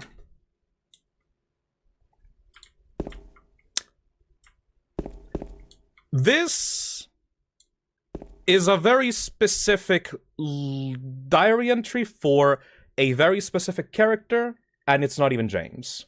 But it puts you in the mindset of a certain character who you will get more details of in the future. But it is just... the way that it's written is like... can you even argue with that person if it's like really what they want? Yeah. It's fucked up. Oh. I think I heard something. Here we go!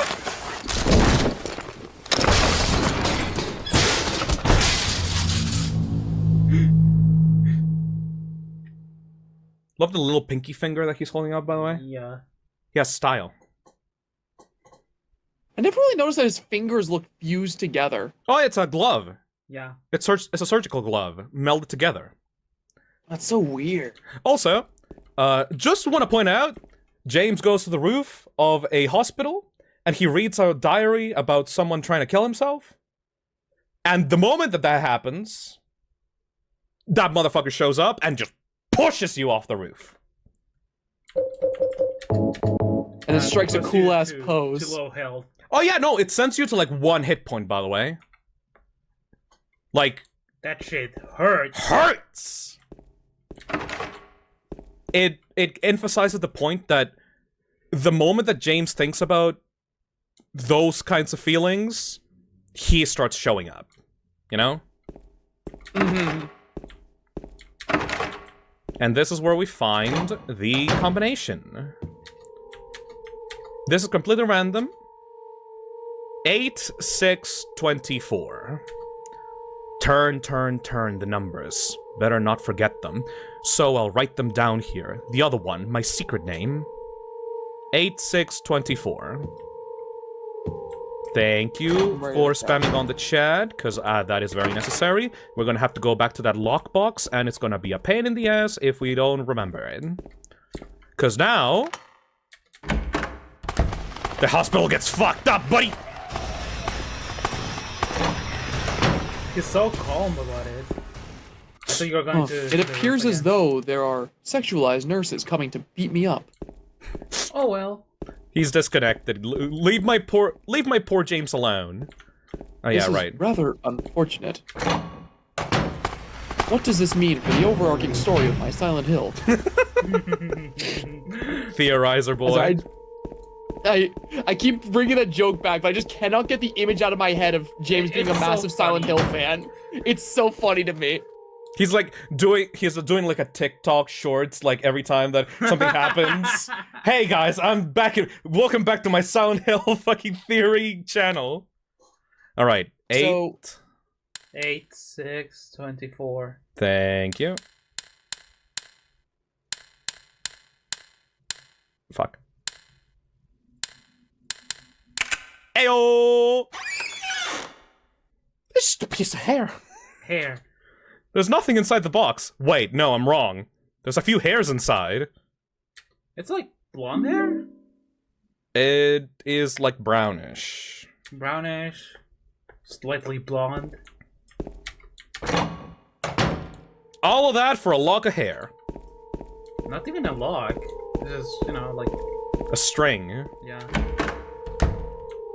Alright, and stupid puzzle. Yeah, no, it is kind of Combine. brownish. A long brown hair.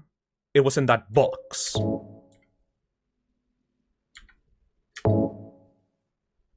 Hold on a second. Then you leave.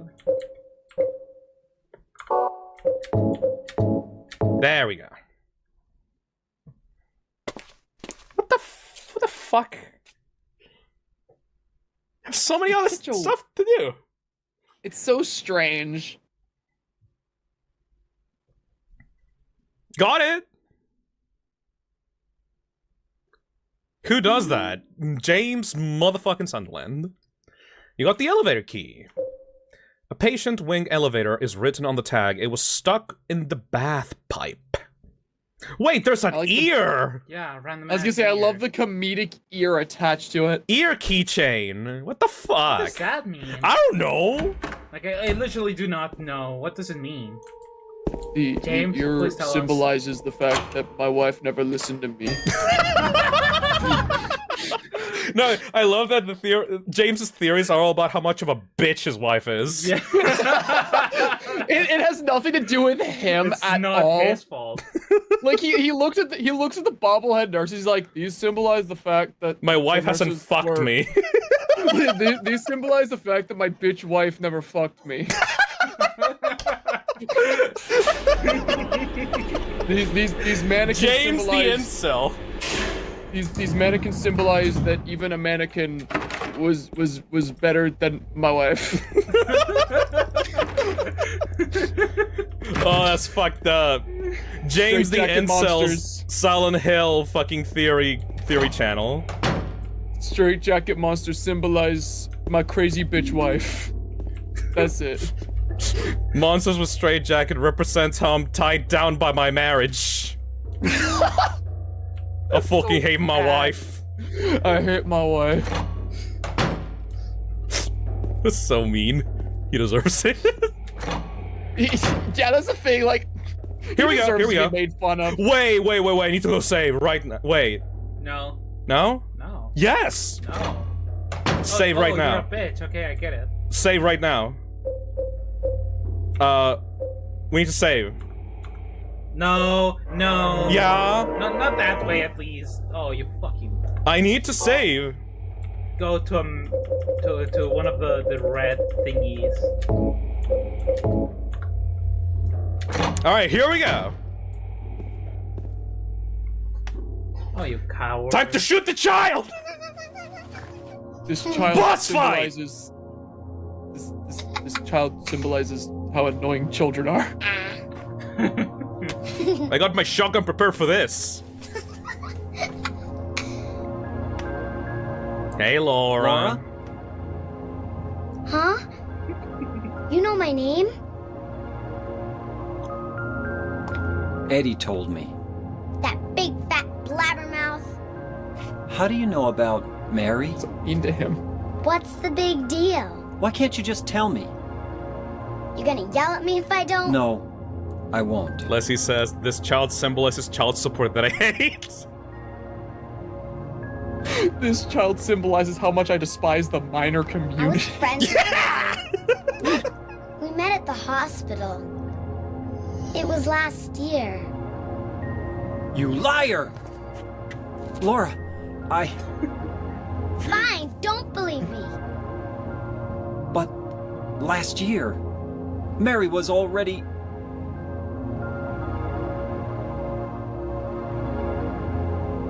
I'm sorry, Laura. Anyway, let's go.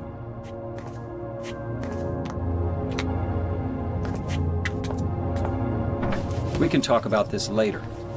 This is no place for a kid. There are all sorts of strange things around here. I can't believe you haven't even gotten a scratch on you. Why should I?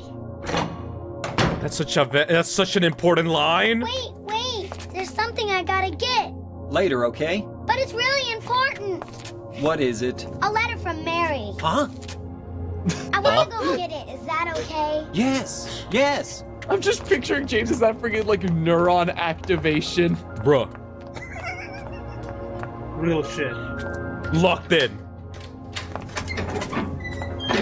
Come on, hurry up. Is it in there? Yeah, in the back. Oh boy, here we go. Totally not a trap. What are you doing, Laura? I hate children. It's further back, in the desk.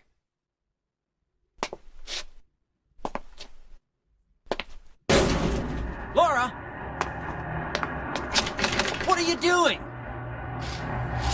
Ah. Ha ha, I tricked you. Open the door, Laura. Why should I? I'm a liar, right? Want me to open it? Huh? Do ya? What's the magic word? Say the line, Laura. Laura? Okay, I guess it won't open it. I think I'll just leave you like this. You snotty little brat! Open up! Why, you... Laura? You cut me! Yeah! Anyways, run! Oh, these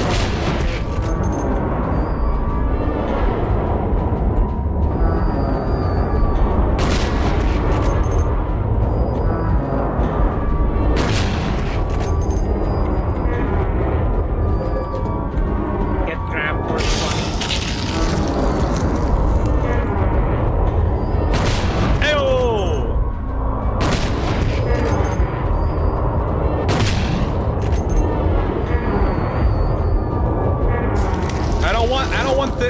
those grippers on me.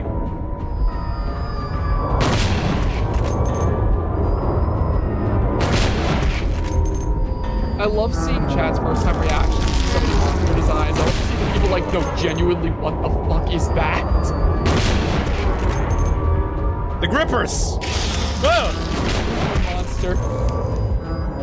I like that they curl up their fucking, like, feet once they die. Forward. Yeah. The fuck?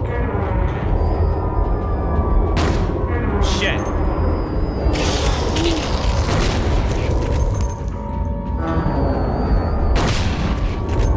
Yeah, once you beat this, the game. Oh yeah, shit gets fucked. Like, it's so weird. I wonder how they'll do that in the remake, because... Here we go. Like,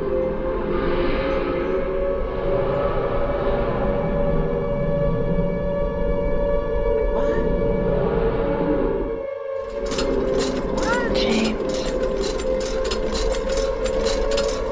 James. James.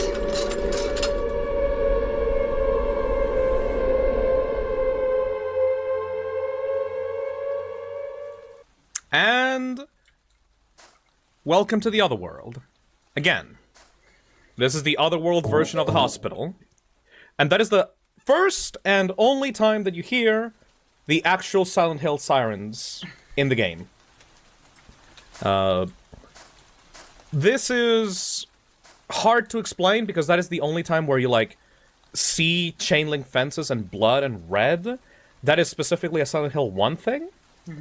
I believe that the reason for why this happens is, one, the powers of Silent Hill are still attached to Alessa with the whole thing with the hospital that happened in Silent Hill 1, and the fact that, at least in the mind of the town, Silent Hill is trying to protect Laura from James. huh. Because James, one, like, got really fucking mad at Laura. Second of all, like, his tone with Laura as he was banging on that fucking door was so aggressive that it brought out the monster. I think that the reason for why it specifically happens in the hospital in that moment is that Silent Hill is trying to protect Laura the same way that Alessa was trying to protect herself in the first game, and that's why so much of the stuff from the first game starts happening in that exact moment. You know? It's like a defense mechanism for children. Like innocence. Also, Laura doesn't know what's happening in the town, you know? Like, she doesn't know. Like, James says that shit is so fucking, like, scary here. How have you not gotten hurt? And Laura says, like, why should I? Because Laura, as an innocent, is not being privy to the horrors of Silent Hill. Also, like, mind you, we just found her playing in this hospital that we have just been, like, trying to survive and get through. And, like, where she is, she would have had to, if she was in our shoes, she would have had to fight through so many monsters and was just there. Through a locked door that we only managed to get to after being chucked down a roof, you know?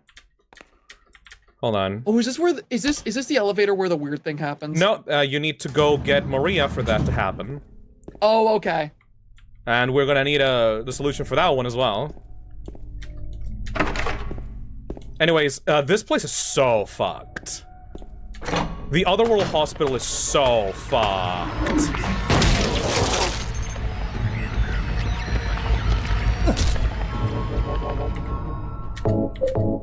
Like, look at the textures in this room alone. Yeah. Ah! Right. The fuck? What even was that? Someone threw a rock through the window. And it didn't even break. That was the soggiest kick I've ever seen. So, James's Otherworld is characterized by rot and drapes, like white drapes on doors and shit. You can see...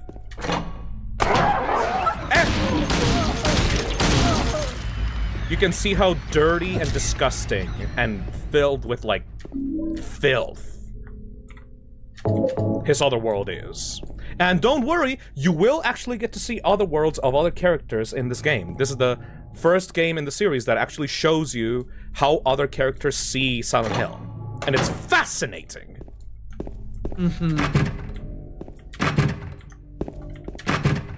Shit's locked. Alright, back through the elevator. Wait, where was the examination room? Okay, so I got the key. One there, but I can't really use a key on there. yeah. Have you tried the door behind you, like C4? No, you haven't. I have not. What the fuck? Good eye. Shit's locked. Was worth a try. Worth a try. We need to go back to the examination room. Should be. Yeah, it got reset, like just like you said. Mm-hmm. It should be either this one or this one. I'm not quite sure. At this point, I kind of start losing the plot on the... We need to get 2 rings, I think. But I don't know where those are in this sequence. So... let's go to 3.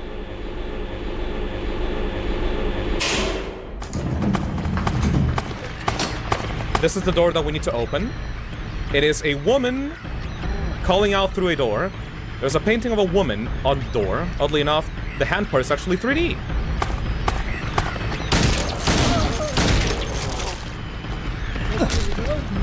Oh my god.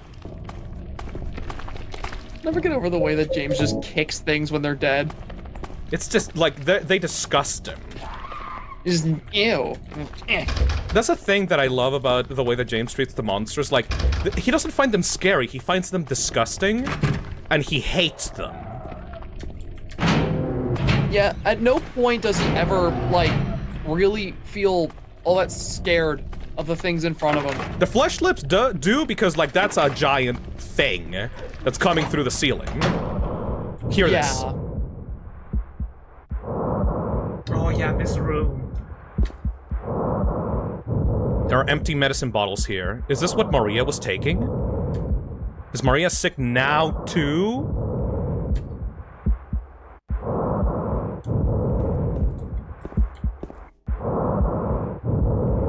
Fuck that room! I think more horror games need to do the friggin' Silent Hill thing of just walking into a random room and hearing a sound effect that really should not be playing in that room. That will never not be effective to me. Silent Hill 2, 1, and 3 have this magical thing of like, oh hey, we have a bunch of like, we have an open survival horror location. You can explore whatever rooms you want. Most of those rooms are locked. Some of them are actually useless. But some of them, we just put spooky shit in there that you can completely miss. I love it. I remember there's like one point in Silent Hill 1 where you're walking around the city and you can like, I think it's like by like a bridge. There's that one like, I don't know what the word is, like an outpost. And when you go inside, it is just playing the most like disgusting, horrible sounds I've ever heard. And it just like did not fit that room at all. And that room otherwise was not scary in the slightest. Yep. And I just remember that made me like super uncomfortable. There's a piece of paper on the bed. Just some doodle. Huh, there's something written on it. She is an angel. No one knows. Only I can see the lady of the door. They cannot walk along her bridge of thread. They fall from the weight of their crimes. Like bloated and ugly corpses, their sins, she devours them. Sin and sinner alike, she saves me. She is an angel. That piece of text is written by one of the orderlies. Most likely the one that is like on the other side. And he is talking about a angelic figure that is womanly that he is conflicted about because he says that he both punishes and kills sinners but also will save him. And you find this letter in a bedroom where in the same floor where Maria was sleeping on. I don't get it. This is the exact room where Maria was sleeping on, actually.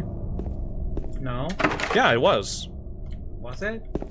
I believe so. What about the one where the empty medicine bottle where. Oh yeah, you're right. I'm completely stupid. Yeah, no. Yeah. The one on the other side, across the hallway was, but this one is on the same floor as that one. Anyway, I thought it was an Alessa thing. There's not many direct references to Alessa. Oh.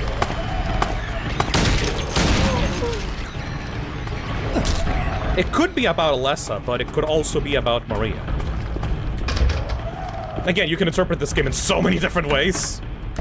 Yeah, like we're bringing up like a lot of interpretations of these things that like everything symbolizes in this game, but like this is such like a subjective experience. That's why there's so fucking many analysis videos on the internet about this.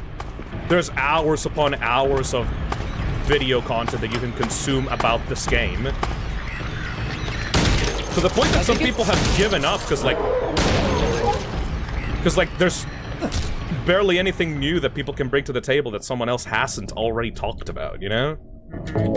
Yeah, and like I think it's kind of interesting because like I feel like some people look at stuff like this and I've seen some analysis videos where they act like Silent Hill 2 is something that needs to be like solved. Ugh. And more. I look at that and I'm like, not every work of art is something that needs to be solved. Sometimes it is just your subjective view of it, and that's all there is to it. There is no concrete answer to it. Just like Signalis, in my opinion. Signalis is like it has the same factor, but like to 200%. Yup. You need to play that, Zach. Abso-fucking-lutely. Dude, I feel so bad. You've been asking me to play that game for like nearly 2 years. Yeah, now you have the pressure of me asking you to play it. It'll be fine. I feel like if you keep asking someone, like, the less and less someone is willing to do it, you know? Yeah. It's like that ADHD thing of, like, I won't do it now that you're forcing me to. So, like, yeah, you can get to it whenever you want. Yeah. Whenever it comes to games, especially, it will take me forever to play a game I genuinely want to play, but oh, when I do play it... Oh yeah, we'll learn I will be in the mood. It's that thing, like... It's a thing that I also have of, like, I don't want to play this right now. Like, I don't want to play this thing right now because I know I will love it, but I am too busy right now with other stuff to care too much about this, you know? Yeah, that's kind of like the boat I'm in right now. And yeah, like, Nick was absolutely right. Like, it took me 2 years to play Resident Evil Village. Oh my god! Look at how it is for me now. Like, I'm so stupid. I tried to press the parry button when the nurse was trying to attack me with the pipe. I pressed the space bar to parry. Could you imagine, like, James is like super bad at fighting. Takes out Angela's knife. Fucking yeah. Terrible at fighting, but for just one bobblehead nurse, suddenly whips out the knife, parries it perfectly, roundhouse kicks her in the head. Like a fucking Senless Zone Zero fucking parry sound effect. Takes out Angela's knife. Bink!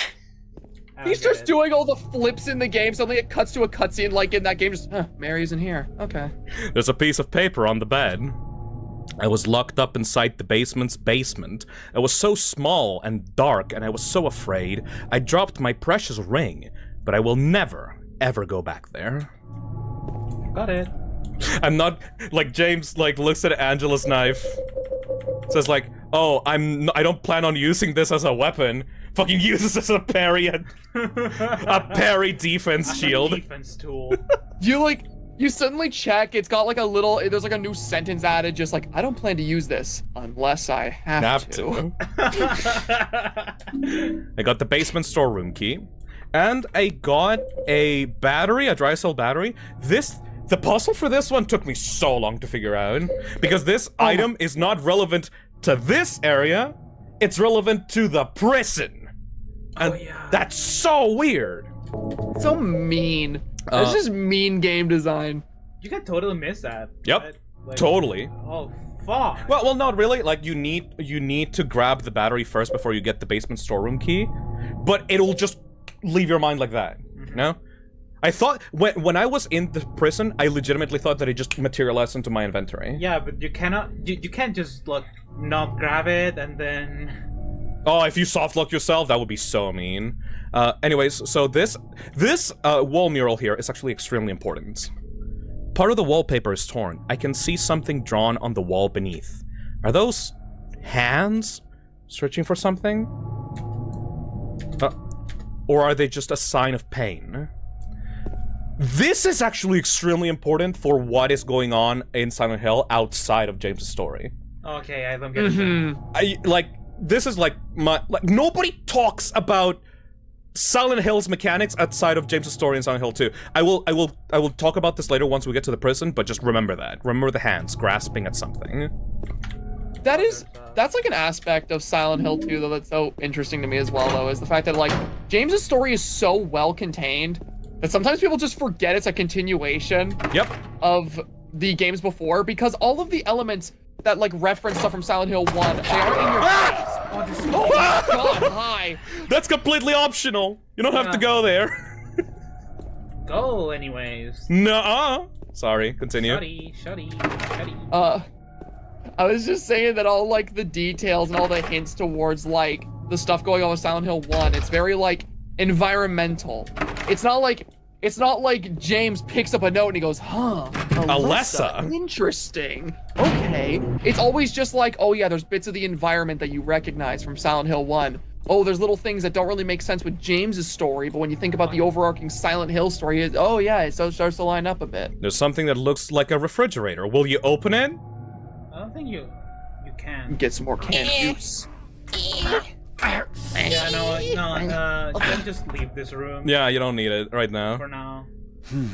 What a beta male. It's no good. The door is too heavy to open by myself. What a manlet. What a sad, sad man. Not even, like, Zach, I'm not even talking about, like, the connections to Silent Hill 1. You can actually play Silent Hill 2 and completely make your own theories on what's going on outside of James's story with this game. You don't need Silent Hill 1. Like as an isolated experience. Because they're stuck with the hands and a certain boat that can explain what's going on paranormally in this town without the events of Silent Hill 1, and I found that fascinating. Oh, that is very interesting. Yeah, I never thought about that. I'll explain, because like the prison tells you more about it, right? The prison doesn't have anything to do with James.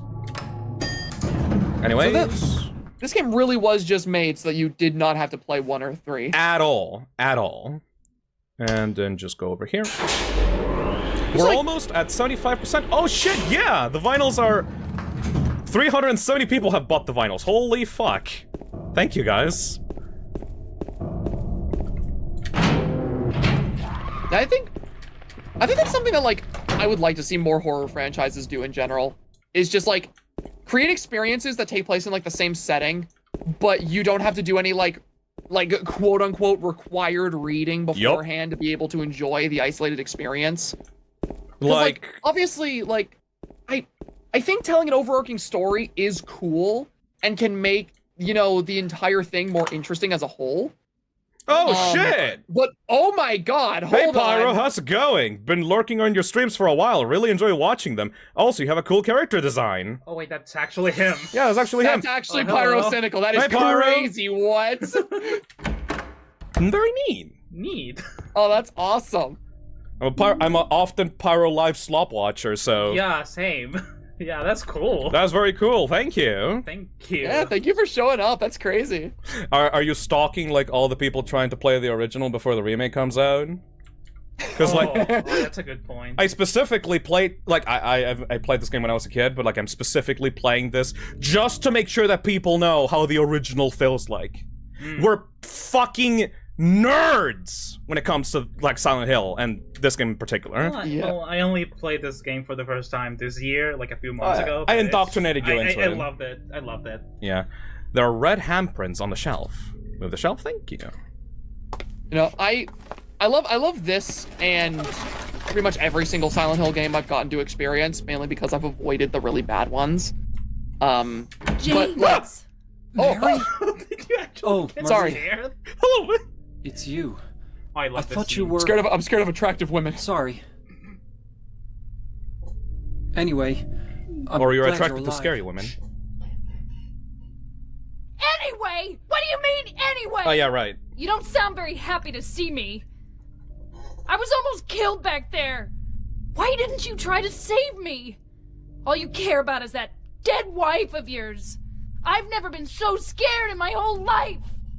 Oh my god. You couldn't care less about me, could you? Don't cry, No, girl I boss. Then just... stay with me. Don't ever leave me alone. You're supposed to take care of me. You got it, girl boss. So, what about Laura? Did you find her? Yeah, but... she ran away. We've got to find her. She's so You fucking really manipulative. seem to care about her. Mm-hmm. Do you know her? I've never met her So before. Pyro did it again. I just feel sorry for her. She's all alone. And for some reason, I feel like it's up to me to protect her. Yeah. Okay, so thank you, Pyro, again for super chatting £100. The notification sounds are disabled because we are focusing on the actual game, but I really appreciate that donation. Silent Hill 2 be like, my le wife, le sad pillow. I mean, we keep talking about it, but most of the important fucking notes in this game are in a fucking bed, like a white sheet. What could that mean? What could that mean?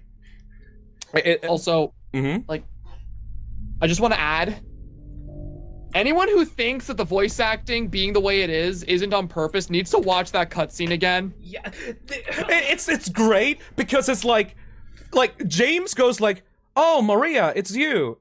Anyway, I'm trying to find Mary, and Maria goes like, "What the fuck? Yeah. What do you mean anyway? You abandoned me. What is wrong with you?" I'll definitely miss the voice actress in the remake because she does such a good job. They do such a good fucking job. Like, the letter, this scene, oh my god. Also, I love that. Okay, Pyro. Okay, there's a running guy with Pyro. There's like he mostly covers games like horror games that are all in Lehed, and most indie horror games that take place, like most indie horror games that take inspiration from Silent Hill 2, mostly take place like in Lehed. Yeah. But what is fascinating about this is that even though this game is so psychological and is so about James's own journey, this town is real, and you get so much information about what is going on with the prisoners and the hands and the lake and all that other stuff that doesn't have anything to do with James. Right. And I hate how there's theories going on about Silent Hill 2, even when it released, about like, ooh, is the town all in James's head? It's all in Lehed? It's like, shut the fuck up. Dude, I think that's a big thing that a lot of horror series and horror games, also I hated that. Yeah. But like that's something that a lot of horror media that tries to replicate Silent Hill is really missing. Yes, Silent Hill as a location does change to reflect the like inner workings of someone's mind who goes in there. But also the threats and everything going on, it's tangible and real. Yep. Like there are other stories going on within Silent Hill. There are other people who are going through their own experiences that you can learn about. It isn't all just about James. And if something kills James in Silent Hill, he actually got fucking murdered by something. It's not like he's just in his mind getting killed by some psychological monster. No, Pyramid Head is actually trying to cleave him in two. Yep. With, where the fuck is the elevator? Oh no. Move out of the way, Maria! So mean to her. What I love about this is that it really does feel like... I did that metaphor before, but I'm gonna do it again. It feels like Silent Hill is a corpse of a town, and the corpse gets reanimated and morphed around to fit a certain person's perspective and history. But the corpse is still real, it's still there. Like with the apartments. Like the apartments are a real place, but through James's own journey, it represents his stay with Mary in his own apartment, you know? Yeah. Yeah, like, it's a real-ass place that people can go into, but it was morphed around to fit this one guy's vision. Yeah. But it stays there Yeah, after he dies. Mhm. And I just think I think stuff like that is very, very missing from like a lot of psychological horror experiences. Like I know another one. Here we go. One I can. Oh, okay. I'm gonna shut up. I'm gonna shut up. Hi there, everybody. Thanks for tuning in. Welcome to another exciting edition of Trick or Treat. Here you either answer the question correctly and win a great prize, or fail to answer correctly and receive the punishment. Lord time! Depends on you. And our lucky, or should I say unlucky challenger today is James. James Sunderland! You ready to play Trick or Treat? Okay, here's your first question. Merry-go-round, haunted house, roller coaster, Ferris wheel, and teacup. Silent Hill is home to a thrilling amusement park that both children and adults love. Let's see, chat, can you actually guess it? What is the name of this amusement park? Let's see, chat. Let's go. 1. Fantasyland. 2. Silent Hill Amusement Park. 3. Lakeside Amusement Park. Okay, That's Lakeside. Quickly, on Number 3. to question number 2. Silent Hill witnessed a gruesome murder a few years back. A brother and sister were playing in the road when they were attacked and chopped into pieces with an axe. Torn flesh, smashed bones, splattered blood, and finally, bitter tears. What a terrible tragedy. What a gruesome end to such innocent lives. Now the question. What was the name of the murderer who committed this vile act? 1. Walter Sullivan. 2. Scott Fairbanks. 3. Eric Gaines. You remember? Now for our third and final question. That's one. Walter South of the Sullivan. lake is a deserted old neighborhood called South Vale. From there to Pale Vale, the central resort area northwest of the lake, there's only one road you can take. Just one road, no more. The third and final question is, what is the name of that road? 1. Bachman Road. 2. Rindell Street. 3. Nathan Avenue. And Well, 3. that's the last of our questions. Have you got it all figured out? When you know the answers, head to the storeroom on the 3rd floor to collect your prizes. But be careful if you're wrong. Well then, everybody, thanks for tuning in. See you again sometime. Bye-bye.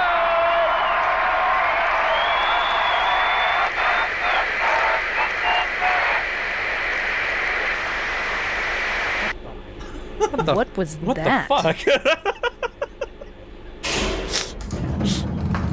Anyway. It's funny because they stayed silent to listen to all that, and then they started like questioning what the fuck.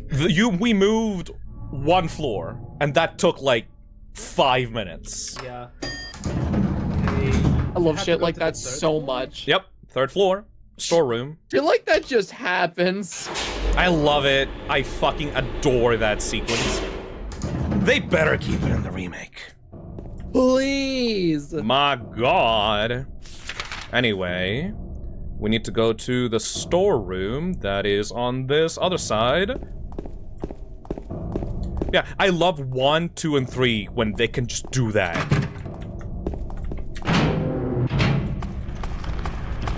Okay.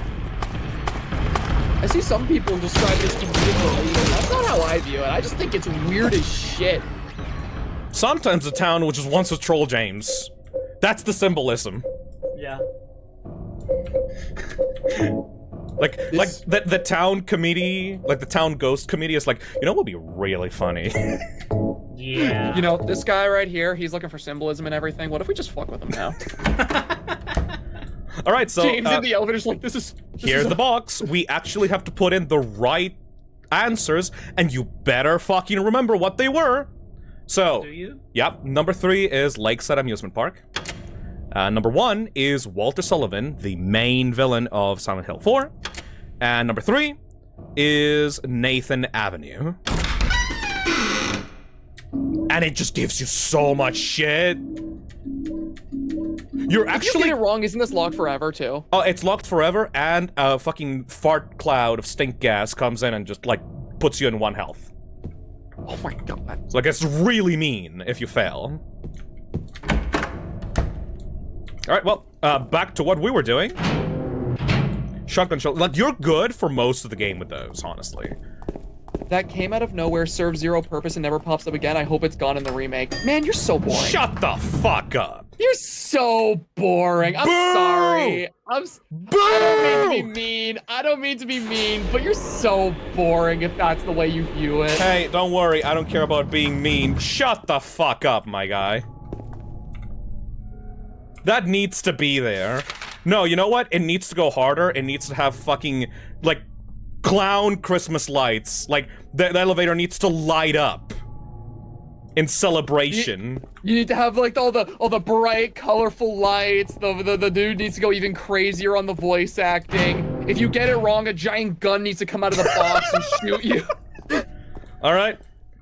And now that we have Maria, you know, the key, we can get this door open because she has strong, like, strong arms. Strong stripper arms from the fucking pole that she dances all night.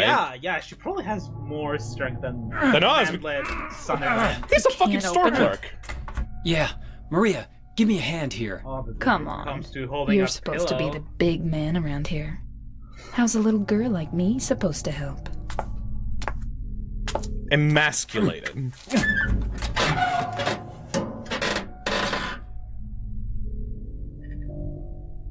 What's this? Not very cute, is it? Here, James. You take it. Why is Pyrocynical here? Because he is based. He is based and silent pilled. That fridge symbolized something. What does Pyrocynical symbolize? What does Pyrocynical symbolize for Silent Hill 2? Hello there, my name is James Sunderland. Welcome back to my YouTube channel. Now we'll discuss Pyrocynical's symbolism on the Silent Hill lore.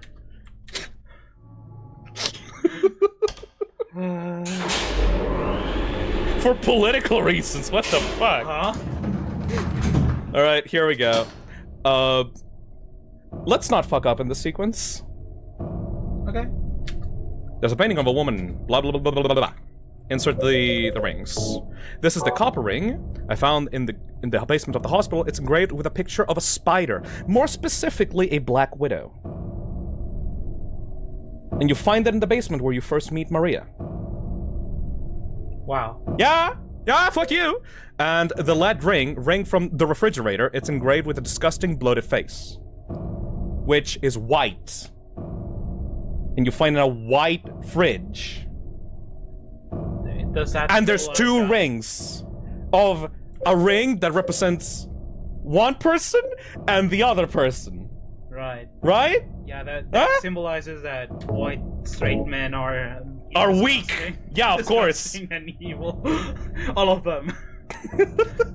I really like this headcanon that James is such a piece of shit that all the symbolism about how much he sucks completely flies over his head, and he's like, this is why my This is about my sucks. bitch wife. What could it mean? Alright. Time for one of the most frustrating sequences in the game. Oh, you know what? I'm gonna cheat. Fuck all y'all. This is one of the actual sequences that I hope they improve a lot in the remake, because... Oh, yeah, okay. Because, like, fuck you, Maria. I'm gonna say that, but then I'm gonna get really sad in about 5 seconds. Oh, I love that fucking... There's a note on the ground. The handwriting is too hard to read. I took the director's key, the one in the museum. I hid it behind the praying woman when I went out for the day trip. I picked it up, but I did not steal it. I am not a criminal. A criminal. Bitch loves Mortal Kombat. Oh. Oh, you just remind me of the DLC that sucked ass.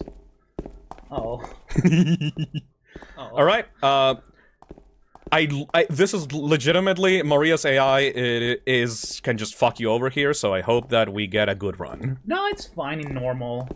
It's only really difficult in hard difficulty. Like, just run here, really. Just start running. Just start running! Don't look behind you, James! Or not. Hurry up! I know! That's what I'm saying! Maria! Maria! You sound like Shadow the Hedgehog right now. Maria! Maria! Maria! Shut up. Go! Open up!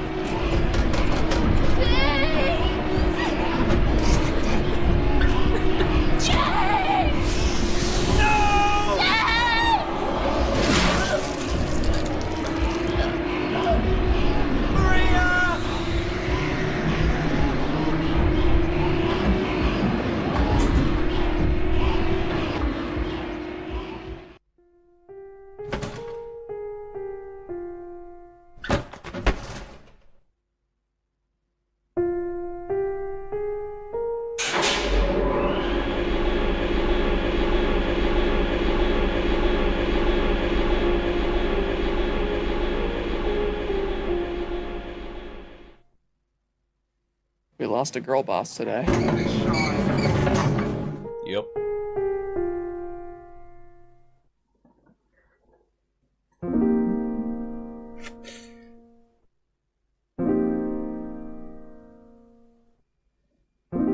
I love this song.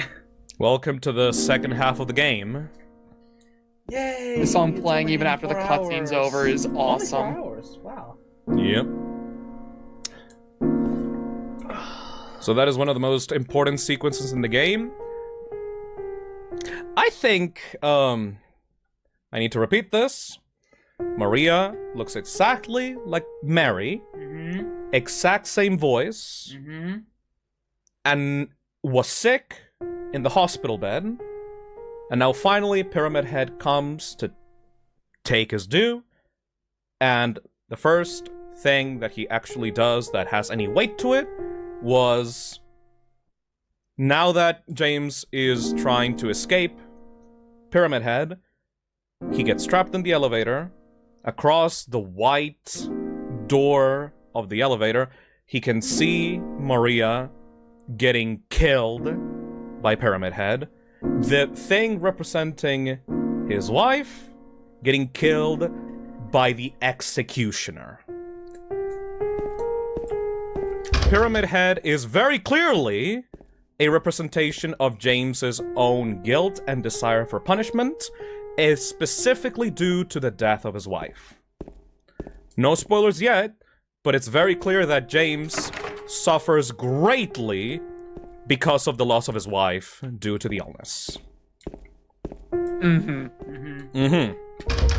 He feels responsible for it almost directly, and Pyramid Head is directly there to remind him of the death of his wife constantly throughout the game.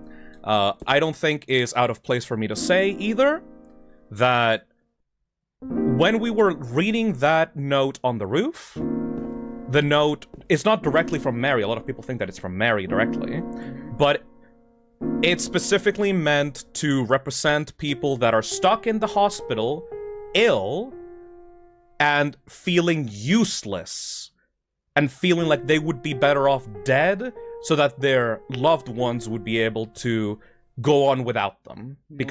Move on. Because they would be better off without them. This hospital is so good! And adding on to that, I saw someone in chat ask, okay, well, what does the pyramid mean? And think about it like this.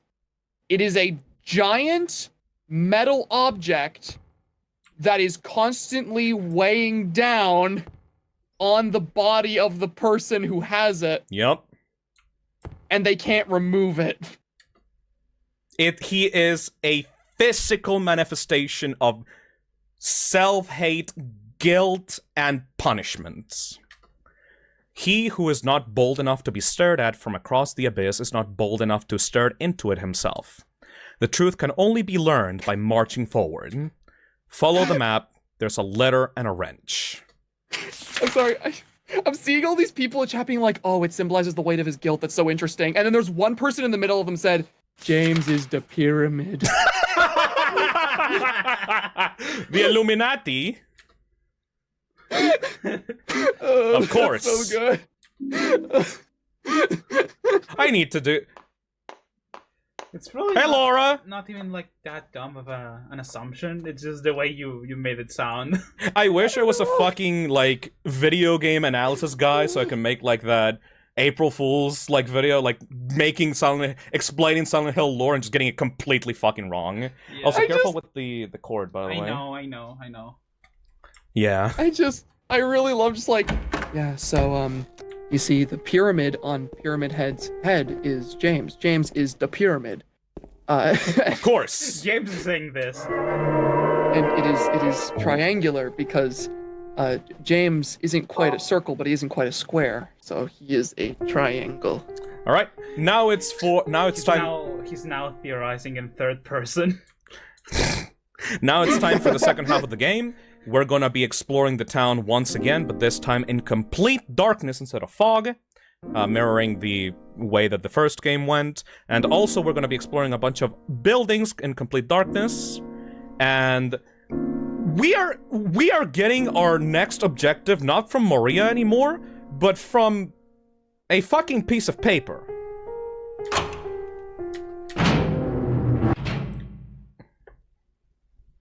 Maria's dead. I couldn't protect her. And Laura has run off somewhere.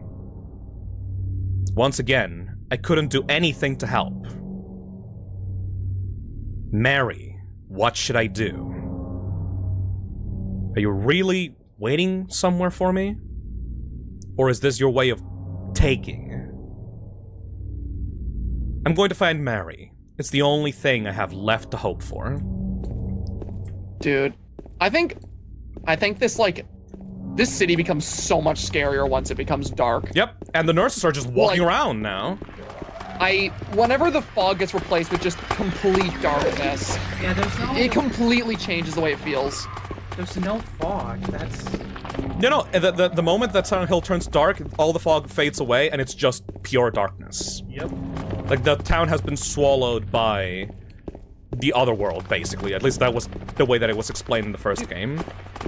You know, this reminds me of something I'm very interested in seeing when the remake, you know, drops. Yeah. Is that, like, I feel like, and I hope this makes sense when I explain it, but, like, I feel like a lot of the atmosphere of Silent Hill 2 and older Silent Hill games in general is created from the limitations that the developers had to work with. Yep.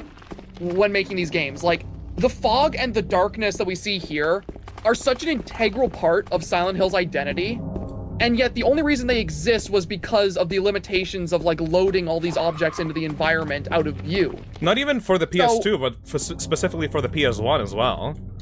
Exactly. So, like, I'm seeing this, and I'm like, this is such a core part of the game's identity.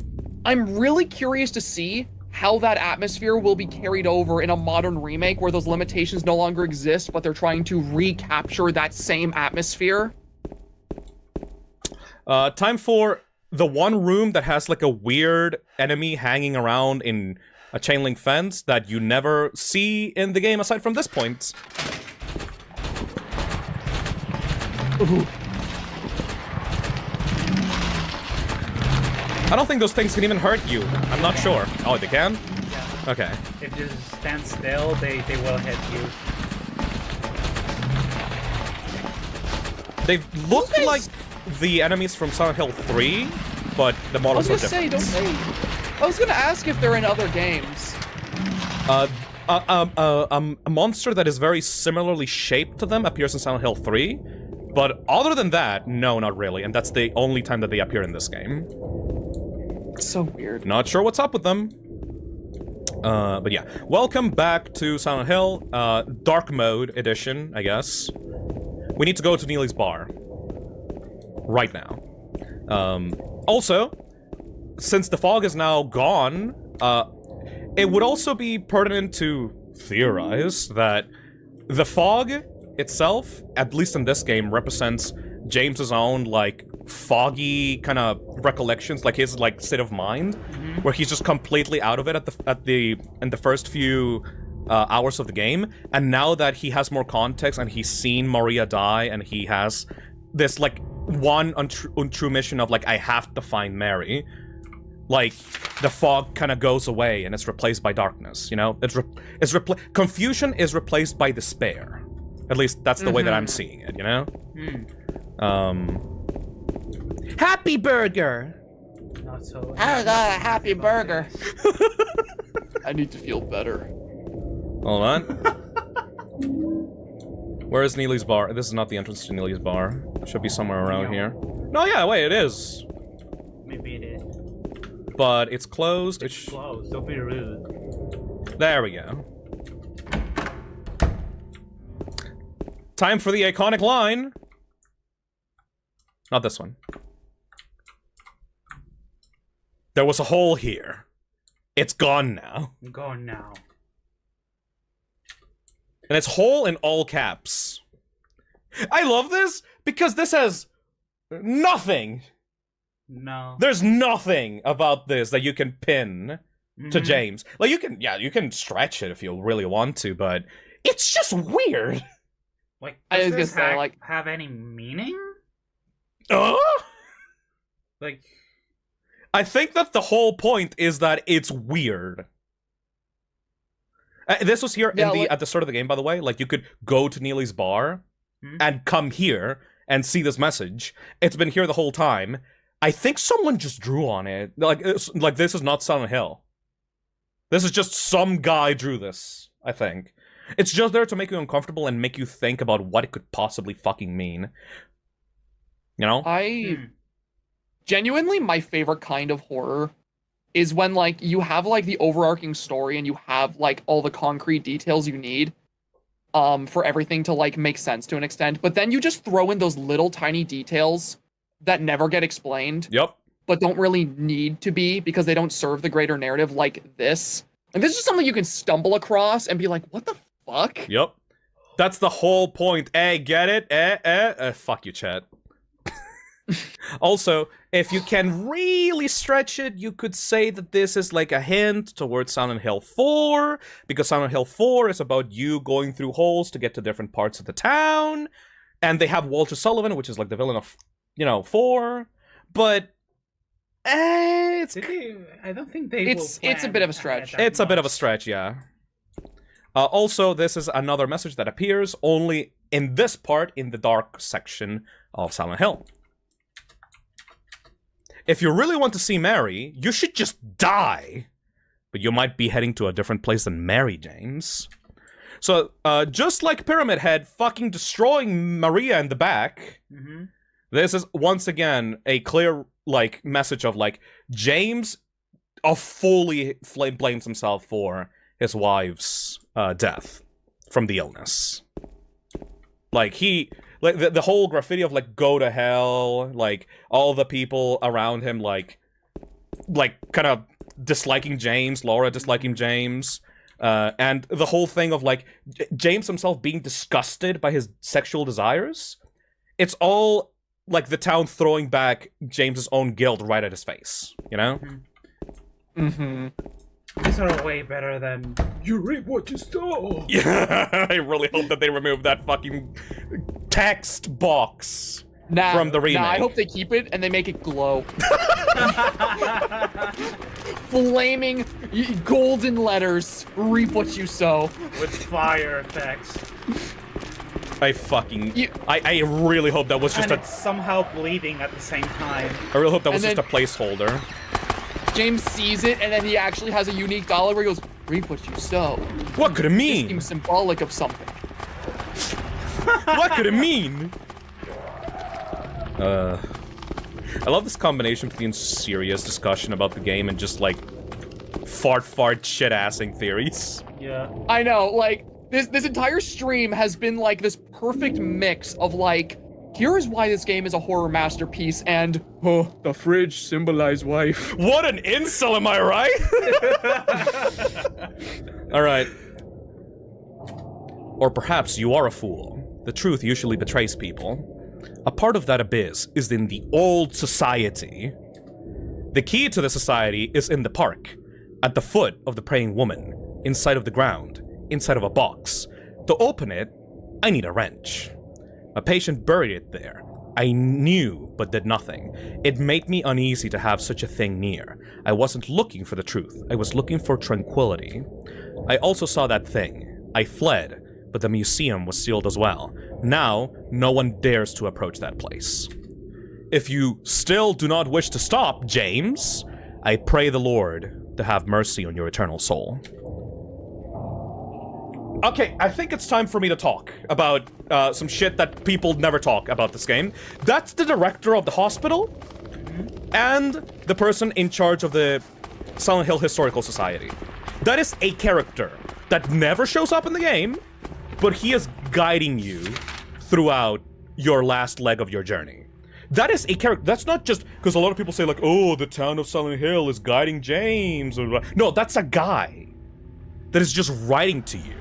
And that guy is also the one that was in charge of the patient's mental state back in Brookhaven Hospital. And the guy that was really wondering if it was okay to let these people, like, to try to cure these people, you know? Yeah. This is the guy that is in charge of the Historical Society, aka basically Pyramid Head's house. This guy has history in the game. You can see his fucking face in one of the portraits. And he's just a character that is alive and is watching James throughout this journey. And apparently he doesn't want anything to do with it, he only wants peace. So, around James, it's not just the town being a character, there are legitimate people that are watching James go through this journey. And we don't ever get to actually hear from them, aside from these little messages that they leave. Which is really off-putting, because, like, aside from the monsters, Silent Hill feels like such a lonely place where you only encounter, like, the very few people you talk to. You don't really consider the possibility that there are, like, other people around here. You don't consider how James looks while doing all of this. Because, like, Laura is just walking around a normal town. But, like, imagine seeing James from, like, another person's perspective in the town, normally walking around and seeing this weird guy, like, pacing around the town, just kind of, like, not really acknowledging anyone, going through his own, like, mental journey, you know? Because the town is not abandoned. The town... Oh! The door that wakes in darkness, opening into nightmares. This was available at the start of the game too, but the door only opens when it's dark. So, yeah. The door. Running around, shooting guns, and stomping the ground. Yeah. This is also something that happens in Silent Hill 3, where, like, a character is talking about... Also, gun to your head. We'll see that later. Where, like, there's a character in Silent Hill 3 that basically talks about the monsters to the protagonist, and he goes, like, they look like monsters to you? You know? It's like this weird question of, like, what the hell are you actually seeing here? It just fucks with your head, you know? So yeah, because, like, in the head? It's not all in the head, but the perspective of a person going to Silent Hill is altered in the head. So it's all in the head. It's visions. Yeah. Visions. Get the fuck away from me. So what could this be to, like, a normal person? Like that nurse? Is it like a random nurse that's outside? I think it's just literally nothing. Yeah. Maybe a squirrel. James is just seeing us. Random dude killing squirrels. Just like shooting up squirrels in the park, yes. Beating it with a pipe. That's so And then mean. Kicking it. No. Oh my god. Let James, me. the squirrel whacker is back. Here we go. Dig up.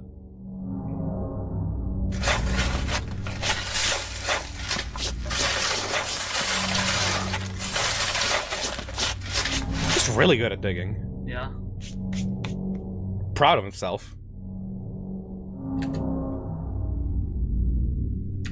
There's a small metal box fastened with bolts. I can't open the lid. And use the wrench.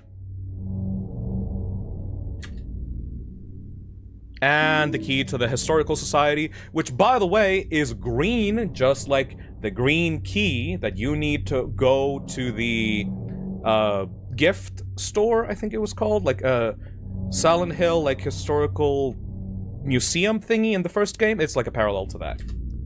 Right. People of Silent Hill are used to seeing random weirdos every other single day running around parks entering their homes. Imagining being a resident of Silent Hill that is just completely normal and has not sinned once. You're just like, oh, what's going on here?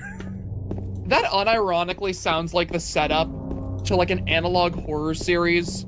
It like, you know, it opens up with the friggin' like warning on the screen, like, warning.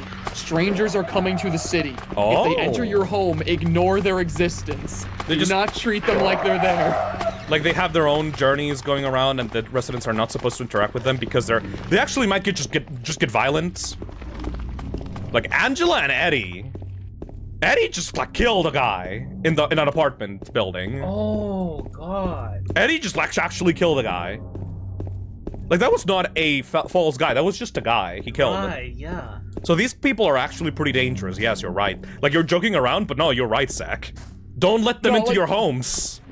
No, the funny thing was I initially set that up as a joke, and as I explained the joke, I realized that actually sounds really disturbing. Just kind of standing around in the middle of the street, walking around, like, completely out of it mentally.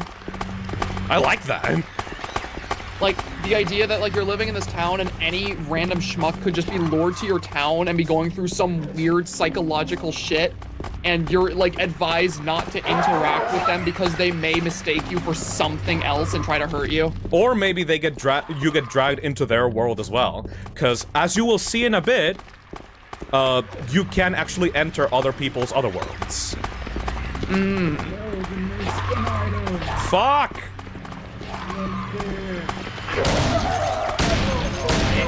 I think you noticed, but you didn't want me to point it out.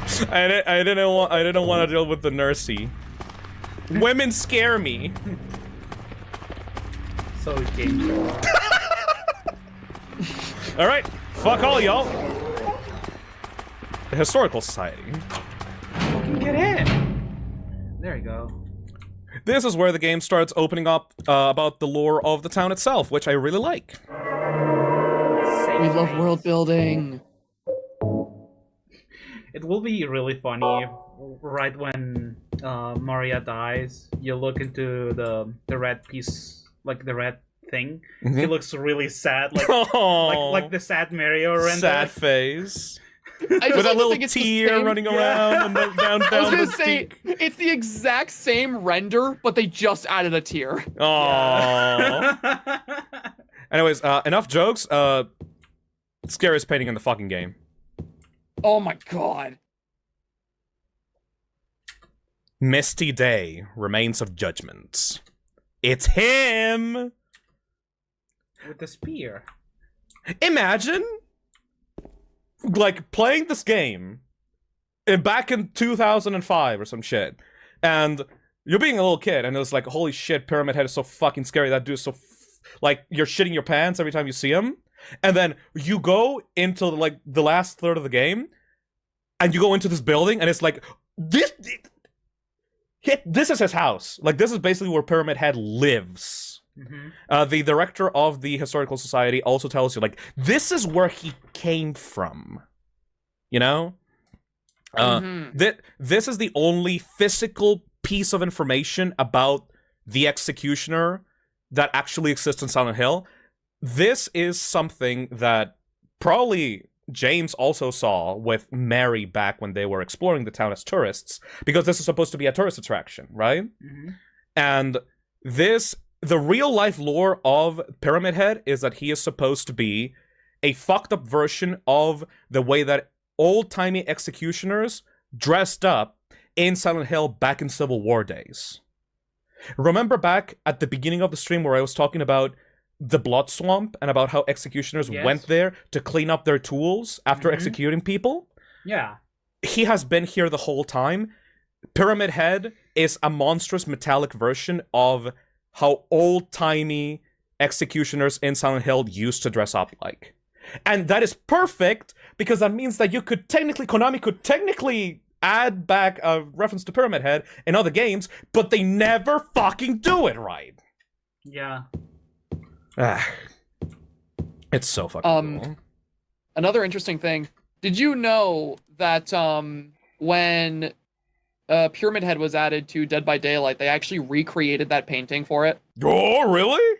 I haven't seen it. Yeah, here, I sent it in DMs if you want to see what it looks like. I'm gonna look at it on my phone because this setup is very fragile right now, and I don't want to reset the game again. So let me just see understandable. it. Oh, look at that! Ooh, that's rad, but it doesn't have the cages with the. Oh no, it has some of the cages with people in it. And it uses the Great Knife, but I guess that's because it's supposed to be for Dead by Daylight. It's supposed to represent the Dead by Daylight version of the character. Yeah. So cool though. Yeah, it's also awesome. I love the perspective. This is very important. Waterfront landscape.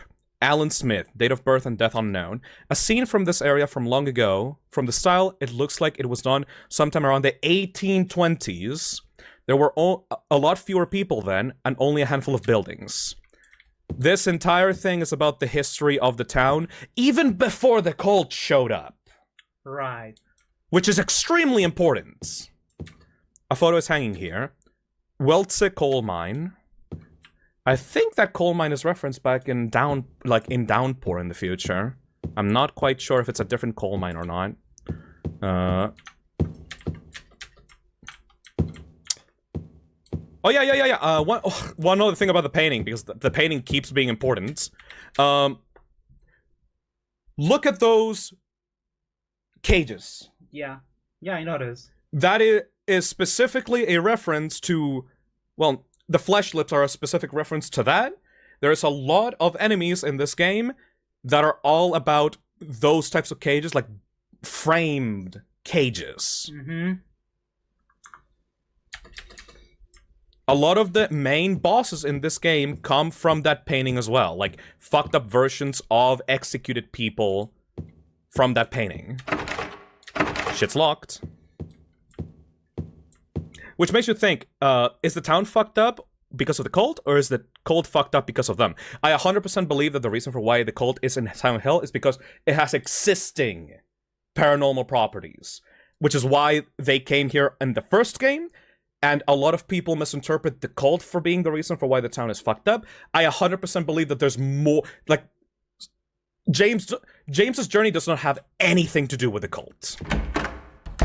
Yeah, I personally believe that the cult story... Oh. Yeah! But, I've always been of the personal belief that the cult is just one, like, story that has happened within Silent Hill. And this that, is another one. Yeah, exactly. Like, the cult is not the cause of Silent Hill, they're just one of the things that have happened there. Brookhaven Hospital, 1880. This hospital was built in response to a plague that followed a wave of immigration to this area. It was originally a little more than a shack, but it gradually grew and grew. That's the guy! A photo of the director of the old Brookhaven Hospital. It looks like he was a famous person in town. Look at that hole. Yeah? Yeah. PTSD on your face. There's a photo of a deep, deep hole. What could this be? I have to... everyone that can watch this, look at that. That room right there does not exist right now. That is an old room that existed in the 1800s. I just have to mention that before we go into the thing. Anyways, big-ass, fucking scariest-ass, like, hallway ever. Yeah, don't worry. It's gonna take like a minute. Don't worry. Just go. We're gonna sprint. Just go. By the way, the horn that you hear in the background, that's not the Silent Hill horn that you usually hear. That is the horn of a boat. Yeah. That's fine. Just go. Dark hallway, Phil's favorite. Yeah, like any second now. Yeah. This is fucked up. This is fucked up. Let's go. Yeah, like, yeah. We're fine. running. It's fine. I love long walk. Any second now. Come on, dude! Oh, I think I can see the end. Oh no. That's just more darkness. Okay, let's go. Hallway so long. Dude! Let's go. There we go. Okay, there we go. Where the fuck are we? Where are we? Some kind of document is lying here. September 11th, 1820. Prisoner number C221. I can't read the rest. What is this? Welcome to the Silent Hill prison.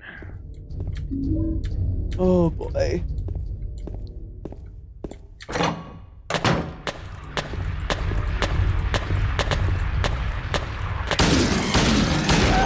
You know what I said about James feeling guilty?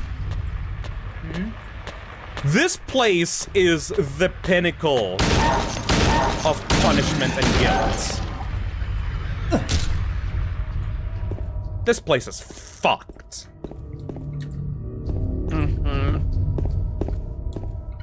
Also, we're in a completely impossible environment. Like, this place...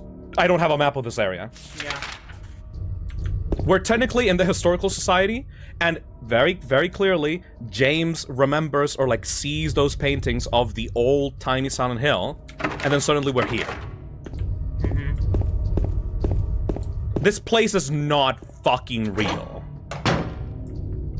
Yeah, like, at this point, like the previous locations we've been to, they absolutely did exist. Like, those are real places. This is the first time where, like, reality itself is starting to change. Also, this is part of the Historical Society building. This is still, like, the museum. You can still see the stuff in here. A painting is hanging here. Crimson and White Banquet for the Gods. This is the cult. This is straight up just the Order. What the fuck is that? You see those bodies being hung up by fucking spikes on the ground? Photo hanging here. Death by skewering. An execution at the prison. Death by skewering or strangling. To choose his death is the prisoner's last taste of freedom. A photo is hanging here. Toluca Prison Camp. Built in the Civil War, later became Toluca Prison.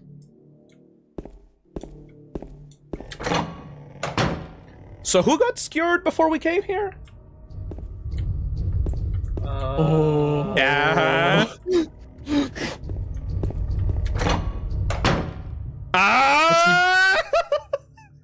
People always ask why Pyramid Head gets the spear.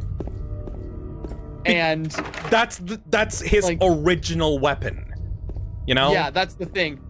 The knife meant something, but as we go further on, the spear was the original thing these executioners had because they would skewer people. I fucking hate the knife, I'm sorry. Like, the knife is such a cool visual, but it completely overtook Pyramid Head's meaning. That fucking knife is a burden, and the burden is removed after Maria dies, after she is skewered. The knife really didn't really mean anything. It is the spear that is the actual Pyramid Head weapon. You know? Yeah. Alright. This is gonna happen often. The hole's dark and I can't see a thing. Will you jump down? Down we go!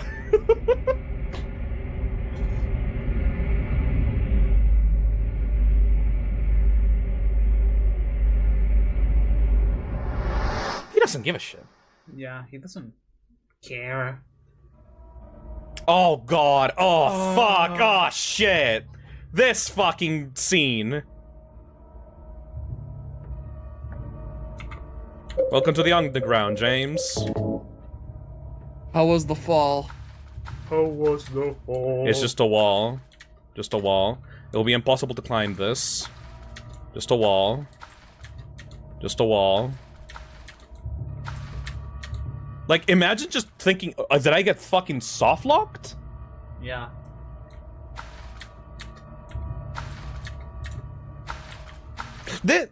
I'm so worried about this scene, like when the remake happens, because it's gonna be like, ooh, I can see a light in one of the walls or something, you know? Like, I am kind of worried that this scene, the impact of this scene and scenes like it in like the cockroach room, are going to get. Oh, that fucking room! Yep. I think I am so worried that those are gonna be cheapened by trying to make it more appealing to people, you know? Like, I hate that room, but I will not want anyone to not go through that. Yep. Just imagine falling down this pit and you, like, see all these bricks lining the wall except for one that's painted yellow. Ah! Wait!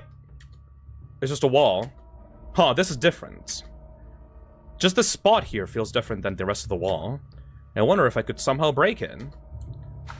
You know what it has to be? For it to be actually good, it needs to be a white brick.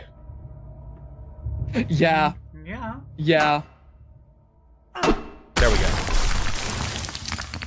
That is such an evil fucking door.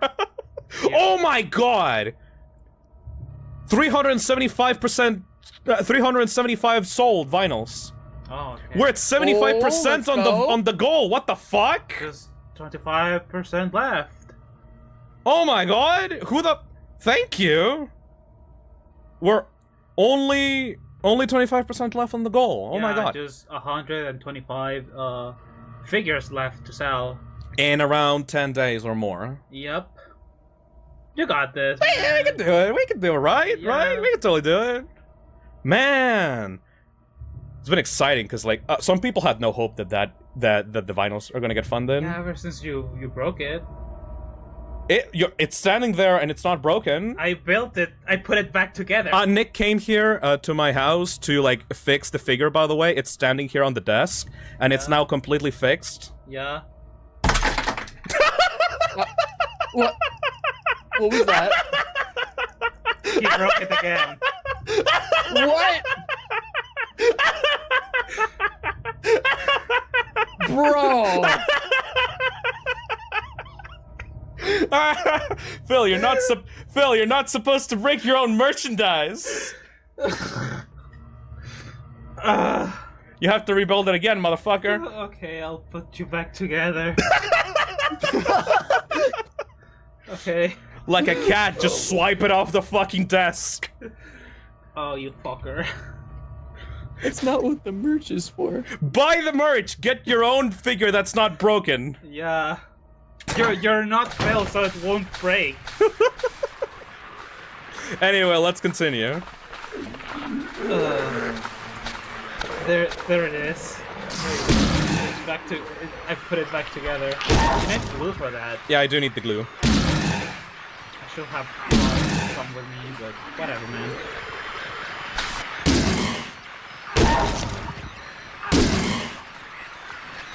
Fuck this bitch. Ew, the way that it scatters around. Fuck you.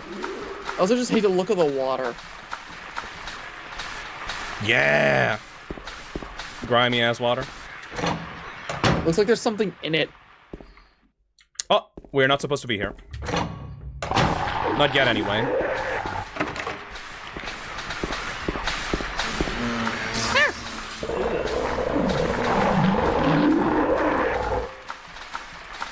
Oh no!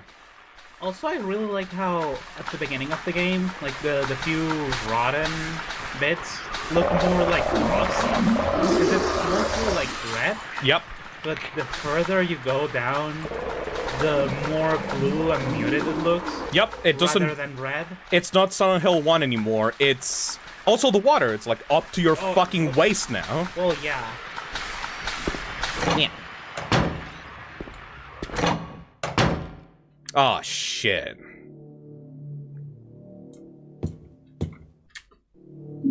I got the spiral writing key. Huh?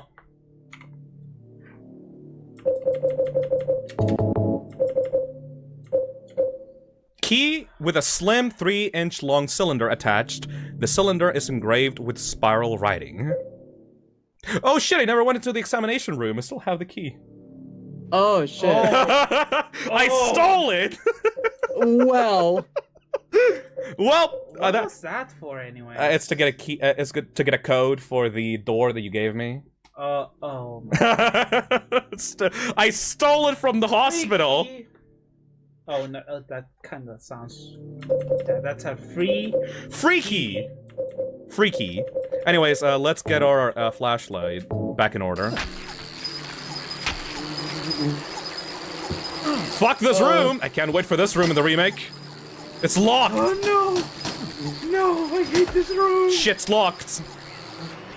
And the way that you get out is by trying to get a password right, a three number password. And every time you have to go back. Fuck you, man!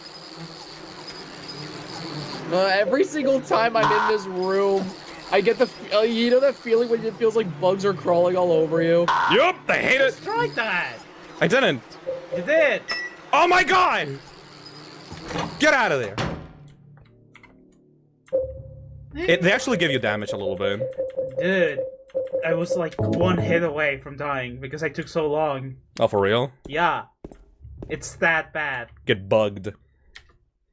There is a door at the bottom. The door is locked. Can we just talk about this room? Yeah, like, look at the weird doors on the walls, sideways. This place makes no fucking sense. The lights on another one of the walls.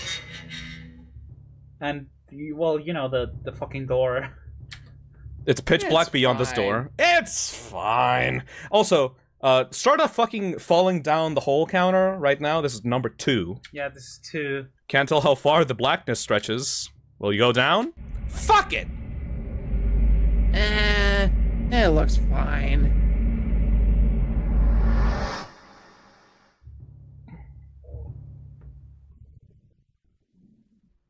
Welcome to Undertale. Undertale 2. Oh, this room, okay.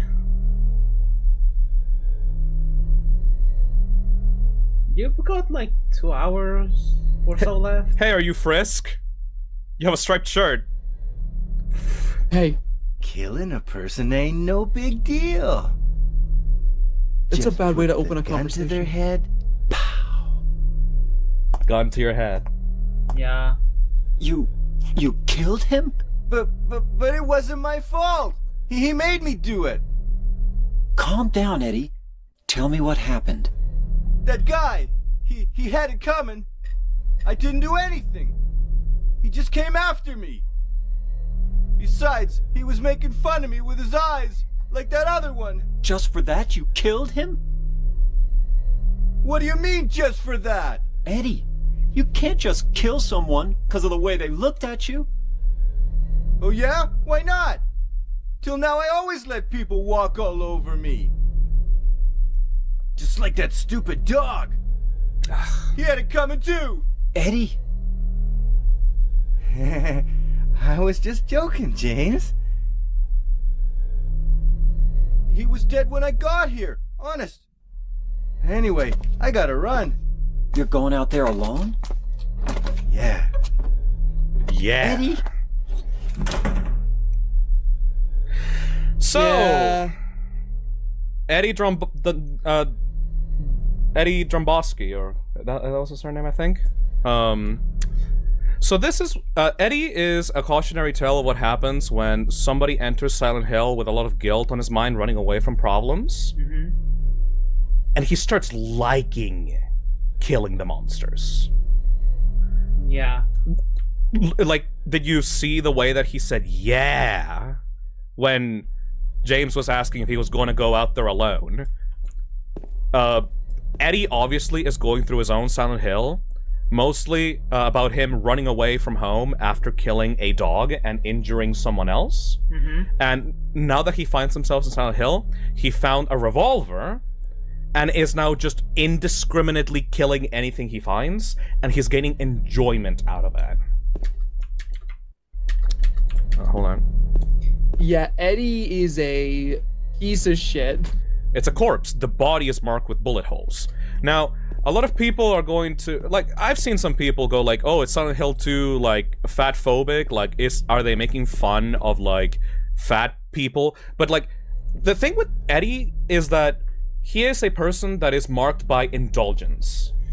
He in his first, like, legitimate kill back at the apartments, he vomits uncontrollably, and the first thing he does after that, after escaping the apartments, is just start gorging himself on pizza. Yeah. He is incredibly angry, he has incredible, like, issues with anger and lashing out at others, because he feels like the world wrongs him, like, is wronging him, and he takes out that anger physically on other living beings. Like, like, Eddie's fatness, I guess, makes sense in a way that it's a character that cannot control himself and is indulging in all of his base desires. Which, you know, is a good mirror to James, who is marked by being a normal guy who has incredibly repressed desires that are being represented by the town. Eddie is a foil to James in the way that James would be Eddie if he indulged himself in those base desires, you know? Yes. He would turn into just as much of a piece of shit as Eddie. Just like Angela, all these characters that you are meeting across the game either have something directly to do with Mary, or they represent an aspect of James in some capacity. Yeah. Also, Phil, you breaking the figure again just got someone to buy one more. Fuck yeah! Can I do it again? No. Okay. No. Buy the figure now! So yeah, someone in chat put it very, very well. They said, I will break the figure. What the fuck are the pieces? I know, it's really hard to find once they're on the floor. God. I will break that figure as many times as it's necessary to get it funded. Okay. It'll be a pile of dust. What the fuck did they go? Don't worry, we can fix it later. Also, somebody in chat put it very, very well about Eddie. They said, Eddie's character is not fat-phobic because he's not like this just because he's fat.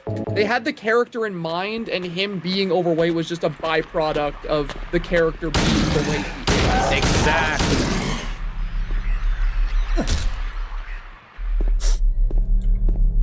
Nick is not your personal Bob the Builder. I like the way that it breaks as well because it looks like when you die in a fucking Lego game.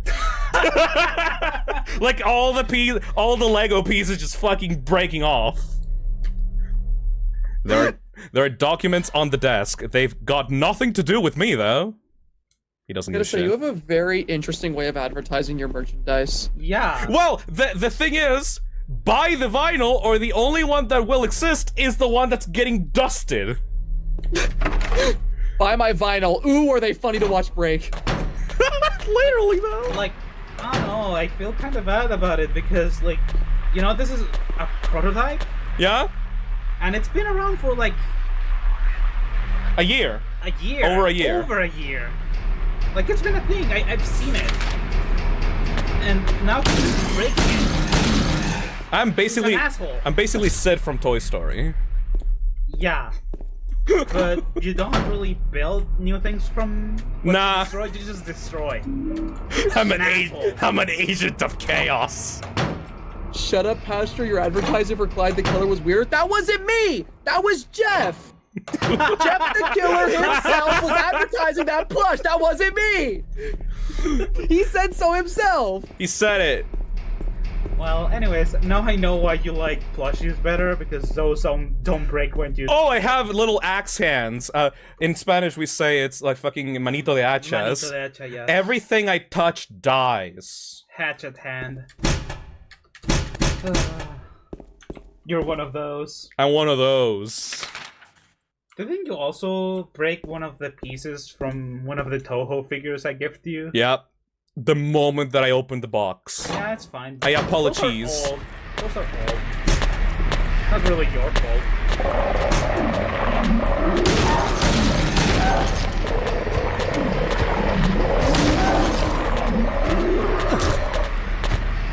Disgusting.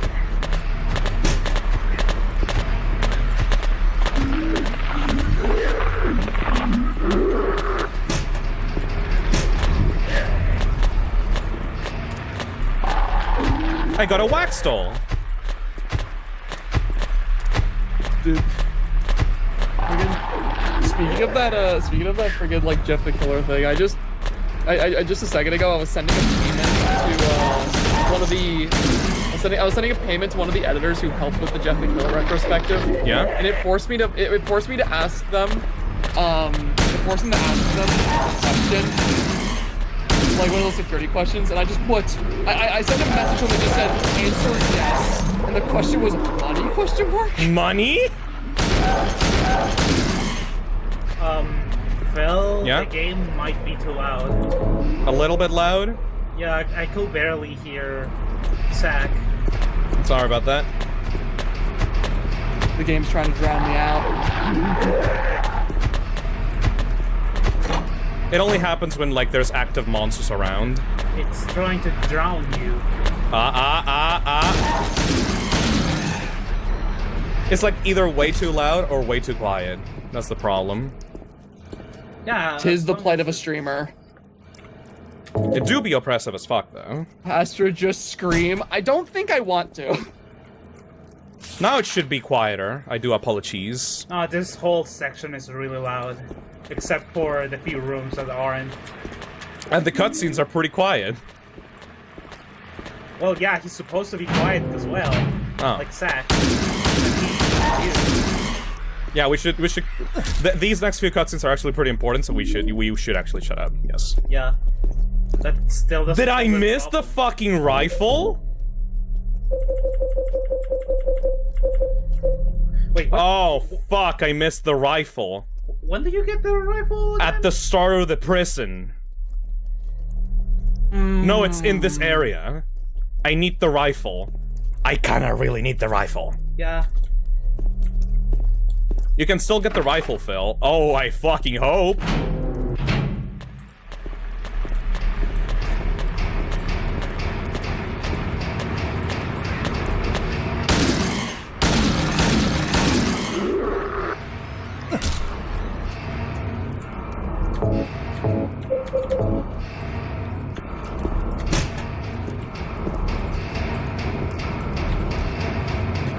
If you could tell me where it is, I would really appreciate it.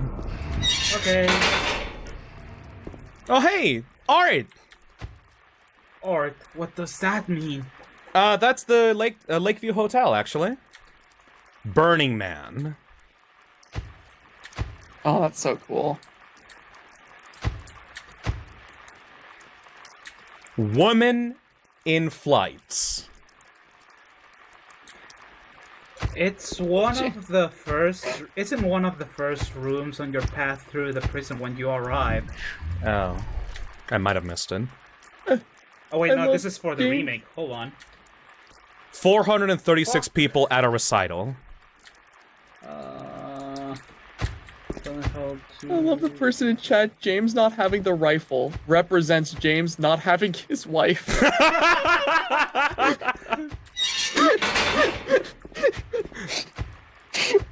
my bitch wife took my rifle. I swear to God, we've had like one joke this whole stream and it's been funny the entire time. Welcome to streaming. Also, what the fuck is that noise? I don't know, but I don't like it.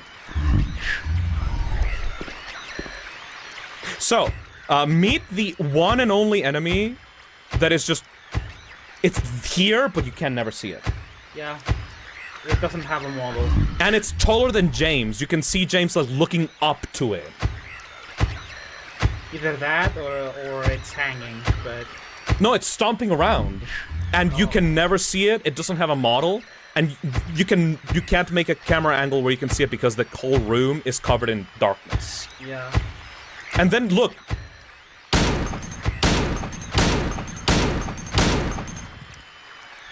You can kill it. Yeah. Okay, now, here's a fun question. Will the remake do this? And how would they?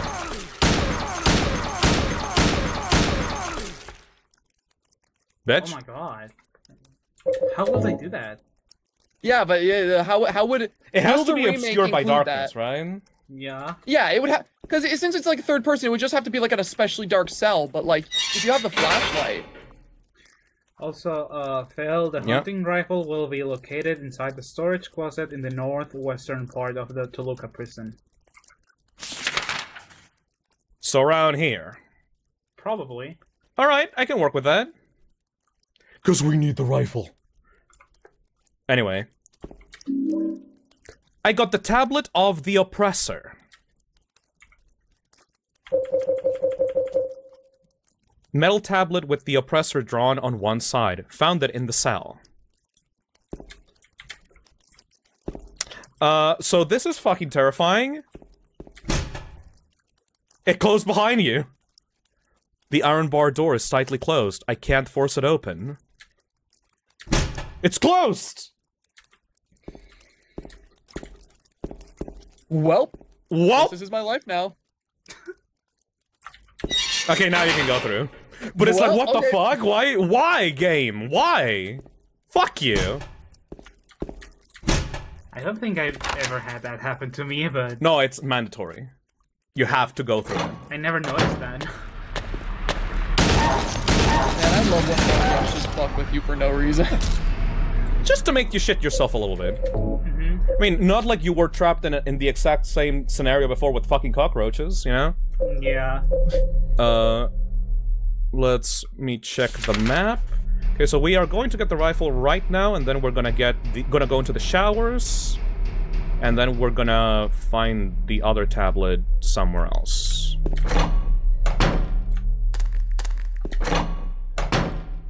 We're nearing the end of the game, by the way. This is like, oh fuck me.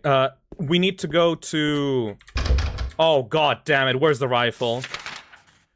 We need to go to the prison, then the labyrinth, then the hotel. I'm gonna kill somebody. Where the hell is this? Oh, Nor. Got a lighter, that's good.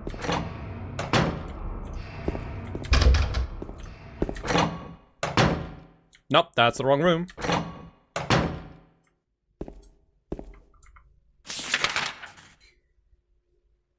Me? There.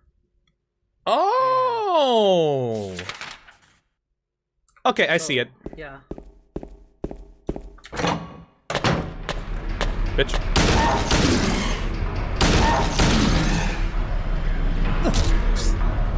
I love the stomping so much, I'm sorry, like... It's not even stomping, it's just... It's so good. It kick it. He just gives it a little pathetic kick.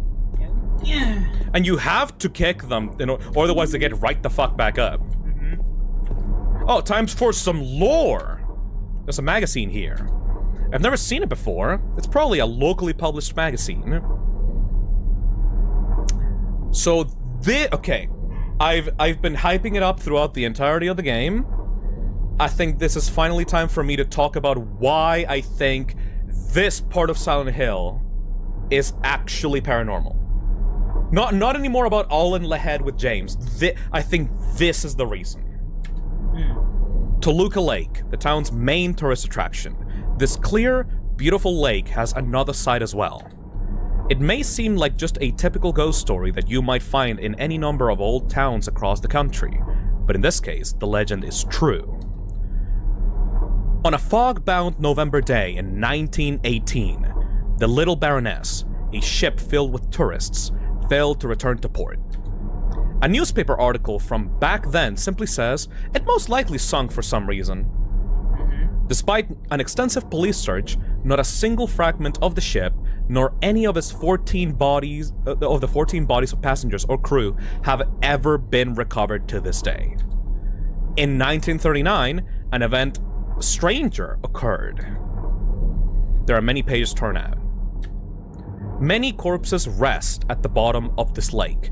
Their bony hands reach up towards the boats that pass overhead. Perhaps they reach out for their comrades. Remember at the start of this section when we went down into that staircase and we listened to a boat siren? Yes. I believe that the actual reason for why this is all going on is that even before the cult showed up, the bodies of the people living under the lake are calling out, to prisoners, are calling out to guilty people, are calling out to criminals, dragging them down into the depths of the lake. Yeah? Which ending did you get? In water. There's a lot of water in this game, a lot of symbolism around water and drowning and suffocation. I wholly believe that the reason for why this is happening is nothing to do with the actual cult story of the original Silent Hill 1, but it has to do with the spirits of the prisoners, and the spirits within the lake stuck in the boat of the little Baroness, serving as a, you know, a paranormal way of calling to people to the town and getting them to come towards them toward the lake and grabbing them and joining with them inside of the lake. Wait, hands?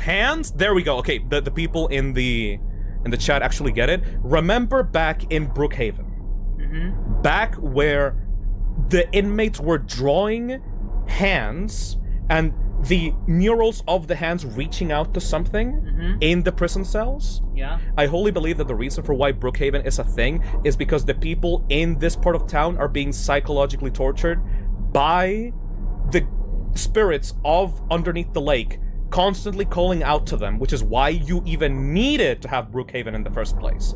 Because all of these mental illnesses and paranoia and people going insane is because of these spirits calling out toward them through their guilt, through feeling like prisoners, through feeling like criminals. It is the punishment of the people in the lake. Right.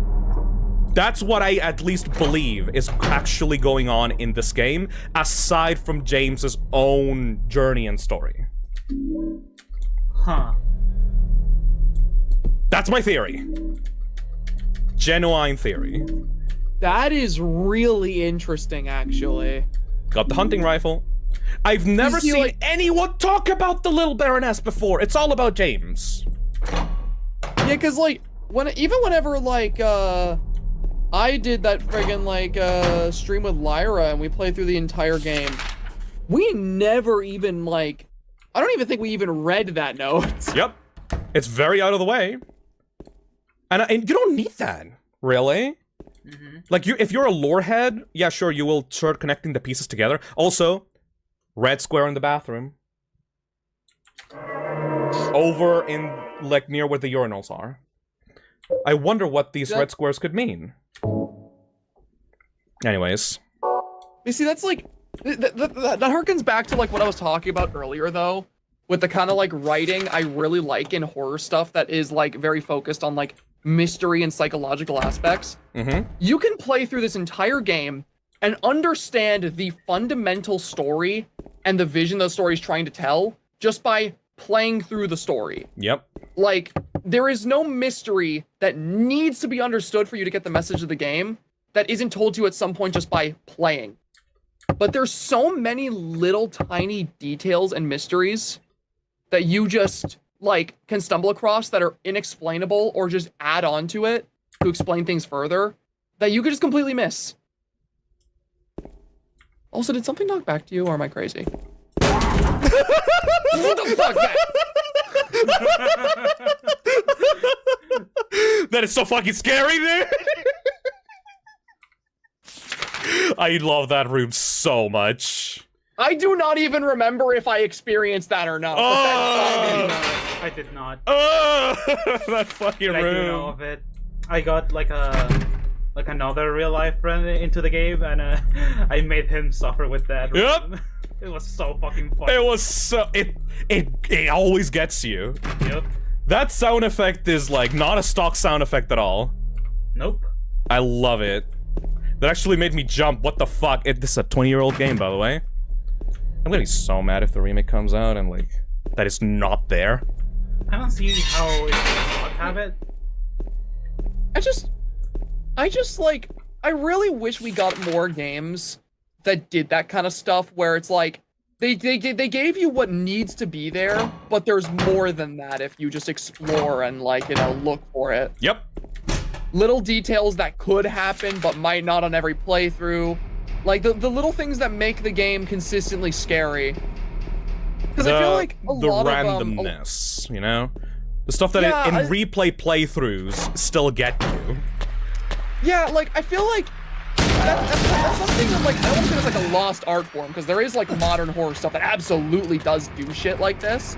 But, like, I just feel like a lot of horror stuff doesn't consider, like, multiple times going through it, you know, like the replays or the rewatches when it comes to that. A lot of horror games are kind of like popcorn horror, like serviceable ones, and then it can be done away with.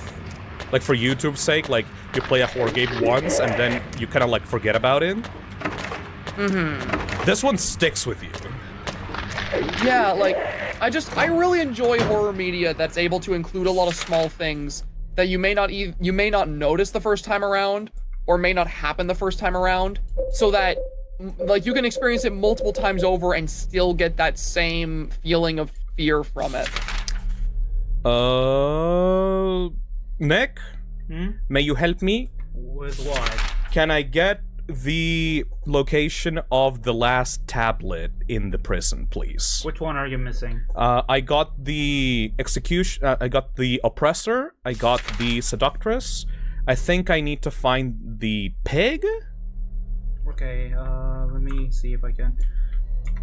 There. The gluttonous pig is. Oh my god! Is where we fucking started. I'm an idiot. Oh yeah. I fucking forgot. It's right there. It's right there. Just go down. Good thing, thank you, because like otherwise I would be just walking around in circles forever. There you go. How could I miss this? Anyway, so symbolism pretty fucking clear. Gluttonous pig, you find that in the room where Eddie is. Yeah. The oppressor, you find that in a jail cell where James gets stuck in. I don't want to talk about this one. Not right now.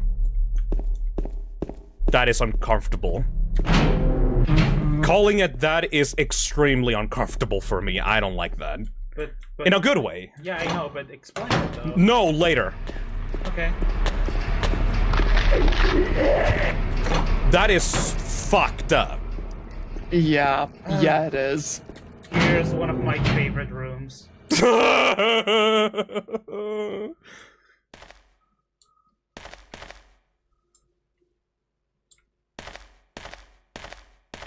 It was so cruel of them to make that the angle that the camera was at when you walk in. Yep.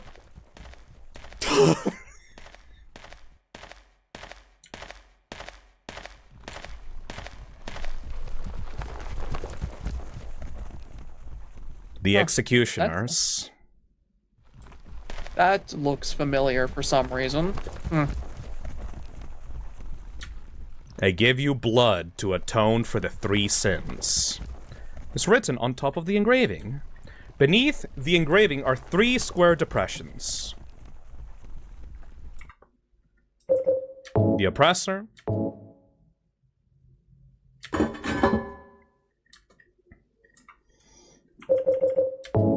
The gluttonous pig.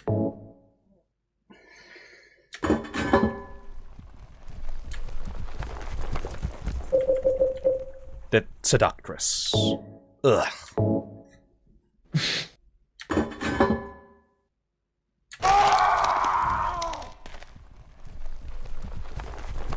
I'm sure that's fine.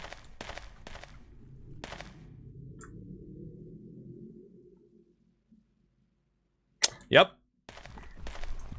Can you fall on your ass, please? Alright. Oh, you want me to fall here? Yeah. In this spooky ass room? Yeah. Full of symbolism and shit? Yeah. Okay, let's fall into that. Let's fall in the spooky ass room. Can you even do it? Like. I can totally do it.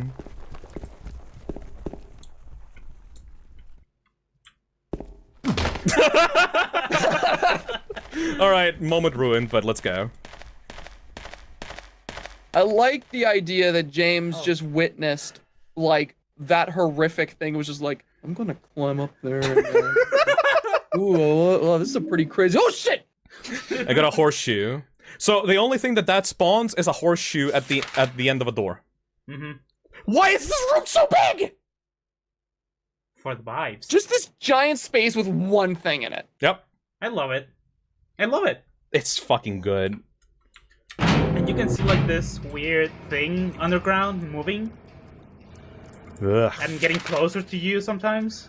Where was the... It is right here. We need to go right there. Once you know where to go, like, this game gets really faster. We're currently 5 hours into the stream, and we are... We might finish it in, like... 1 or 2 hours. 7 hours. But yeah, like, you could totally get yourself lost in this game if you don't have a guide, and waste a lot of time going through random rooms. But the pacing is just right if you actually know what you're doing and just you experience everything like back to back to back to back.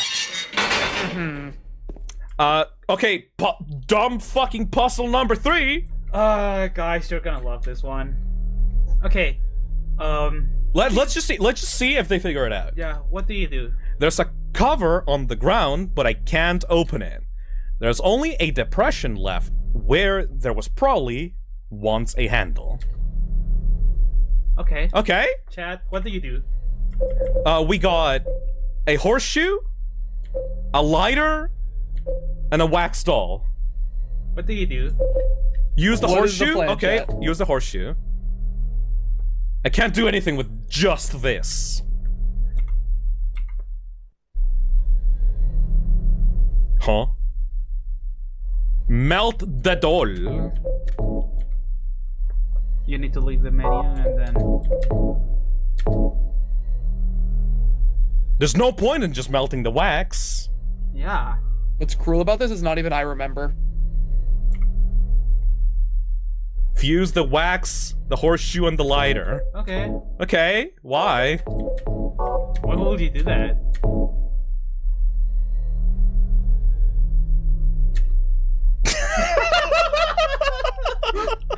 What is this fucking Halligan Mystery of the Druid shit? So dumb. Why? Are you?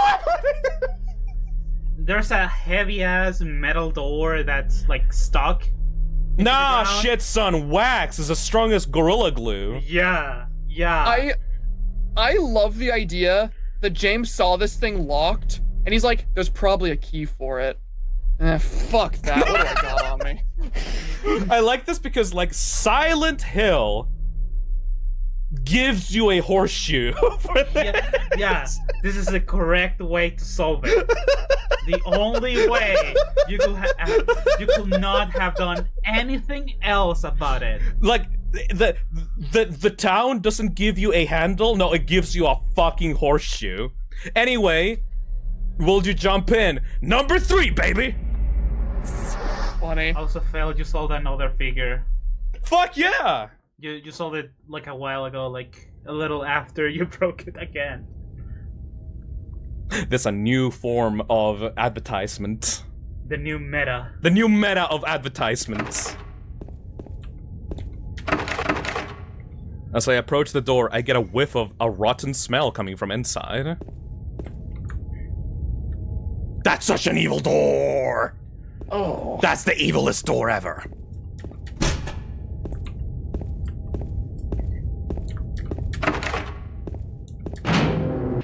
I would have to help you find the pieces later.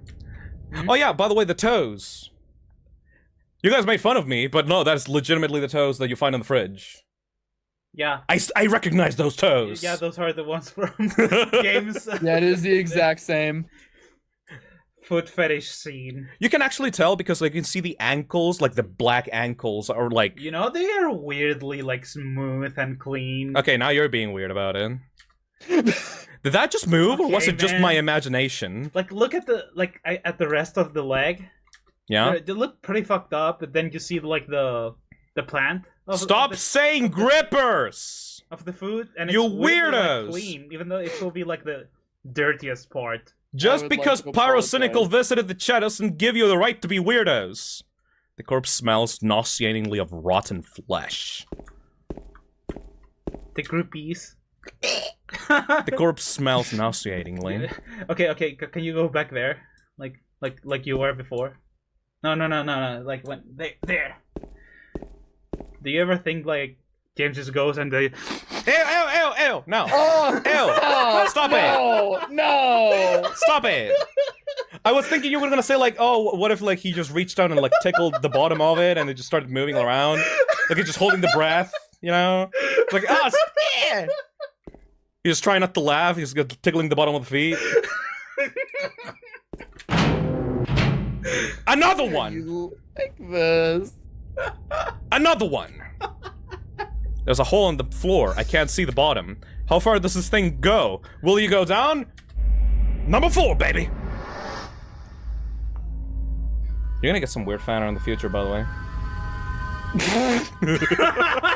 I'm just saying, you awoken the beast. Fuck this noise. If you keep making it weird, yeah. Fuck this noise. What's on the other side? Oh, just another fucking hole! That's the 4th one, okay. Another hole! Do I really have to drop through it? Yeah. Oh, poor James. You're getting sick of it, buddy. It's like James is going like, yeah, I get it. Like looking at Silent Hill. I get it! He belly flopped on it.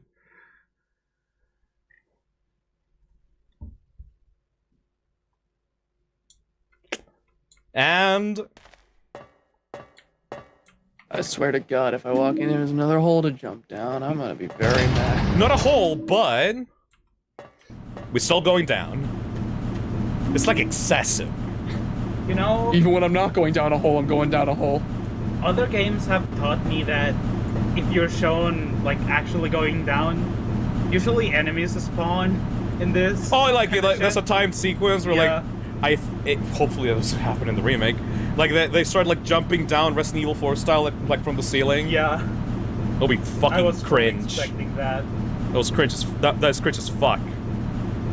Usually it makes sense for the shit like Metal Gear Rising. Oh, yeah. But for this... it's setting the tone. Yeah. Even James the Theorizer is like, I get it!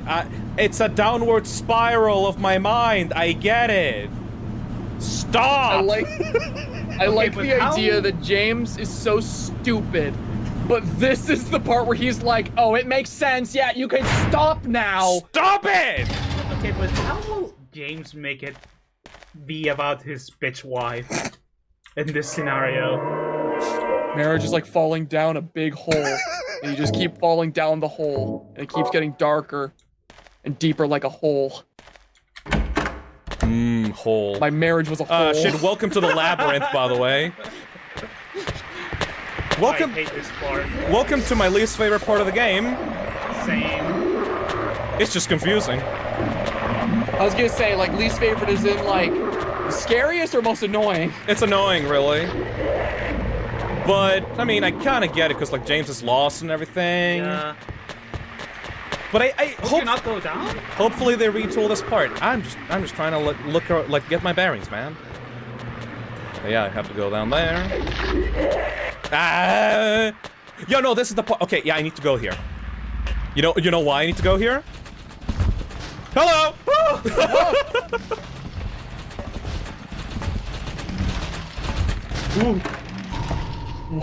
What is the metaphor? I love this camera angle. Yeah. This is cool as hell, the camera being inside the fan. Oh, yeah, okay, I was gonna tell you to do this, but... Welcome to Pyramid Head's literal bedroom.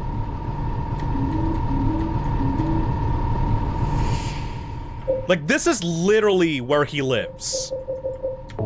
We stole his shit. Yep. A massive weapon wielded by Pyramid Head. Hard to use, but lethal. It's so lethal it goes across the fucking inventory box.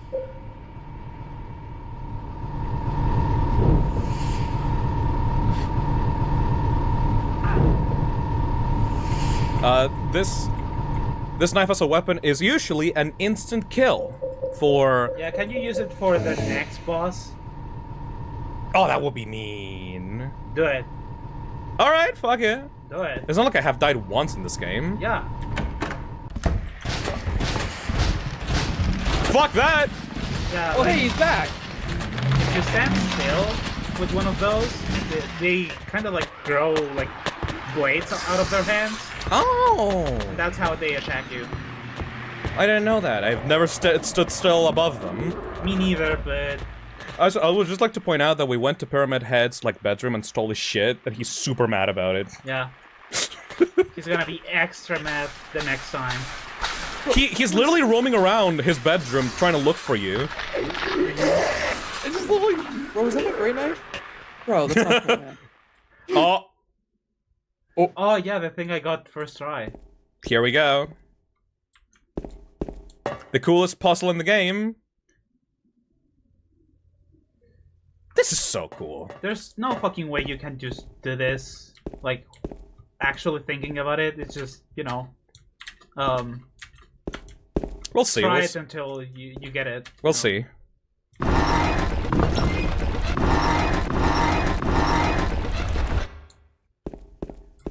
Motherfucker. It's so mean because the camera angle shows the other door, not the one you need to look at. Me. Oh my fucking god. Okay, we're gonna be here a while. Ugh. Hey! That's so cool, though. Everybody shut the fuck up.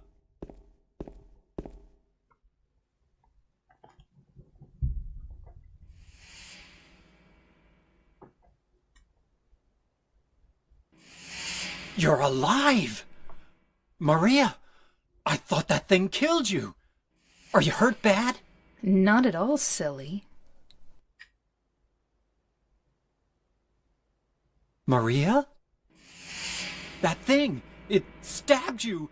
There was blood everywhere. Stabbed me? What do you mean? It chased us to the elevator, and then... James, what are you talking about? Just before. Don't you remember? James, honey, did something happen to you? After we got separated in that long hallway? Are you confusing me with someone else? You were always so forgetful. Remember that time in the hotel? Maria? You said you took everything, but you forgot that videotape we made. I wonder if it's still there. How do you know about that? Aren't you Maria? I'm not your Mary. So, you're Maria? I am. If you want me to be. All I want from you is an answer. It doesn't matter who I am. I'm here for you, James. See? I'm real. Don't you want to touch me? I don't know. Come and get me. I can't do anything through these bars. Okay. Stay right there. I'll be there soon.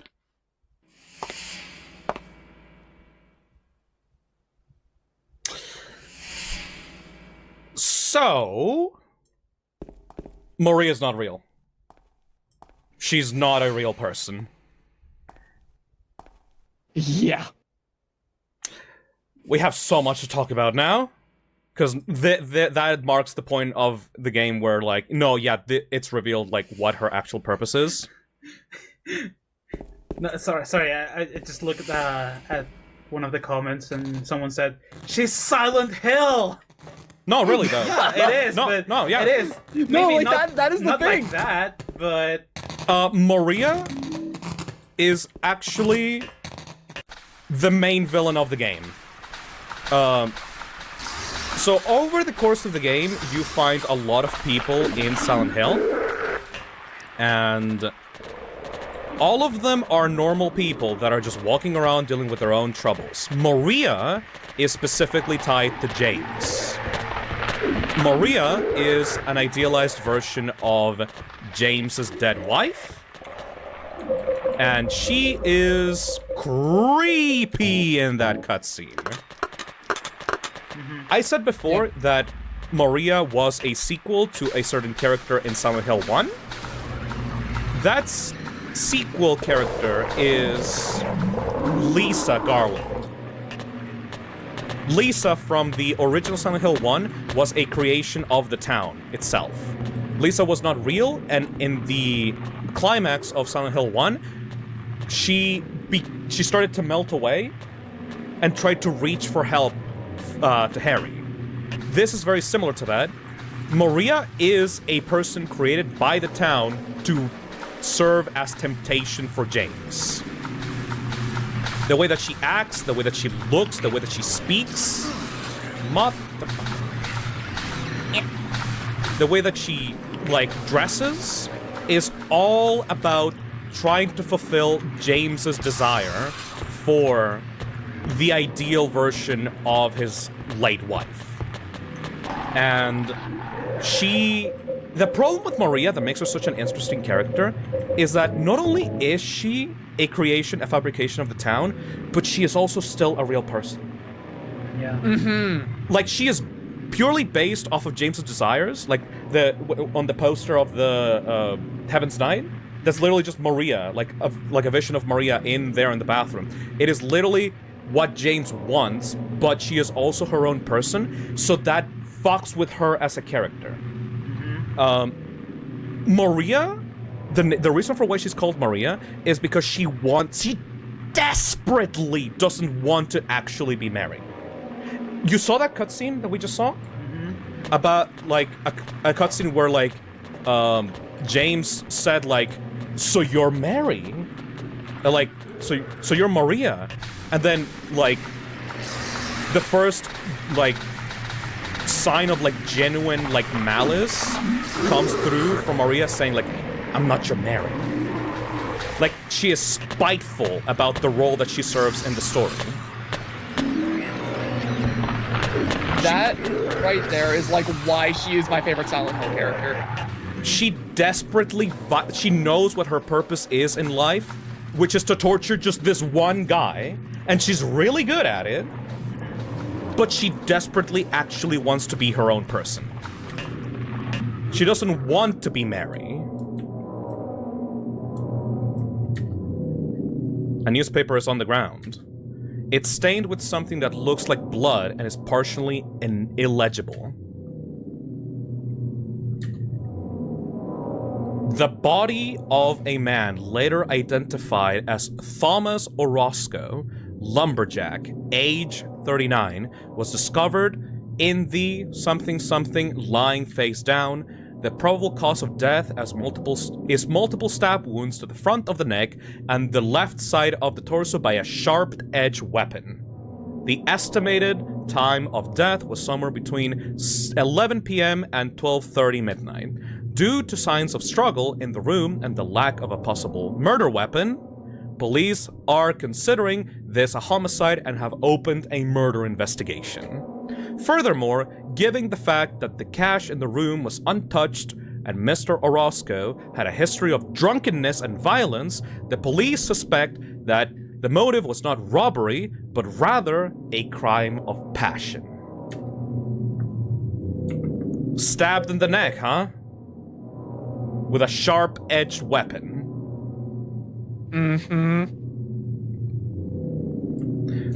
I know we were talking about Maria, but it's time to switch gears as hard as possible. Back to Angela.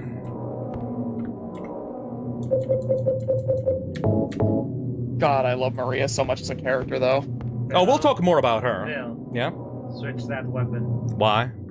Knife. No, the other one. Oh, I thought you were talking about the other guy. No. This is gonna suck. Do it. This is going to suck. Do it. I can barely move. It's gonna suck a Well, lot. no. Like, Okay, you can equip like a handgun and then change when it's time to attack. Oh god. Oh god. Yep. Yep. Oh, I hate this one so much.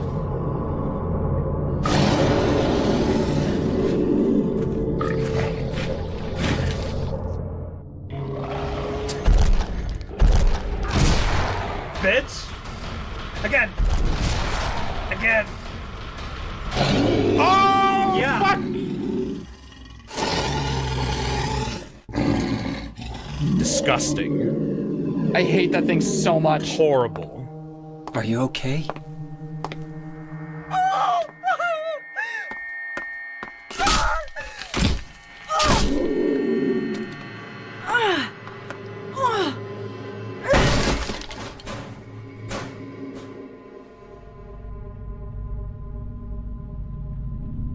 Angela, relax. Don't order me around! I'm not trying to order you. So what do you want then? Oh, I see. You're trying to be nice to me, right? I know what you're up to. It's always the same. You're only after one thing. No, that's not true at all. You don't have to lie. Go ahead and say it. Or you could just force me. Beat me up like he always did. You only care about yourself anyway. You disgusting pig.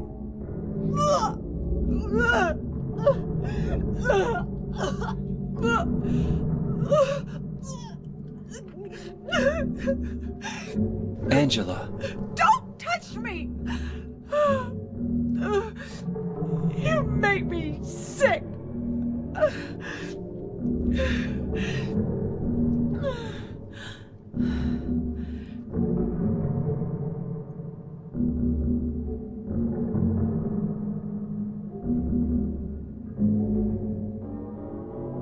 You said your wife Mary was dead, right? Yes. She was ill. Liar! I know about you. You didn't want her around anymore. You probably found someone else. Someone else? That's ridiculous. I never.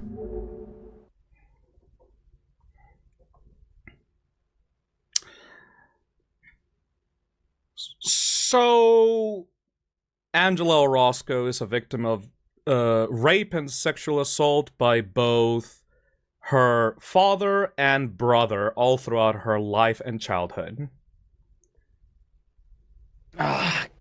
Yeah. During the prison section, you could find 3 tablets: the gluttonous pig representing Eddie, the oppressor representing James, and the seductress representing Angela. And if you pay attention to this room, you could see a very fleshy set of walls with pus and growths coming out of the corners of the room, probably representing STD, and metallic pistons bobbing back and forth, penetrating the flesh of these walls. She is being tormented by this creature called Abstract Daddy, which takes the form of 2 figures lying on a bed frame, one of them atop the other, while the other one is desperately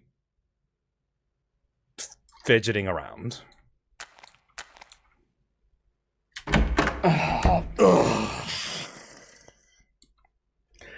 Angela eventually couldn't take it anymore after she turned 19.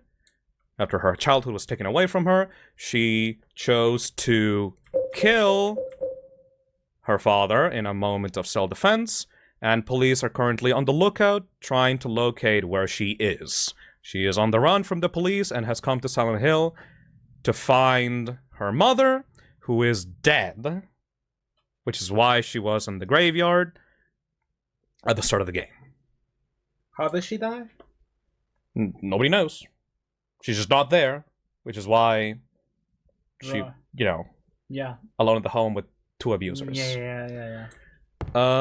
So yeah, this is why I don't want Bloober Team to make a side story with Angela. You do not fuck with Angela as a character and her story. No. There is another additional part of Angela's story that we will see later that will wrap up her storyline, and it will actually put the sock in the mouths of all the people in the chat trying to say, oh, I wish I could hug her. No, you do not hug Angela.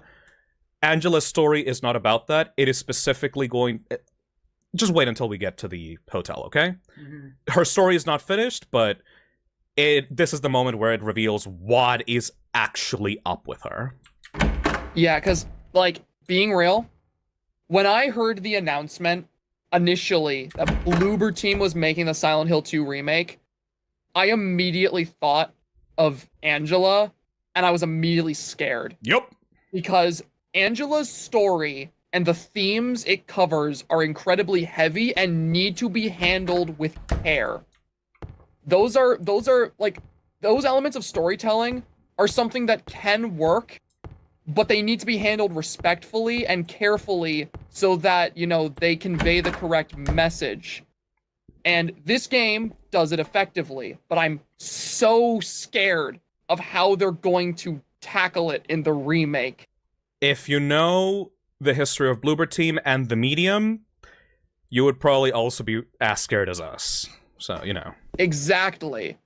Like, with Bloober Team's previous games and the way they handle mental health messages and heavy topics, I see that, and then I see Angela, and I'm just thinking, like, please don't ruin her. Please handle that topic with care. This scene and the scene in the hotel especially. They have not shown them. So, I'm pretty scared about it. Anyways, yeah. Next puzzle to breathe out a little bit of the tension in the room. Dead men swinging in a tree. How many dead men do you see? Tongue turned blue and face gone gray. Watch them as they twist and sway. The first one killed the butcher man. They then cooked him in the frying pan, served them to his hungry guests, and gave them seconds to request. The next one, with his smile and sweets, stole poor children off the streets. The men who dressed unsavory, he sold them into slavery. Breaking into a home at night, the thief had a nasty fright, filled with foolish head with ale, woke in the morn in the county jail. The artist, with his daunting skill, tried his hand at painting bills, but caught in rain he was undone when the ink he'd used start to run. With promises of great return, taking gold he did not earn, bundled it up out of sight, quietly slipped off into the night. 3 houses into ashes burned, the sheriff with no place to turn, did spy a stranger to his town, locked him up and beat him down. Dead men, swinging in a tree. How many dead men do you see? 6 feet long, 6 men wide. Round their necks the noose be tied.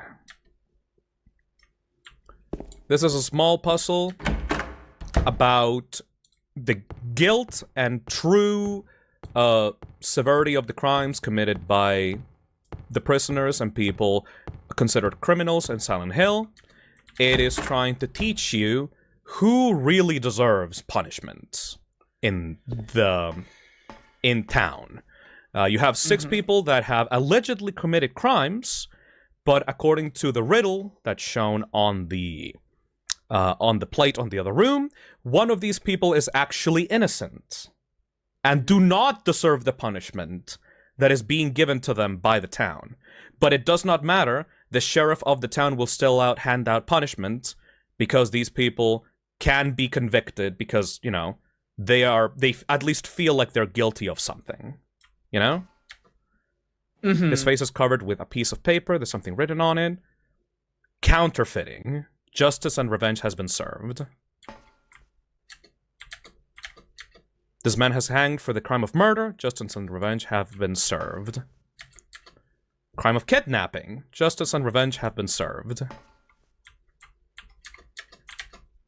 Thievery. Justice and revenge have been served.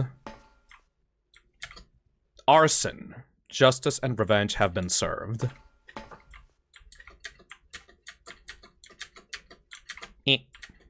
Swindling, justice and revenge have been served. One of these people is actually innocent. The one that's innocent is the arsonist, because in the riddle, there was no actual arsonist. The sheriff of the town simply saw a guy and convicted him of arson. So this guy is innocent, and we have to untie the noose from his neck. Free this man. Free this man! Very appropriate puzzle when after Angela's story is revealed, about the fact that all the trauma and punishment that she is receiving in Silent Hill is not actually just. Yeah, that's like another big reason why I think like she is the most tragic character in the entire game, is like these people who are in Silent Hill, like Eddie, for example, they're here to be punished for something. Angela is just a victim. Angela does not deserve punishment, and it shows you how Silent Hill is not this good town that gives you therapy or whatever. This town is about throwing back what you have inside of your head, and inside of her head, Angela feels guilty, therefore the town will punish her. This town is not sunshine and rainbows. This is about punishing what they themselves feel as, which is criminals. You're being punished for your own perceived crimes rather than like an objective sense of right or wrong. Yep. And in her mind, she did something wrong, even though she was nothing but a victim. Did I fuck up the puzzle? You need to go back to the... Oh yeah, right. Back to the key. Thank you. But yes, Angela does not deserve her punishment, does not deserve anything that happened in her life. However, everything that is happening comes from her own head. This place is evil. Silent Hill is evil. Just like, you know... I got the key of the persecuted. There we go. It's such a brilliant way of, like, explaining how Silent Hill is not here to help you. Yeah, you introduce this character and establish very clearly that, like, she was a victim who did what she had to escape, like, a terrifying situation. And then you immediately have this puzzle that, like, gives you the whole idea of someone being wrongly judged for a crime they didn't commit right after. Like, it's so good. It's so well done. Also, that key, I did not have time to, like, read the description, but that key said, key of the persecuted, key for the people that were wrongly imprisoned. Keep in mind, we're still technically inside of Toluca prison right now. And back to Maria.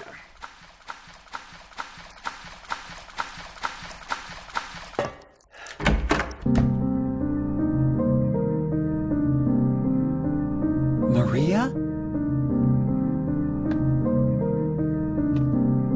Maria? Maria, no. What happened to you? Why?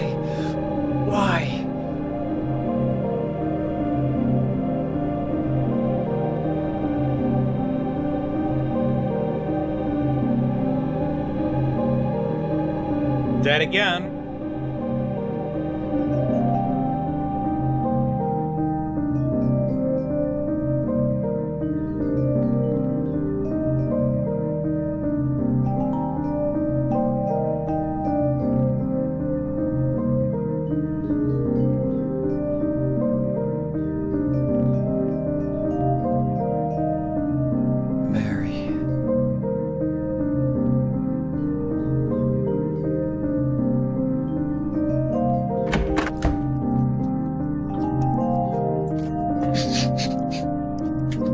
There's nothing else in this for me in this room. The way we saw this like super tragic cutscene and someone in chat said, I think this symbolizes his dead wife. You think? Oh my god, chat has been on point this stream.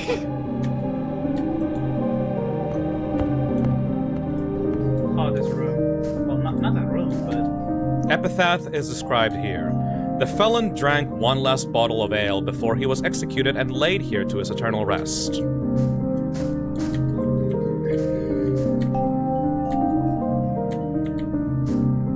You okay, Pastor? Oh yeah, I'm doing fine. The name on the tombstone is too scratched up to read. Yeah, that's at the point in the game where we're getting to the really heavy shit. Oh yeah, gotta give this like the respect it deserves, you know? Yeah, like, you know, I want to be talkative and like make jokes, but I also want to be respectful to the stuff going on in the game right now, you know? Gotta give it the weight. There's a name inscribed on the tombstone, Walter Sullivan. Hey, Walty.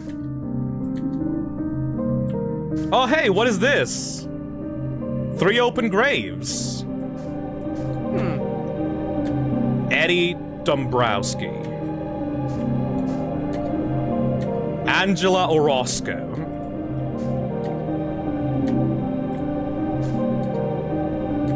James Sunderland.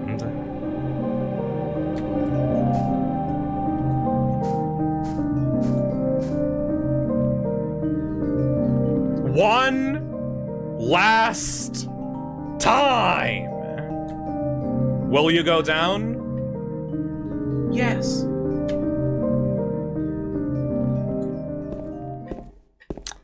Oh. Go. Just go. It's just a few steps. Oh boy. Also, I would like to point out, Maria keeps dying and coming back. Yeah. Will she come back?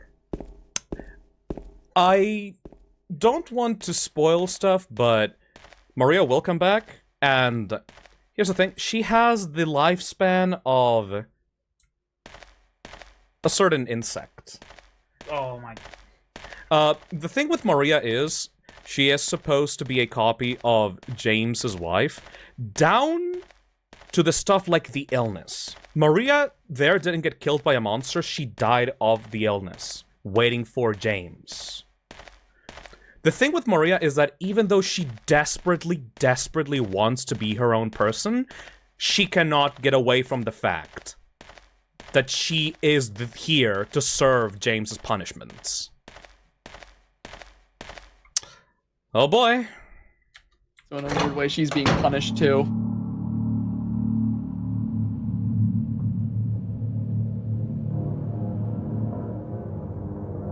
Welcome to Eddie's Silent Hill. Eddie? What are you doing? What does it look like? He always busted my balls. You fat, disgusting piece of shit. You make me sick. Fat ass. Camera you're nothing but angles a here are waste of psychotic. skin. You're so ugly, even your mama don't love you. Well, maybe he was right. Maybe I am nothing but a fat, disgusting piece of shit. But you know what? It doesn't matter if you're smart, dumb, ugly, pretty. It's all the same once you're dead. And the corpse can't laugh. From now on, if anyone makes fun of me, I'll kill him. Just like that.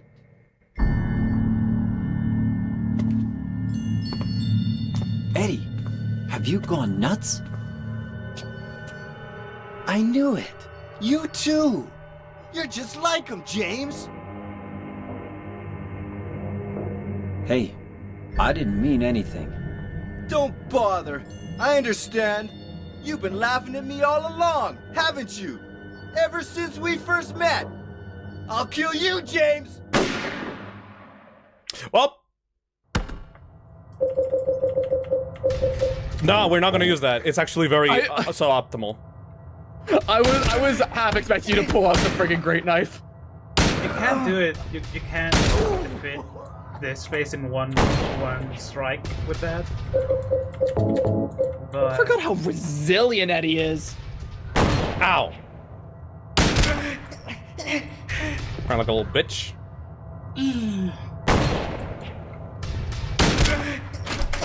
These fucking idiots. So yeah, this is... If you look around, this is completely different to the rooms that we've been in before in the game. Yeah. This is what Eddie sees when he goes to Silent Hill. This is Eddie's own otherworld. It's a meat freezer. Yeah.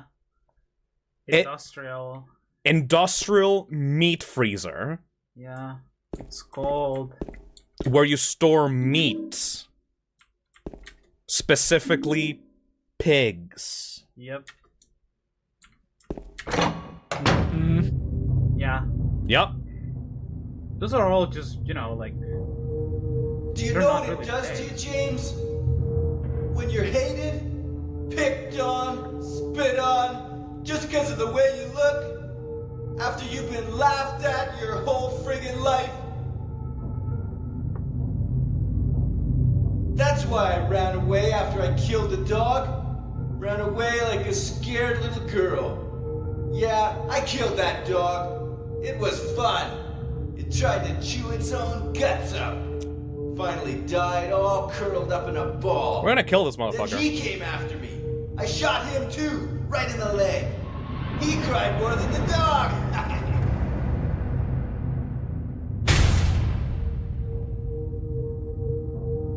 He's gonna have a hard time playing football on what's left of that knee. You think it's okay to kill people? You need help, Eddie. Don't get all holy on me, James. This town called you too. You and me are the same. We're not like other people. Don't you know that? Let's party! Kinda ruined that, Eddie.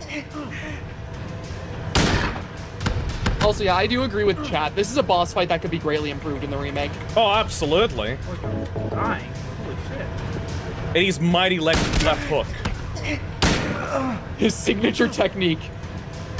His EX move.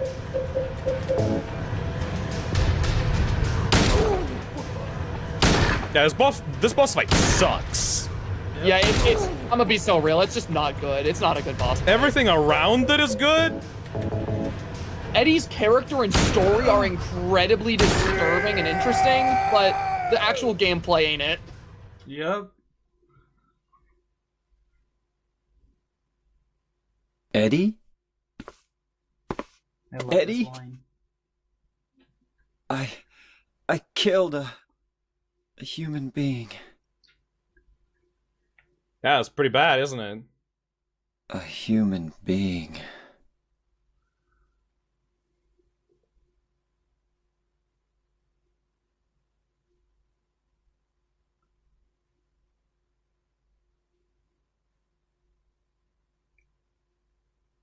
Mary. Did you really die 3 years ago? One little detail that I want to point out before we leave this room. There is a Silent Hill novelization, a Silent Hill 2 novelization, and in the novel, once you get to this point where you fight Eddie and kill him, there is a scene in the book where a bunch of undead dogs burst through into this room and start tearing Eddie's corpse apart and eat his guts. Just because extra fuck him, you know? Yeah. Fuck Eddie Dombrowski. That's Anyway. a really cool way to die. It's a really cool way to die, especially compared to this, you know? But yeah, fuck Eddie. Not a cool way to die, a cool death. Yup. All my homies hate Eddie. Eddie and Angela are like the exact opposite sides of a coin. You have a character that legitimately doesn't deserve the shit that she's going through in Silent Hill. And then you have Eddie, which, sure, he may have felt bad initially about killing the dog and injuring the person. But even though he didn't kill a human being when he came to Silent Hill, once he actually got in, he started killing more and more and more and started enjoying it and became the worst person in the game. Like, one of them. It's like the complete opposite sides of the coin of how Silent Hill can affect you as a person. You can either drown in your own self-hatred and guilt, or you can revel in it. You can revel in the kill. You can completely take yourself away from the situation and find enjoyment in your own sins and actions. And both scenarios are equally horrible and bad. Like, Angela is going through it, even though she doesn't deserve it, and Eddie is inflicting pain on others. And he absolutely would deserve punishment. But he's thriving in this environment. And we got James stuck in the middle between those two, going through his own issues. I really like how with both of those characters, like, both Eddie and Angela end up projecting, like, the worst parts of their own stories onto James in some way, shape, or form. Oh, like, yep. Because Angela, having gone through such horrible trauma, she doesn't trust James and views him as this manipulative man who's just trying to take advantage of her.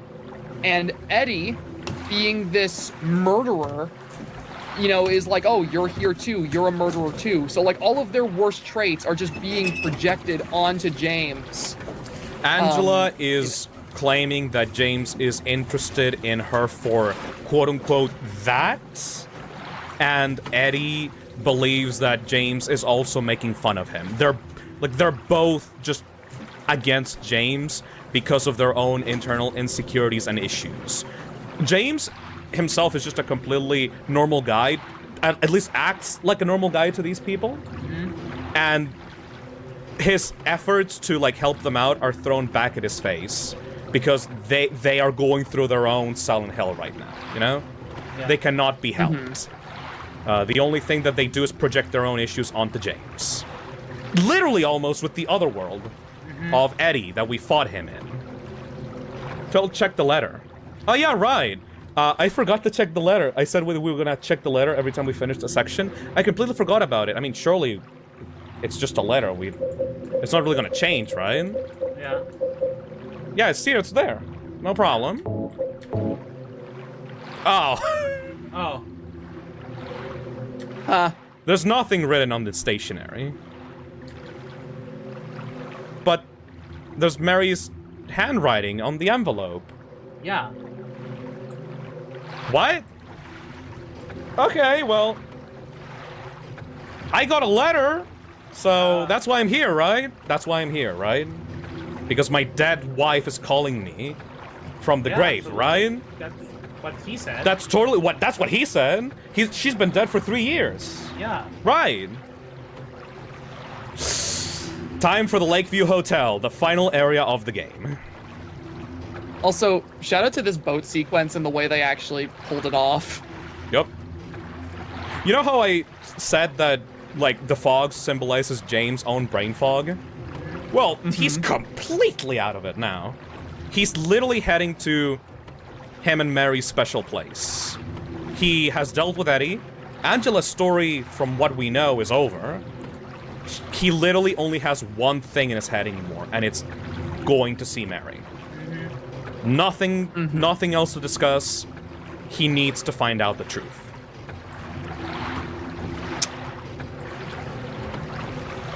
Fuck, I love this game. We're 6 hours in. Yep. Barely feels like it, honestly. It does not feel like time has passed at all.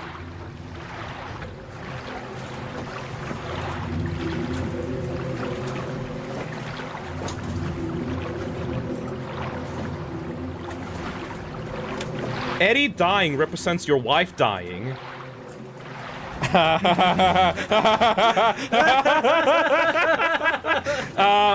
Mac? You might be right. Shut the fuck up! Or not. Shut up! No. Shut up! Shut up! If you know, you know. If you know, you know. Buddy's trying to, like, be in on the joke and accidentally... Okay, you know what? Shut up. Lakeview Hotel time.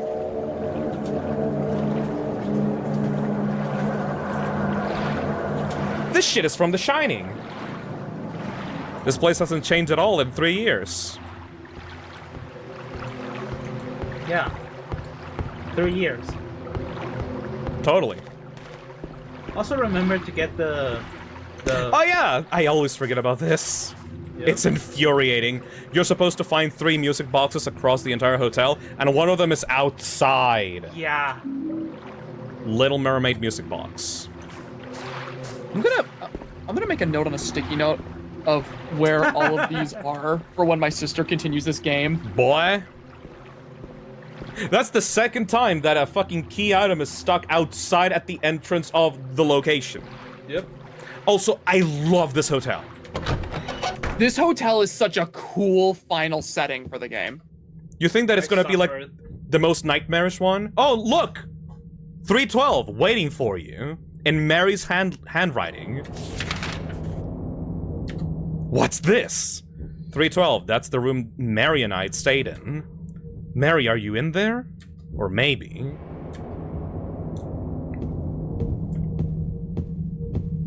You think that the final area of the game is going to be this giant nightmarish, like, flesh-covered hotel? But no. It's just empty. I'd argue that this place looks prettier than any other location we've been in the entire game. Like, it's not like some freaky, like, grungy, abandoned building like everywhere else. It's just a well-kept, nice hotel. Yeah.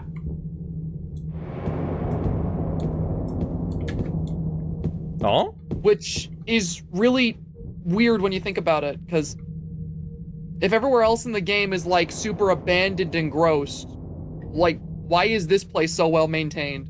Why indeed? Why? We'll see later.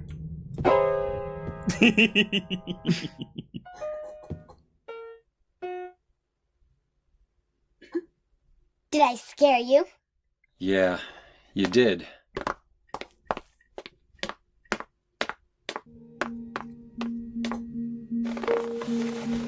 You're here to find Mary, aren't you, James?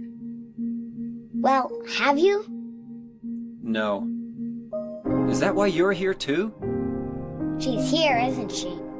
If you know where she is, tell me.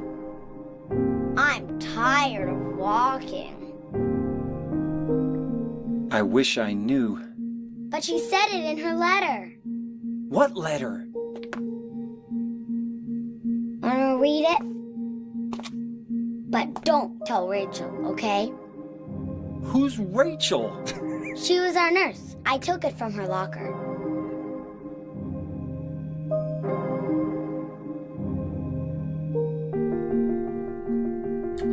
My dearest Laura, I'm leaving this letter with Rachel to give to you when I'm gone. I'm far away now, in a quiet, beautiful place.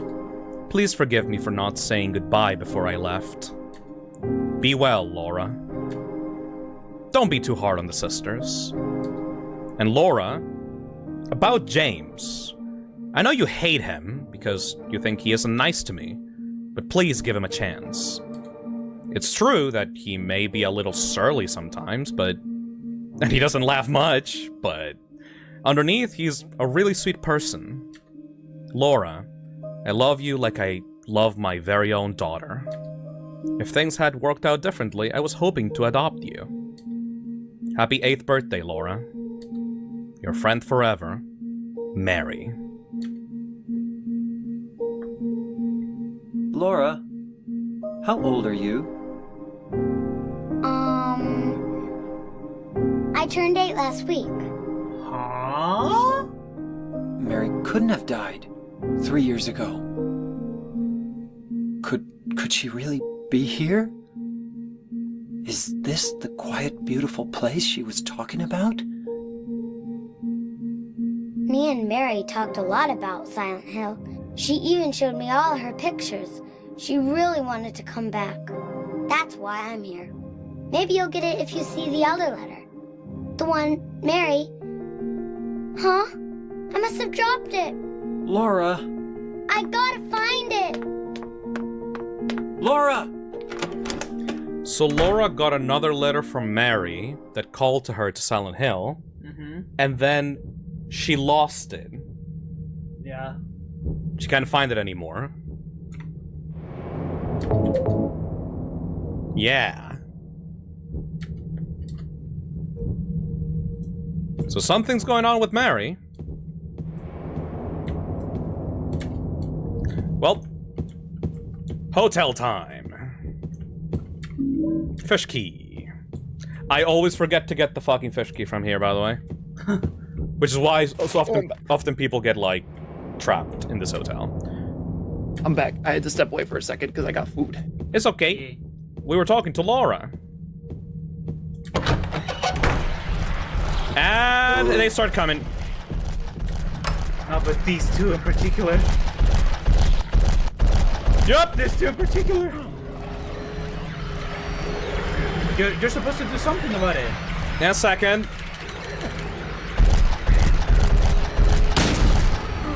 Oh no, no, no, no, no, no, no, no, no, no, no, no, no, no, no, no. Kill. Oh my god! Use an ampoule. Okay, good. So those are miniature versions of the Abstract Daddy. They are being reused as monsters for this section of the game.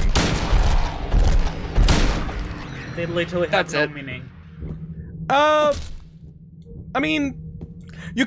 No. No, not really. They said that they didn't have meaning. They just needed enemies for this part of the game. Yeah. Now, okay, here's have meaning. Here's another good question then. Yes. Do you think the remake is going to reuse the Abstract Daddies for this section, or do you think the remake's gonna have a brand new monster for the hotel? I hope that it either has a brand new monster for the hotel or nothing. Yeah. Because this fucking hotel is scary enough as it is, honestly. Mm-hmm.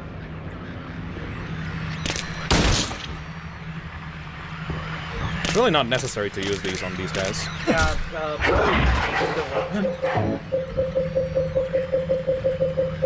You deserve the 2x4.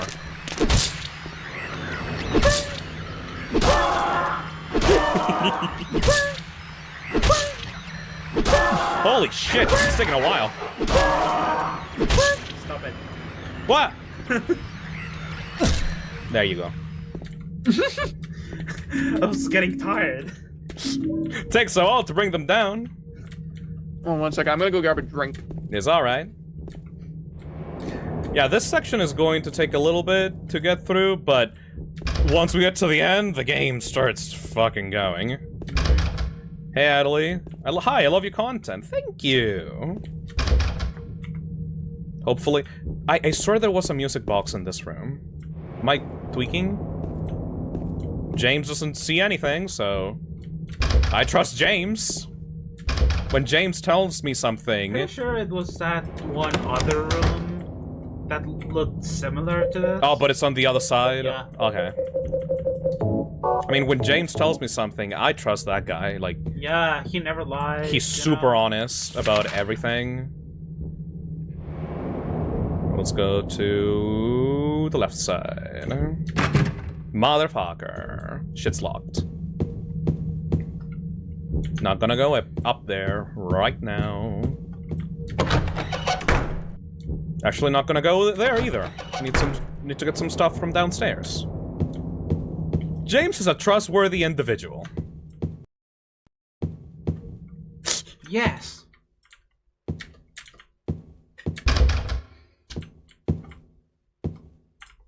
There's an X in here. Weird.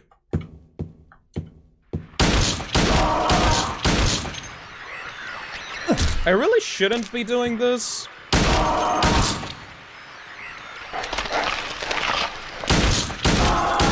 But I mean, I have enough ammunition anyways. I've been saving all across the entire rest of the game. How much ammunition do I have, actually? 100 bullet! Yeah. We good. I'm back. Hello, hello. Welcome back. Hello. We're just doing the initial part of the hotel. Mm-hmm. What the fuck? What was that? Fuck you! I don't think that's, like, that always happens. That also happen always? I fucking love the random noises. Alright, we got the fish key. We got the... spinner? Oh yeah, for the photo. Okay, good. Mr. James Sunderland, the videotape you forgot here is being kept in the office on the first floor. Which is the way fucking. It's on a locked box. That shit is shut tight. No keys in the key box. Are you kidding me? For the one that is there. Are you kidding me? James? There we go. 312. The key to the room where Mary and I stayed.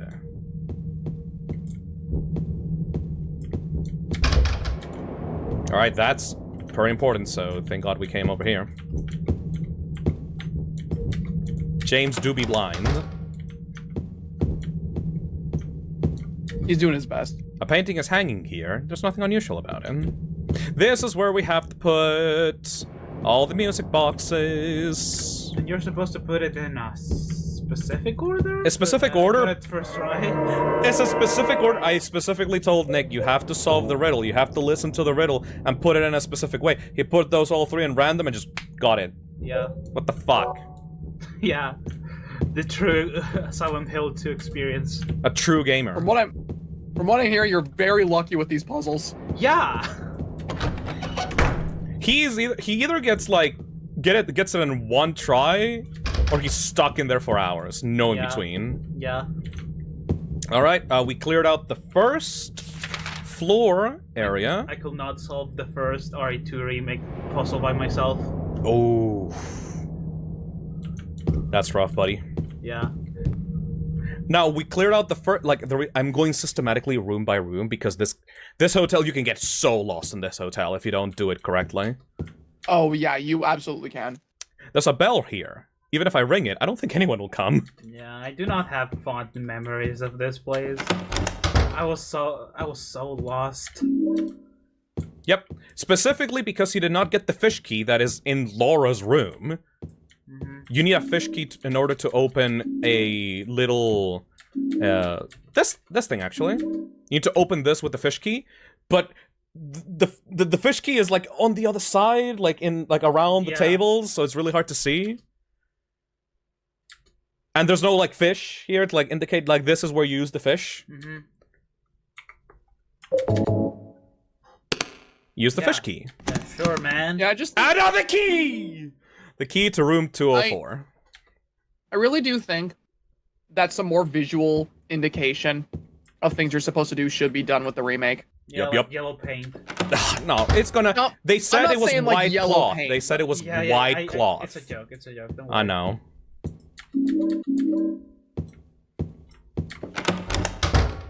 There's a very specific cutscene that you can later on get in this room that I'm not sure if I want to actually see because it'll lead to in water. Which one? You go over here and put on headphones. Yeah. You did. I don't think you got in. No. It happens after the big climax. You can go into this room and see a cutscene. Oh. And if you do that, it'll trigger in water. Yeah. Zach, do you think we should watch it? Do you know about this cutscene? I missed this. I do not know about it. You do not know about this cutscene? I have not seen this cutscene you're talking about. It explains the 3 years. Maybe you can save at a point and then come back to this and then load the previous save point. I mean, I think in water is a pretty good ending anyway. I mean, depends on what you want.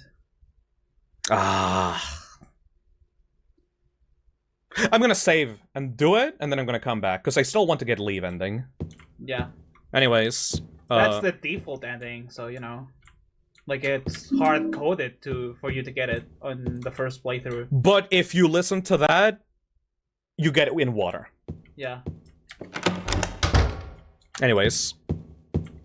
Okay, so I looked around in those rooms. It's really similar. Well, Signalis got it from here, but it's really similar to what Signalis does with their endings. Yep. Depending on the things you do. Depending on the actions and the stuff that you see across the game. Look at that big-ass motherfucker. It is hard-coded to get one specific ending as well. Like you have slightly more points to get that one ending. The way... Oh, nice. The way that the ending system works in this game is that if you have seen an ending before, you will not get it on the other way around. You will get a different ending. Unless you try really hard. Unless you try really hard to get the ending you want. That way, for repeat playthroughs, you tend to get new endings each time you play the game, which is really cool. Yeah. Mm-hmm. I wonder what's gonna happen in the remake! Yep. I'm not sure if they would add new endings or not. I think they said they were gonna add new endings, but it's not... Yeah, I think I remember something like that. It's not 100% confirmed. Alright? I would love if we got new ending. I would like to get an ending based on Eddie. Like, the way that Eddie acts, and the violent side of Eddie. Oh, yeah. Because, like, Eddie is prime material for, like, what if you did act like Eddie and you indulged in the violence that Silent Hill gives you? Oh, yeah. That would be fucking... Oh, that will make sense, because you know how they wanted to make it like a combat that's satisfying, but you're quickly, like, punished for it? Yeah. What if there's an ending that punishes you for having fun in combat? Yeah. Yeah. Employee elevator key. Why is Zach not speaking much? I'm eating. They do be eating. Yeah, let the man I'm eating a burger. Photos are scattered all over the bed. These are all photos of the main characters of the game. You can see James in the middle there. What's this? Part of the photo has been colored over with a marker. Good thing that we brought the thinner.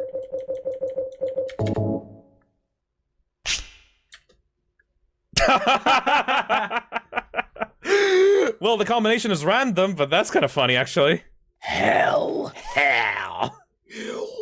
Kide. See, this is symbolic of the fact that Silent Hill is, in fact, hell. Help! Help! Oh man, I really thought on my first playthrough that the solution was gonna be Mary, but Oh, that could have been good. Okay, so we got 2 music boxes. We need to go across the rest of this place to get the last one. We need to use the employee elevator key to get to the last one.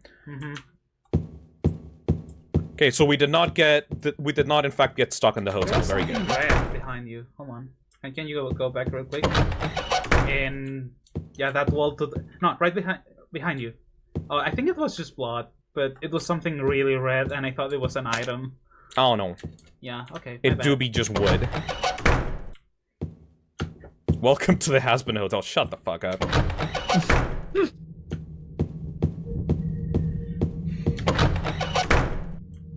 Here we go.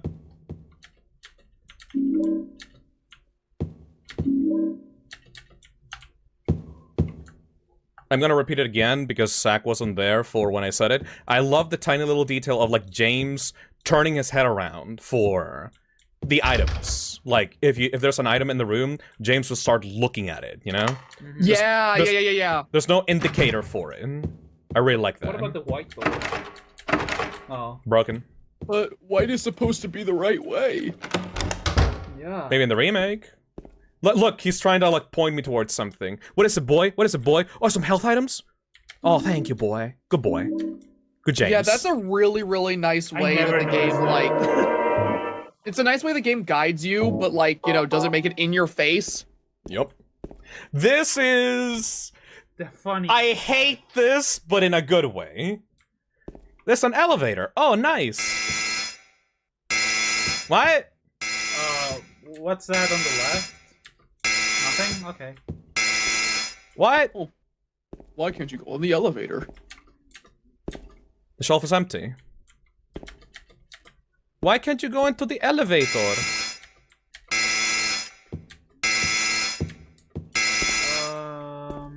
I think that explains it somewhere around here. It does. There we go. There are memos hanging in here, but nothing of interest is written. Where the fuck? There should be something that says what you have to do. Shelf is empty.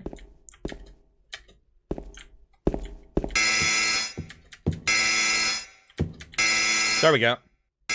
Weight allowance, 1 person.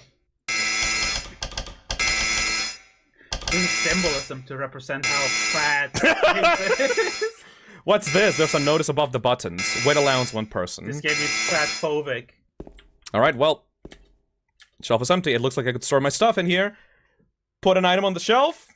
We have to put every single fucking thing that we own in the game and have ever grabbed in here. Even photo of Mary, even the letter, everything, even a scrap of paper, all of it goes into the shelf. Yeah. I hate that they make you put everything like one by one. In the same room where they give you healing items, by the way. Yep. Yep. Assholes. Alright, time to go. Yeah.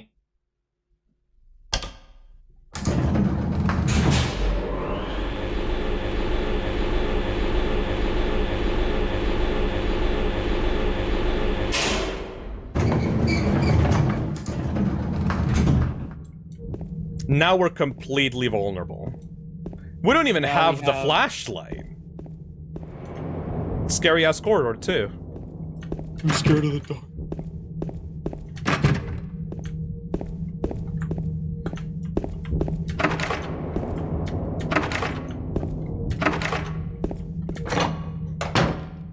Oh. Here. There's a... That's the music box. It's so hard to pick up, and it took me a while to find it because I didn't know about the James looking at the. But James is James is helping you. He's a good boy. I never noticed, and you didn't tell me either. He can sniff them. Shadow. Also, you need to pick up the tape as well. The tape is here too. Yeah. You need it. No.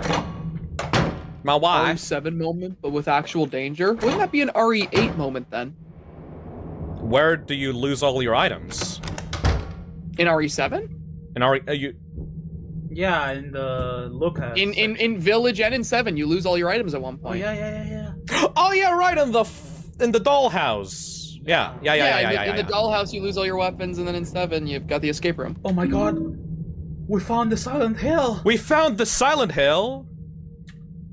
Silent Hill was a movie the whole time? It's a can opener beneath the videotape. Look at a can opener.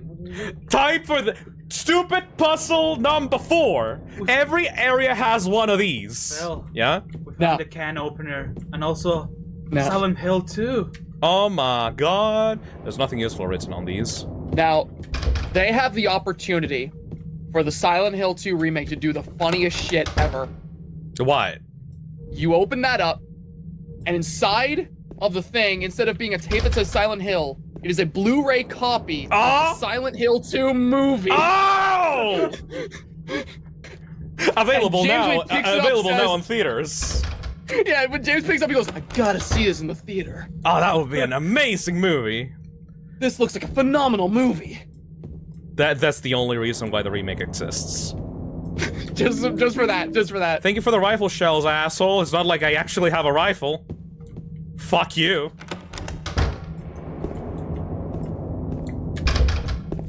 Alright. We need to get away from here, but guess what? Can't actually use the fucking elevator. I really appreciate how someone in chat thought I was being serious, but that was like, I'm gonna be real. I don't think we're gonna do that. Are you kidding me? Come on. Where the hell do we go? There's a theory going around that the Silent Hill 2 remake is actually a sequel to Silent Hill 2, and it's just like a loop that James is going through, and it's the lamest shit ever. Okay, Final Fantasy VII. Fuck you. I was gonna say that's just Final Fantasy VII Rebirth. That is lame as fuck. Bloober could totally do it. Or Silent Hill 2. Yeah. I mean, it would be cool, but no, come on, dude.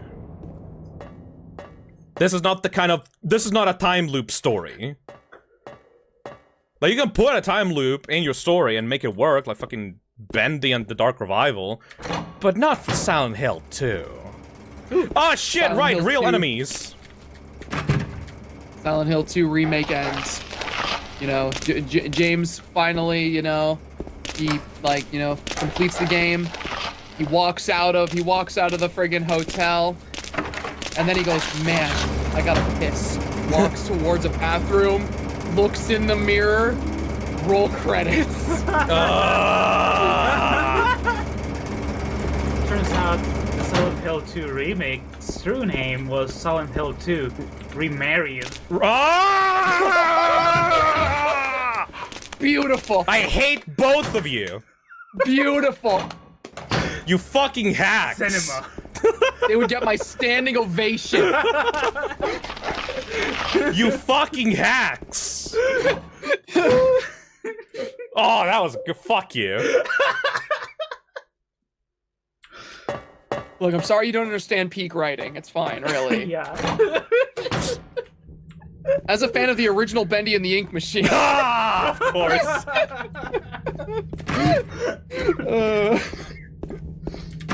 Where the hell is that bar? Mother. Ah! Where's the bar? I have a key to the bar. Underground bar to hallway. Phil do be lost in 2 rooms. Oh, I know what it is. Do you remember that, like, kitchen room? No, I have not found kitchen room. Oh, this one.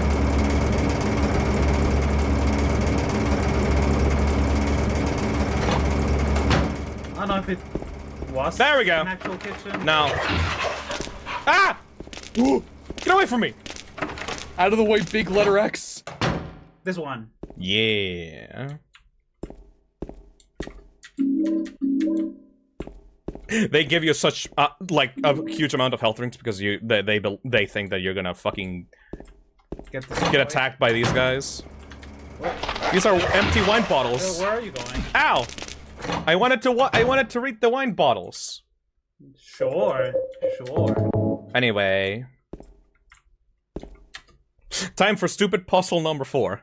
Yeah, I love this one. There's a can with no label on it. Okay. We have a can opener.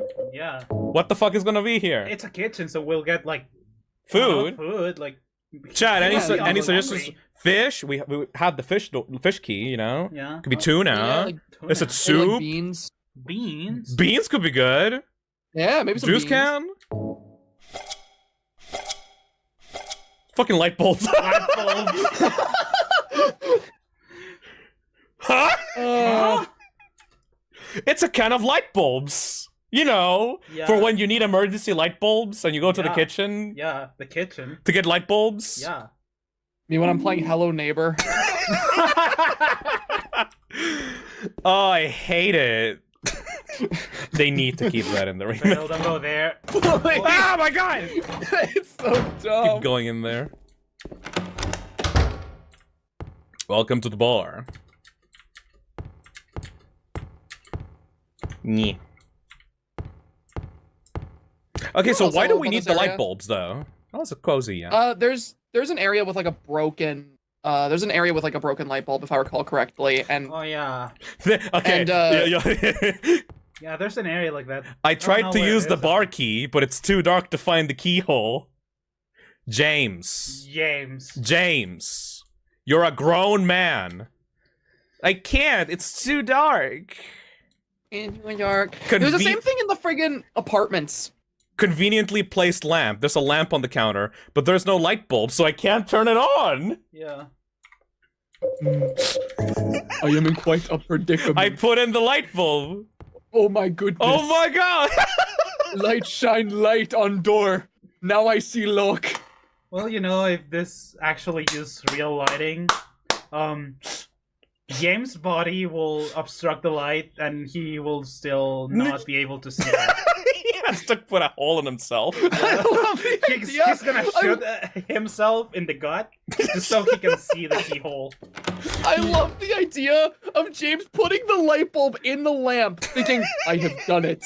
Turning towards the door, seeing his own shadow, and just staring down at the floor in shame.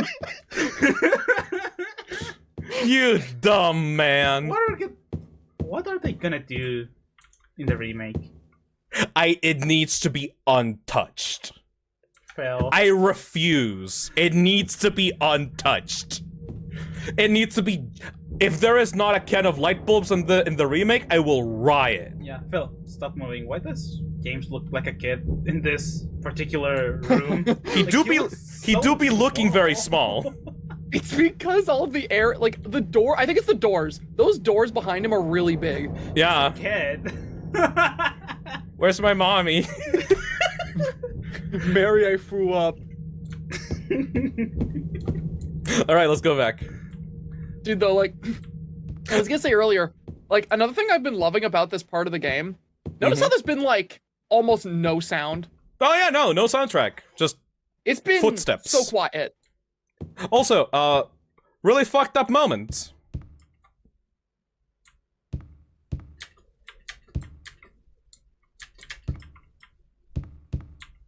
Oh wow. James.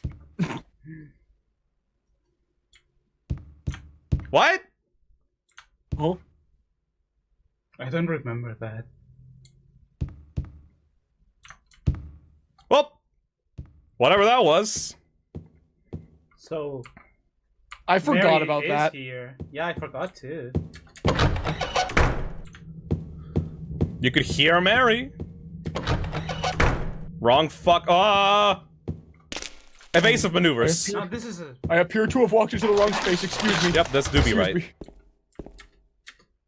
They're just put there because they're mean. They give you back everything in one go as well, so like. Yeah, they could have made you just drop everything. But they didn't. At once. They're assholes. Save? Yep, I almost forgot. Save phase. Save phase. So where the hell do we go now? You have the 3 music boxes? I do! Alright. Let's go put them in. Also, the monsters that were here disappeared! Yeah, they're only there when you don't have any... Assholes! Yep. Yeah, like, what the hell? Like, you're getting ready, you have your, like, handgun ready to, like, kill them, but, look, nah. Fuck you. Cowards. Alright, time for the thing. There's a music box here.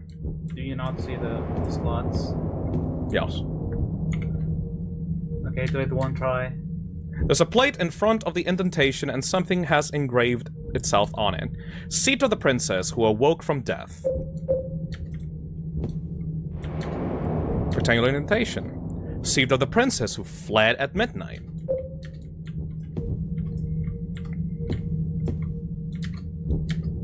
Seat of the princess who spoke no words. So... first one is... Oh no, that's first try. Snow White. And then Spoke No Words. That do be The Little Mermaid. And then Cinderella. You're supposed to play it now. Yup.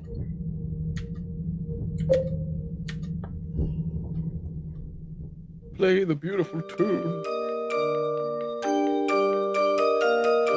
Yay!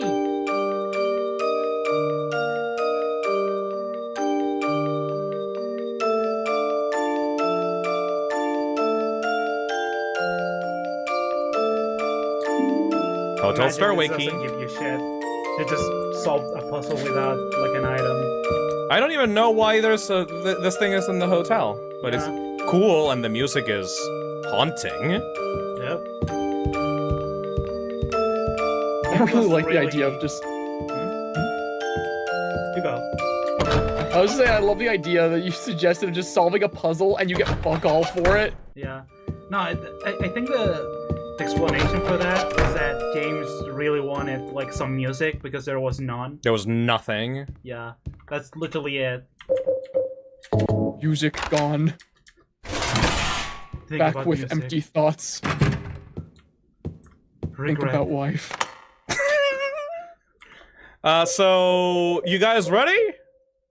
Yeah. Because there's literally nothing else. Mm-hmm. It is just this. Moment you've all been waiting for, chat.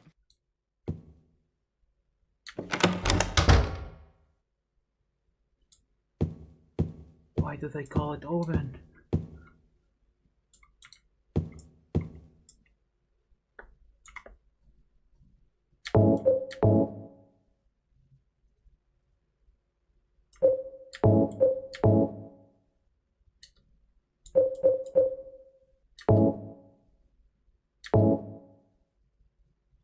Oh, fucker, hold on.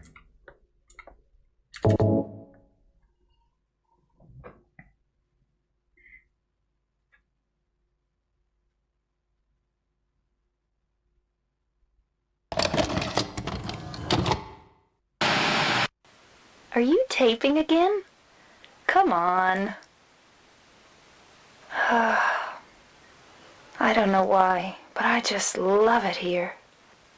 It's so peaceful. You know what I heard? This whole area used to be a sacred place. I think I can see why. It's too bad we have to leave. Please promise you'll take me again, James.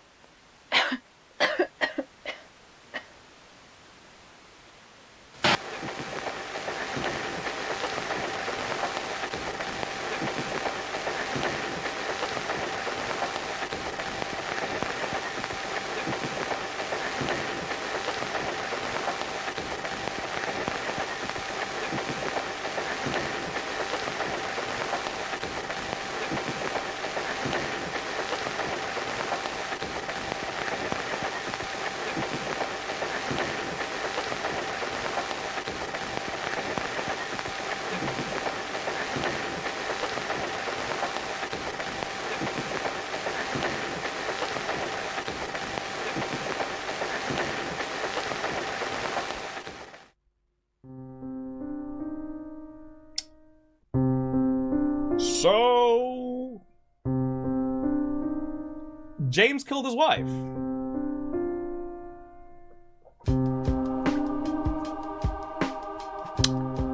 Not even 3 years ago. No, it happened like last week, like less than a week ago. Yeah. Maybe like the day before we arrived here. Mm-hmm. You can barely see it on the static, but you can see him holding the pillow, the white pillow, over her and suffocating her.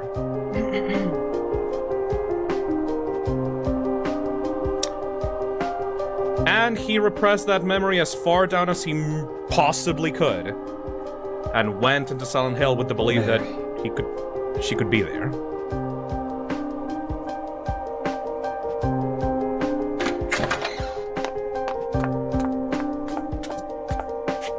So there you are, James. Did you get the letter? Did you find Mary? If not, let's get going already, okay? Laura. There's a theory that she's in the trunk of the car. No, that's confirmed.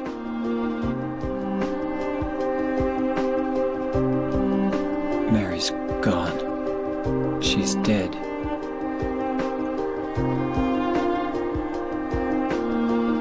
Liar, that's a lie! No, that's not true. She died because she was sick? No, I killed her.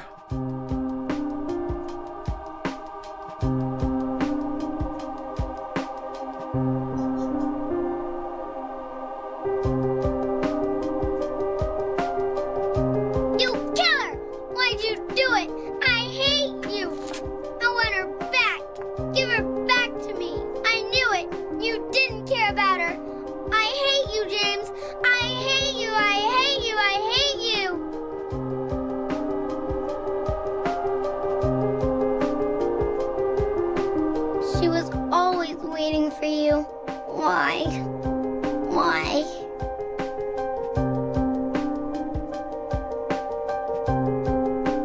Yeah, why?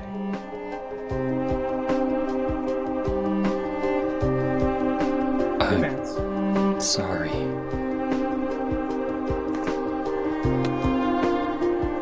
The Mary you know isn't here.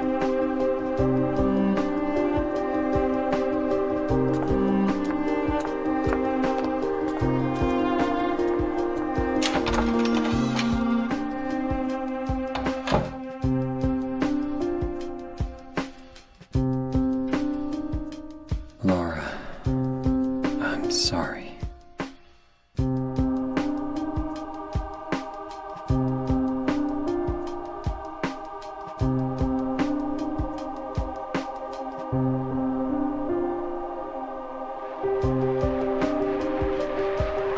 James, where are you? Here we go. I'm waiting. I'm waiting for you. Please come to me. Do you hate me? Is that why you won't come? James, That voice! James, please hurry. Are you lost? I'm near. I'm waiting nearby, James. Please, I want to see you, James. Can't you hear me? James, please, James. James, James, James. Some of you may recognize this room. Oh, the music. So, James killed his wife. Fun fact from the radio that you just saw, the very first thing that happens once you pick up the radio and after fighting the first lying figure is you hear Mary's voice through the radio, and if you really put your ear out to it and you listen very closely, you can listen to Mary asking where he is and why he killed her. She literally says, "James, why did you kill me?" But the static is too thick to be able to actually hear her. Because, just like the fog, Silent Hill, the fog and the radio waves from the radio that you use throughout the entire game is a representation of James burying the memory of him killing Mary deep inside of his subconscious and just completely disassociating from the entire thing. You know these red squares? Yeah. These red What are they? The red squares in this game are specifically a way for James to suppress that memory. You know the first thing that happens in the game? Mm-hmm. James staring at himself in a square mirror in a bathroom. The red squares that we find all across the game are reflective. They literally throw James's own visage, his own face back at himself. He's literally staring at himself through the red squares.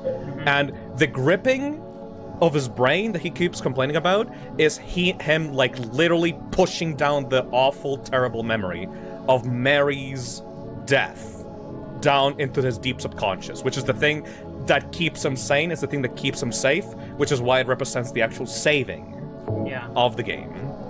So these are red mirrors, basically. These are red mirrors, yes. And with this in mind now, I want to bring up again what you were talking about earlier in the stream, Phil, with proper context. Yep. Pyramid Head torments you throughout the first half of the game by carrying around a great knife, a super heavy burden of a weapon to carry, and right after he kills Maria, suddenly that burden is gone. Lifted. And now he's carrying a spear, a lightweight weapon. So why did James kill Mary? Why the actual fuck would this schlubby boy kill his wife? Well, the story of Silent Hill is literally about why he actually did it. Like, your actions throughout the game, the people that you meet, the themes that they represent, it's all about asking the question, James, why did you kill me? Time to save. I'm going to show this cutscene now. Yeah, also, Zach, you mentioned the thing about Mary being in the trunk of the car, but I'm pretty sure that what was said was that she was in the backseat. Backseat of the car, yes. Yeah. I don't remember if it was the trunk or the back seat, but it was confirmed that at the beginning of the game, Mary's body was in James's car. Regardless, yeah, she is in the car all this time. So, this is an optional cutscene that you can find if you are observant enough, and this explains why James believed that Mary died 3 years ago. But if you look at it, you get a certain ending, like almost guaranteed. So I want to show it, but then I want to reload back so that we don't get that ending, ideally, because I like the leave ending the most. But we'll see, okay? A few months ago, you told me you liked the in water ending the most. I flip-flop a lot. Mary's going to die? You must be joking. You must be joking. I'm very sorry. But you're a doctor. It's your job to heal people. How can you just let her die? Please, calm down. As her doctor, I promise I'll do what I can. But there's still no effective treatment for her condition. How long does she have? I'm afraid I'm not sure. 3 years at most. Perhaps 6 months. It's impossible to say with certainty. 3 years. 3 years. 3 years at most. So... Can you listen to it again, or... Nope. Is it gonna... Okay. I can't hear anything anymore. So, the reason for why James gaslit himself into thinking that Mary died 3 years ago is because, to him, the Mary that he loved died 3 years ago. And just like you said, Zach, about the heavy burden that is being lifted, being represented by the knife, throughout those 3 years of James and Mary fighting the illness, of Mary being stuck in the hospital, of Mary being stuck in bed in James's apartment, Mary was nothing but a burden to James. At least, that's a way that he could interpret it in his mind. For James, taking care of this sick person, this person that was rotting in bed, this person that was literally, like, dragging him down in life, was such a burden that he might have ended up killing her because of that. That is one interpretation of why he did it. You know? And you see, that's the thing I love so much about this reveal in the game, is you find out like why he's here. You find out that he killed Mary, but you never get a definitive reason as to why. Was he doing it as a mercy killing because he didn't want his wife to suffer? Was it because he viewed her as nothing but a burden and wanted to be rid of her so he could move on with his life? You don't know. And notice too, the hotel is constantly getting more and more decrepit, by the way, as we walk through here.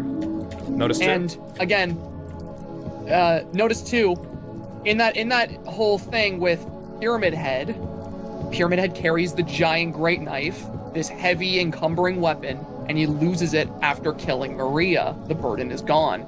However, he still has that giant hunk of metal literally attached to his head that is constantly weighing down on him even after he loses the knife. Yep. You need to go to this door again, I'm pretty sure. Then somewhere else. Yeah, even us walking through these looping rooms does kind of represent James being aimless now that he learned the truth. Like, he is completely out of it, you know? Also, another thing that we can talk, like the game presents many reasons as to why James would do it, but what we know for a fact is that James has repressed sexual desires, and that he partly blames his wife because of it, and those are feelings he hates. That's what makes James such a good character, because he's not evil. He feels these feelings, but he hates himself for it, you know? Yeah, like, and that's why, like, he sees stuff like the nurses, and instead of being afraid of them, he's disgusted by them. He recognizes his own sexual frustration in seeing his wife in that state. And when he has those thoughts, he hates himself for it because he knows how terrible those thoughts are to have. He can't help himself. And Silent Hill is taking all of those thoughts and throwing it back at him. They're trying to get him to confess to why he's actually did it, you know? Yeah. Like, why did you do it, James? Was she too much of a burden? Did you hate your wife? Did you do it to mercy kill her because she's been stuck in bed with the illness for like 3 fucking years? And the reason, the motive that it's not ever really clear is because it changes. It changes depending on your own actions, yes. Yeah. And I think that's like the big reason why James is like a character that so many people find so incredibly interesting, because there is no black or white, like there is no black and white when it comes to James as a protagonist. There is no, oh, he was like a good husband trying to like give her like, you know, a peaceful death, or oh, he's a selfish monster. It's all just like this weird gray area because there is no concrete answer. It's however you view his actions as the player of the game. Yeah. Time for another best scene in the entire game. Because remember, this story may be about James, but it's not just about James. We need one more character left. There's one more person in this hotel with us, and we need to go talk to her.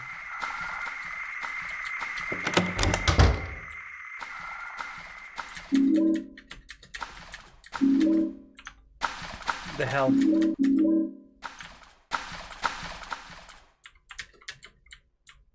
Motherfucker. There you go. I'm glad that at least the can of light bulbs is okay. Yeah. I would have screamed if they were destroyed.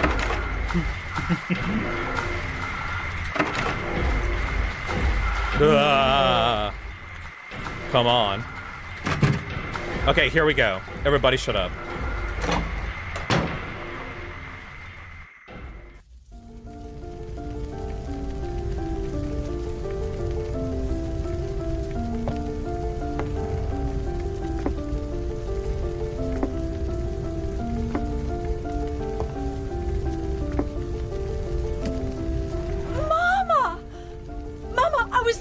You. Now you're the only one left. Maybe then I can rest. Mama, why are you running away?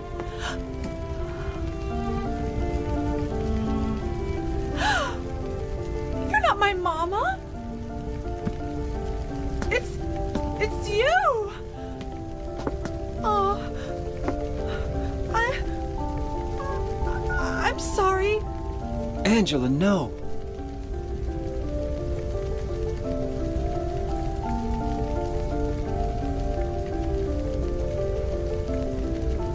Thank you for saving me. But I wish you hadn't.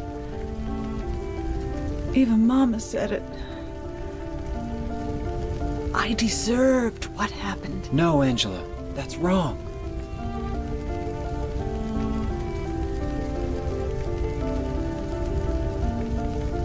No, don't pity me.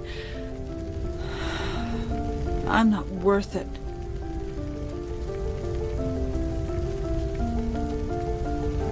Or maybe you think you can save me. Will you love me? Take care of me? Heal all my pain?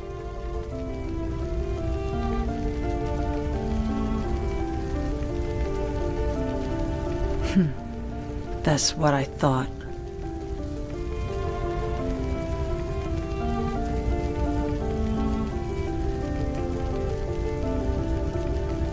James, give me back that knife. No. I won't. Saving it for yourself? Me? No. I'd never kill myself.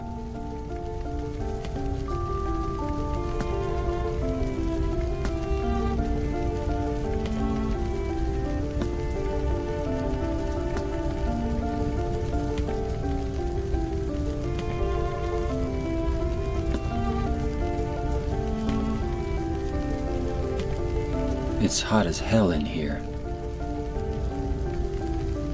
You see it too. For me, it's always like this.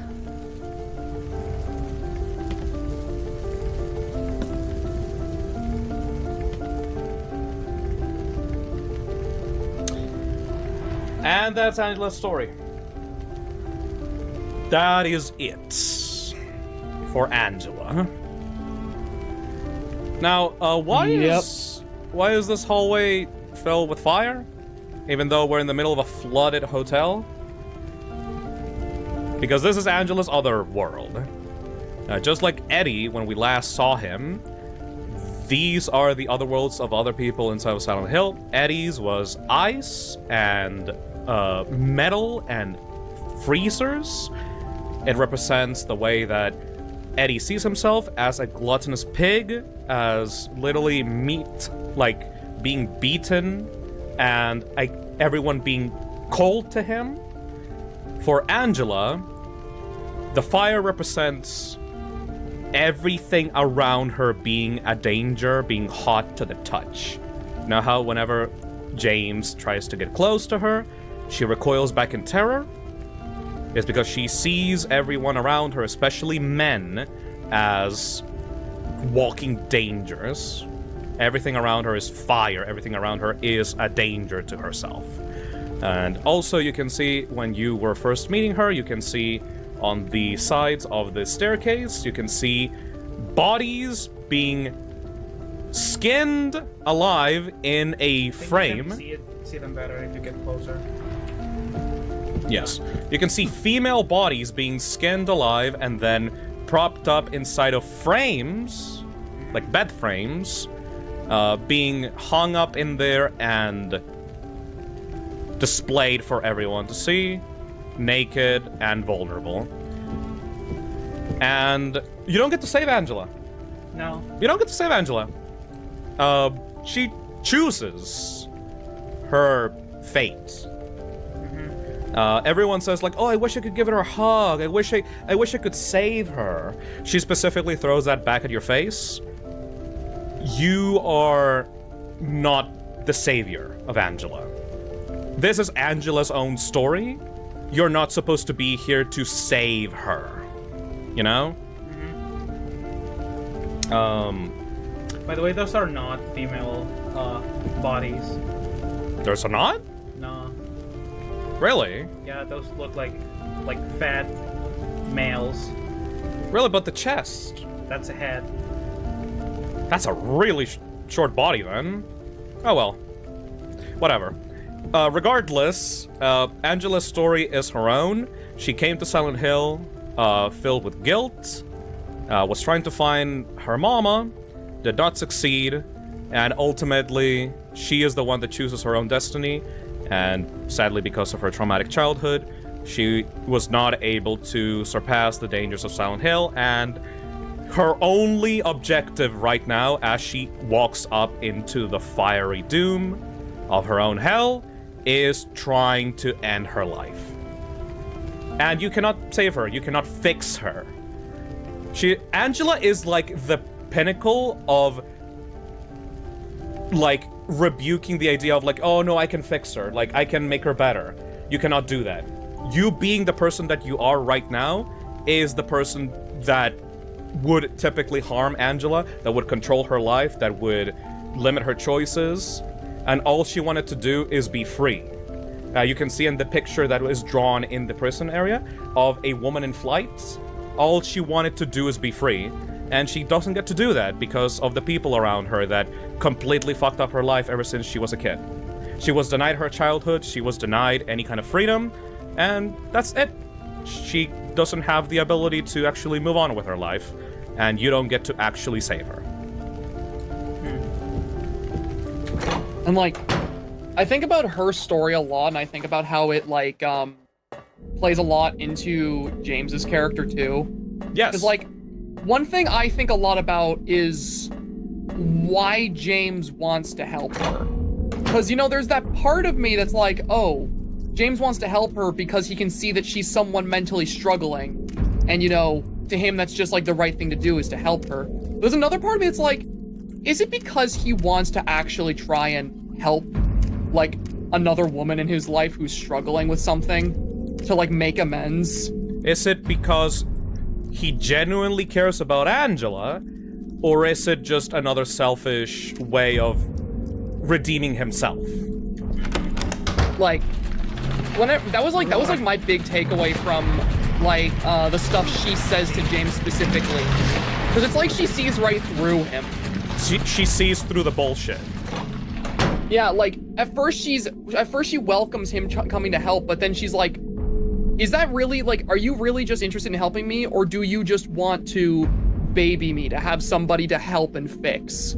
This is also a thing with James as well that goes along with his own characterization of seeing female bodies and seeing women as like the way that he is the oppressor, just like in the prison like represents. He literally took away a woman's life. He sees women's bodies and objectifies the nurses and everyone else that has a female body around him. Like, there's this undercurrent of James having, like, wanting to have a position of power over women, and Angela's entire life is completely against that. It's a complete foil to what James is, at least subconsciously, trying to do. Use another woman as a way to redeem himself. You know? Mm-hmm. And then, like, adding on to that, Angela is a foil to James in that fashion, where she kind of calls him out on his, like, his ways of, like, objectifying the women in his life and trying to redeem himself. And then if you look at Eddie is a murderer who enjoys hurting and killing people. And James at first is disgusted by him. And, you know, he couldn't possibly fathom the things that he does, and then you realize later that he did murder somebody. So both of the like other main characters in the story, as well as being incredibly fascinating and complex characters in and of themselves, they also act as foils for the two worst parts of James as a person. This game is fucking masterful. Also, it is actually insane. Remember the red squares?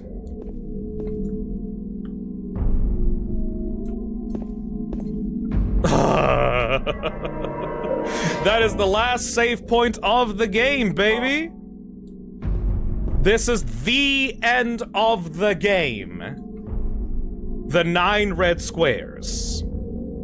This is the final point. This is the moment where James's coping mechanisms of pushing his own guilt down himself and completely disassociating from the events. He's trying as hard as possible, representing by the 9 red squares. He is trying so hard, but he can't anymore. He already knows the truth. He has to confront the truth.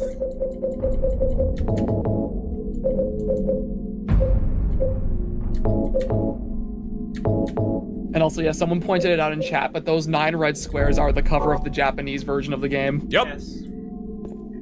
Yes, it is.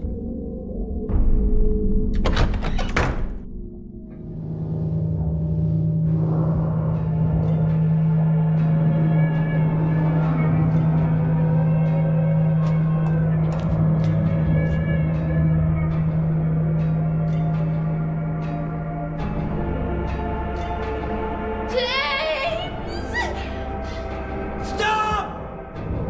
Leave her alone! Leave us both the hell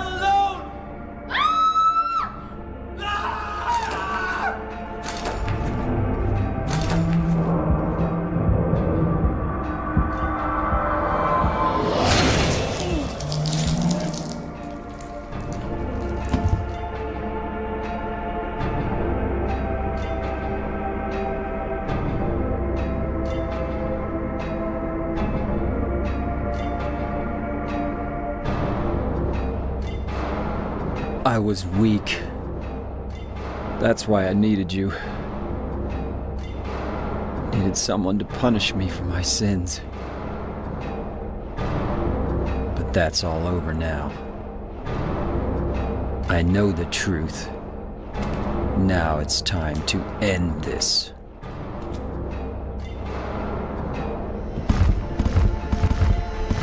Two of them. Why are Two there pyramid two of heads. them? Because there never was just one. Really? The two executioners that you saw on the plate. James created Pyramid Head as like a way to punish himself, but he never. It was never stated that he only made one.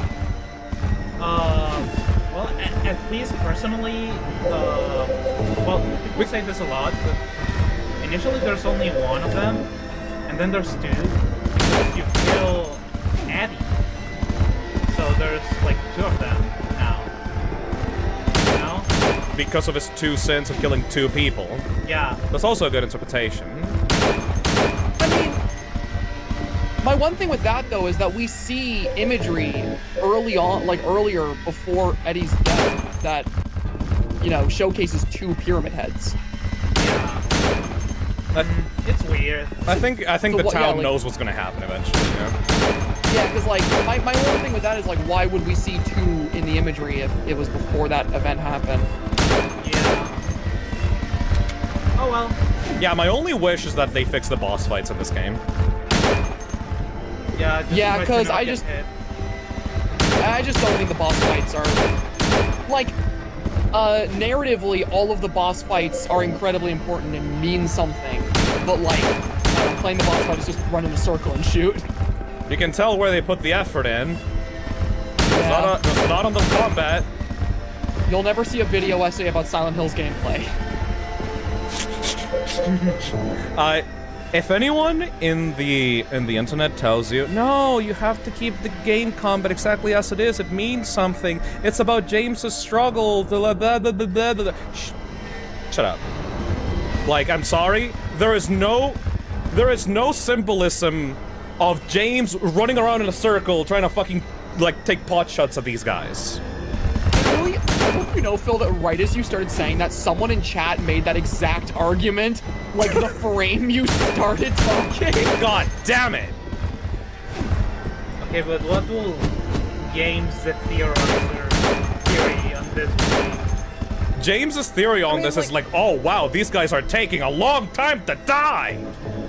I think you can make a boss fight where the character you play as feels weak, while also having it be a good boss fight. Yep. Like, look, I think Silent Hill 2 is a masterpiece, do not get me wrong. I think it is a phenomenal game. But we can't just, like, you can't just, ignore criticism towards the gameplay. Yep. And say it's symbolism and it's supposed to mean something. Like,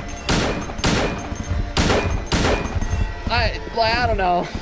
Yeah. The rifle barely does anything in this one. Actually, like, doing pot shots with the gun It's the best thing. is the best option, because, like, let me show you. Like, I'm gonna draw out my rifle. One. I can't. Fuck. Yeah, like, you need to use the handgun for this. Maybe the shotgun. Boss fights represent Konami not being able to make good boss fights. No, go back to the gun. Besides, we really do need to save those big weapons for something else. Yeah. Yeah, I think you can improve upon these boss fights and keep the feeling of James being this weak guy who doesn't like, who's like super vulnerable.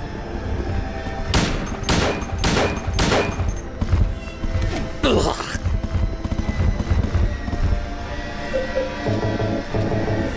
That being said, atmospherically, this boss fight rocks. Oh yeah. The music, seeing the two pyramid heads, the actual setting of it.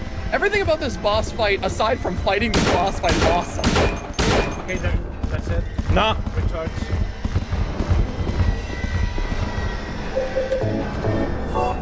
Just fucking die already!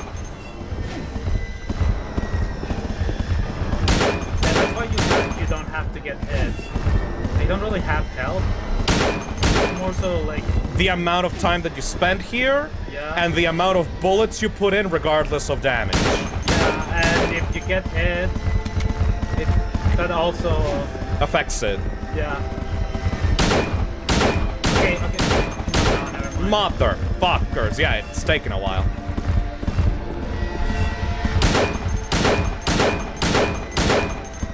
Run!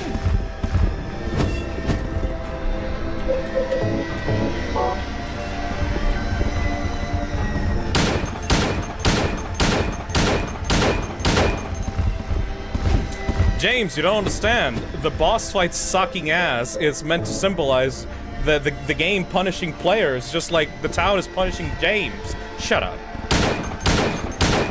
Which is funny because the entire point of this boss fight is supposed to be symbolic of James, you know, moving on and growing and facing what he's dealt with. Yup. And what he's repressed. And quite literally killing his tormentor because he doesn't feel like he needs to be punished anymore. Almost. Okay, that's it. No.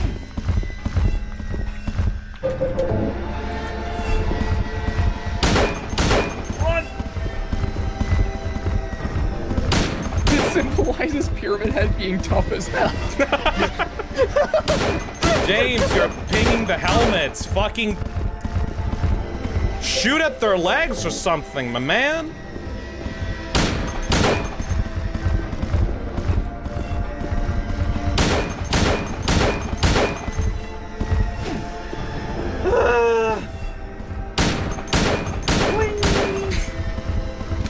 Okay, There we go. There we go. This is a cool ass animation up here.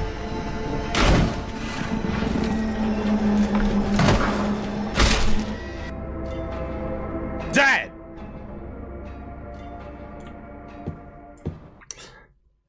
Okay, but for real, we didn't actually put a single bullet of damage into these guys. Yeah. They just chose to do it.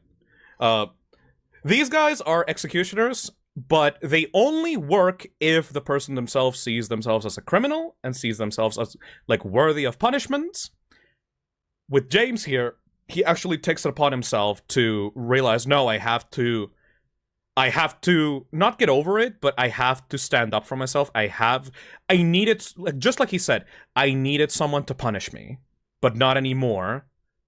I need to decide my own fate. I can't leave it up to you to decide what I get to do with my life, you know? Mm-hmm.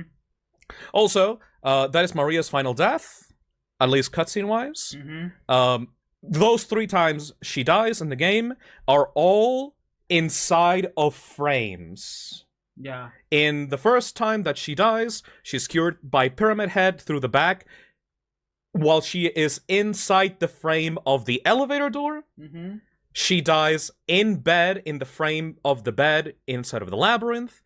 And finally here, she's literally being tied down to a bed frame and skewered through the back.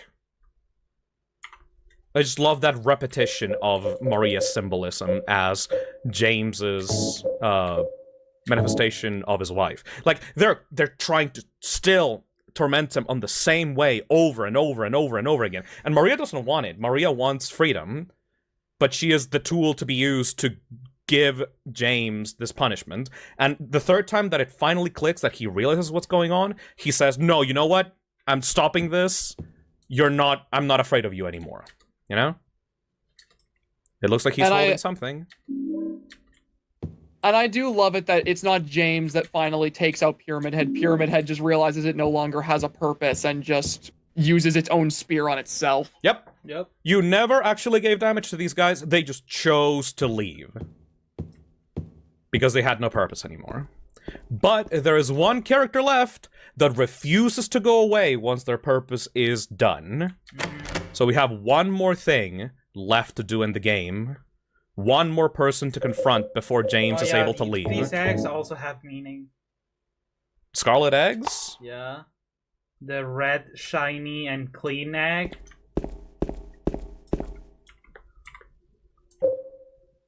And the rotten... Rust-colored egg? And rusty egg. I don't really see it. Really? The face! Wow. Is that the base? Kind of looks like one. Yeah. We're about to enter the end game of the game. Like, there's nothing else. There's just this hallway. So, anything else to say before we get to it? This game is good. This game is fucking 10 out of 10. 10 out of 10. I miss my wife. I miss my wife, Angela. I miss her a lot. I love this game. Nope, yep. The only thing that we have left to do now is confront Maria as the person that refuses to let go of the past, and the one last shred of Silent Hill that James needs to confront, literally the visage of his dead wife. Yep. And also, as a point to... because we have a bunch of theories about why James killed his wife in the first place, there is one little tiny thing that moves the scale over for the mercy-killing theory. And this is if you get to hear this.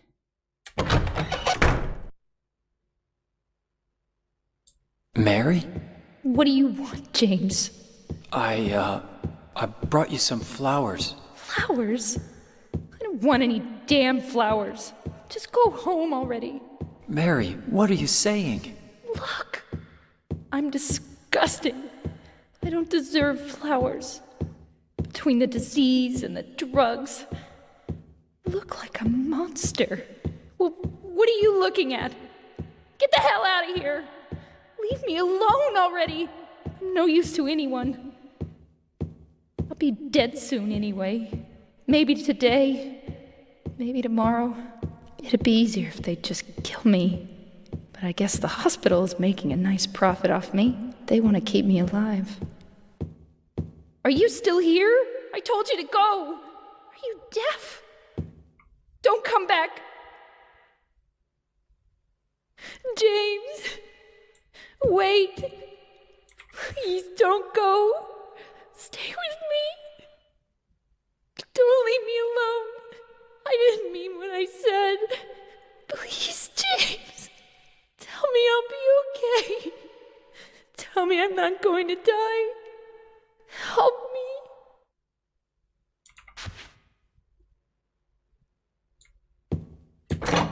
Oh, that's where the tears start. Oh my god. So Mary herself is also a complex character. Just like James. She is bedridden. She's been bedridden for years. The relationship with her husband is crumbling down because of her condition. She literally can't do anything about it. And she feels like she's a burden to James. And she both hates James for, quote-unquote, leaving her, but also wants him to leave. She wants to die because she wants to stop being a burden to James, but she also is terrified of death. Because of course a sick person, bedridden for years, would be such a conflicted individual. She is not one way or the other. She wants to die, she wants to rid herself of the pain, she wants James to get rid of herself, but also resents and hates James for the way that he looks at her, because he looks at her like a monster. He looks at her like a disease, a filth. And then that adds a lot more to James's perspective too, because on one hand, he can see how much his wife is suffering, and you could make the argument of, oh, he did it because he could see that, but also because of the fact that she was lashing out, she was causing him a lot of pain too every day that she was still alive. Because she was not being, like, a cute, silly, like, amazing wife while she was sick. She was being hateful. She was throwing insults at James, like the lying figures, coughing back harsh words at James in the hospital bed. James eventually stopped seeing Mary at the hospital, because why the hell would you visit a sick person every single day only for her to keep throwing insults at you and keep blaming you for everything? You would eventually come to hate that and eventually stop visiting her. But also, that's your wife, the person that you pledged your entire life to. So, in the end of the day, hey, James, why did you kill your wife? And yeah, we never get a full answer. We never know if he did it out of love or if because he just couldn't take the struggle of knowing she was dying and being verbally abused every time he decided to go and see her.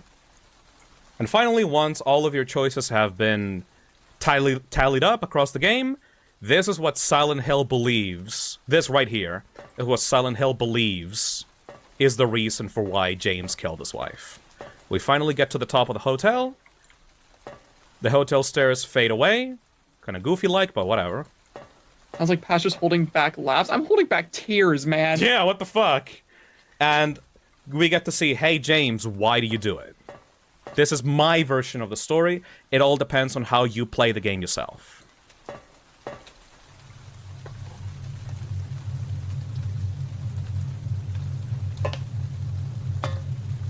Mary?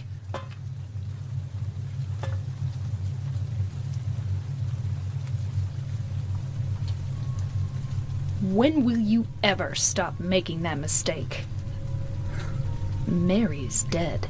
You killed her. Maria? It's you. But I don't need you anymore. What? You must be joking. But I can be yours. I'll be here for you forever. And I'll never yell at you or make you feel bad. That's what you wanted. I'm different than Mary. How can you throw me away? I understand now. It's time to end this nightmare.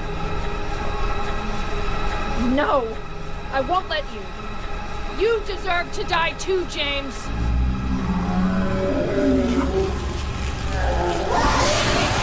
Alright! Get centered.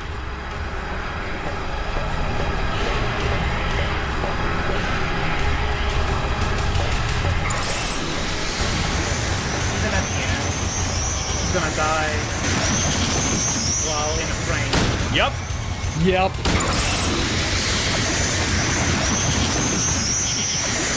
All the butterflies. Those are moths, but whatever. The butterflies, moths, whatever. Because Maria wanted to be a butterfly, but she is a moth. Right, she's not the real deal. You know what?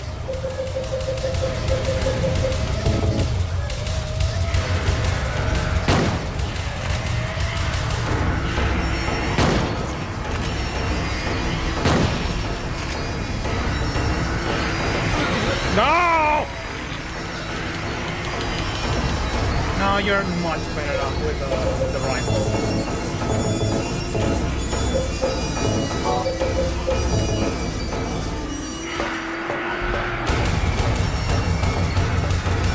Taking pot shots at your wife from across the map. Silent Hill final boss music is always terrifying, by the way.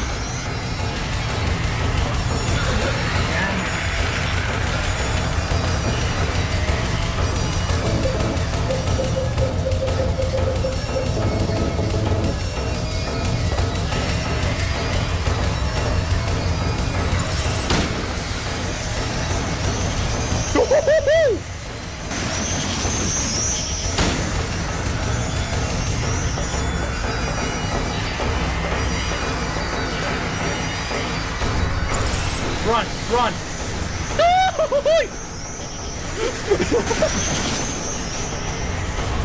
Okay, now attack. James! Okay, one more. Run. Okay, I'm slow.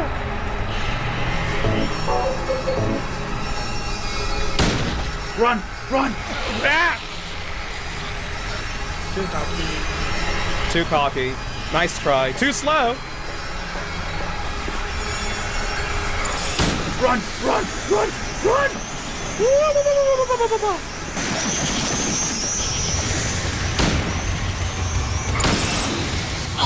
Yeah! Let's go.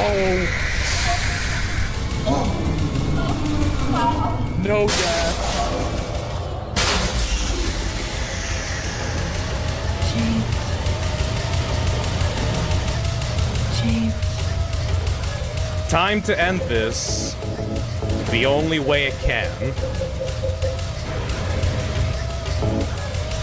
Hey, Sack, you said something about symbolism? Mm-hmm. Well, this is my theory.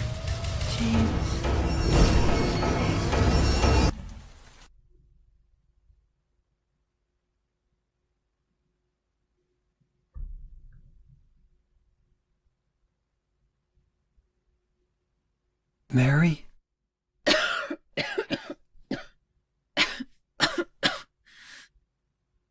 James. Forgive me.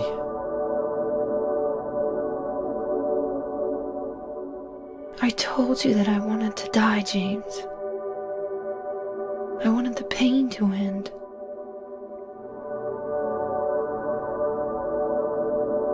That's why I did it, honey.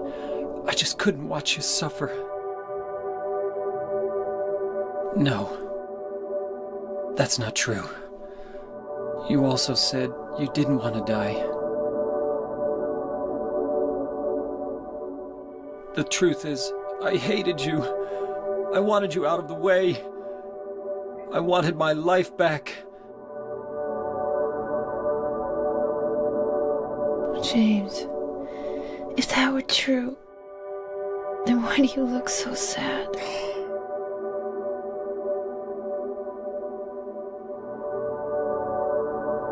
Mary?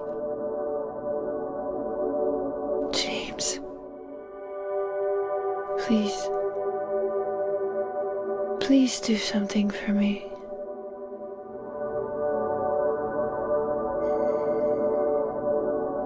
Go on with your life.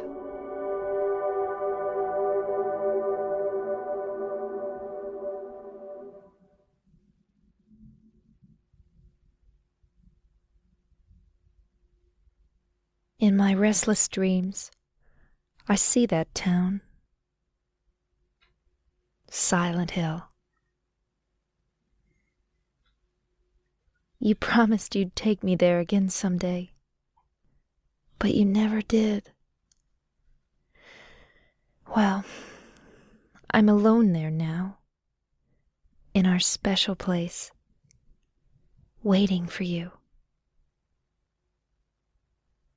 Waiting for you to come to see me. But you never do. And so I wait, wrapped in my cocoon of pain and loneliness. I know I've done a terrible thing to you. Something you'll never forgive me for. I wish I could change that. But I can't. I feel so pathetic and ugly laying here, waiting for you. Every day I stare up at the cracks in the ceiling, and all I can think about is how unfair it all is. The doctor came today. He told me I could go home for a short stay.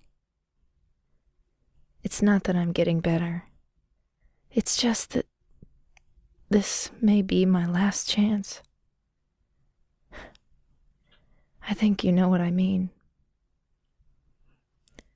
Even so, I'm glad to be coming home. I've missed you terribly. But I'm afraid, James. I'm afraid you don't really want me to come home. Whenever you come see me, I can tell how hard it is on you. I don't know if you hate me or pity me, or maybe I just disgust you. I'm sorry about that. When I first learned that I was going to die, I just didn't want to accept it. I was so angry all the time, and I struck out at everyone I loved most. Especially you, James.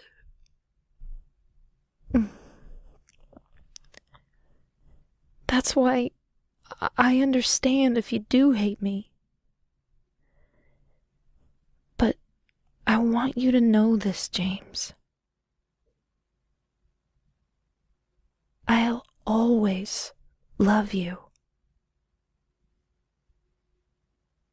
Even though our life together had to end like this, I still wouldn't trade it for the world. We had some wonderful years together. Well, this letter has gone on too long, so I'll say goodbye. I told the nurse to give this to you after I'm gone. That means that as you read this, I'm already dead. I can't tell you to remember me, but I can't bear for you to forget me. These last few years since I became ill, I am so sorry for what I did to you, did to us. You've given me so much, and I haven't been able to return a single thing. That's why I want you to live for yourself now. Do what's best for you, James. James, you made me happy.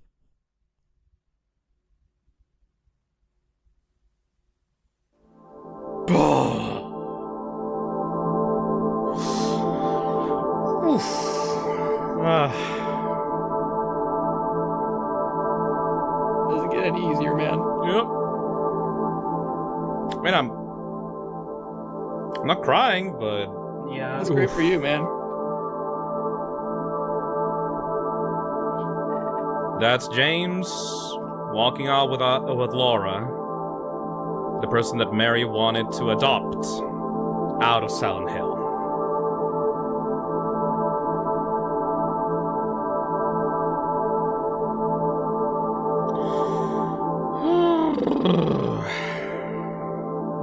I wish I can cry, man. Dude, that is the actual, like, the stuff that you heard at the very end, that is the actual voice actress of Mary crying, because that is the first time she actually read that letter. Yeah. That was done in one take, and those were legitimate tears of sadness at the end.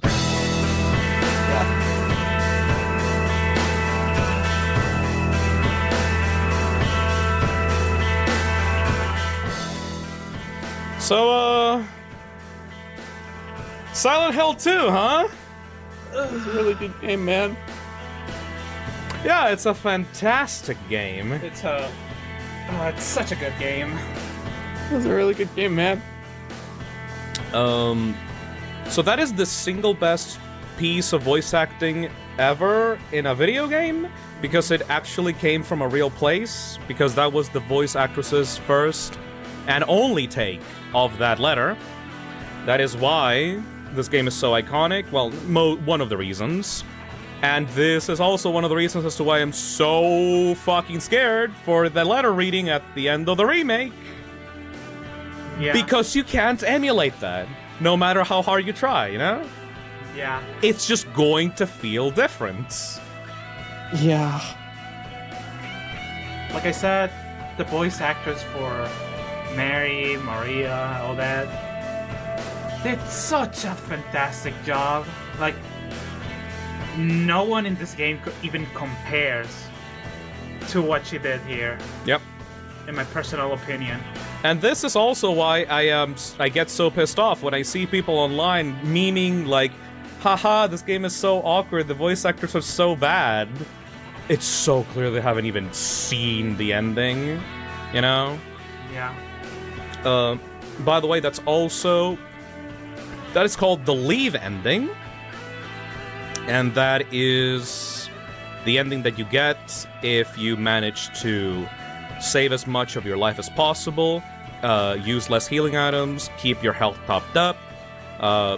This is what happens if you don't look at Angela's knife, don't examine Angela's knife. Essentially, all the actions in the game that would indicate that you want to actually live, those are the actions that you take in order to get the leave ending.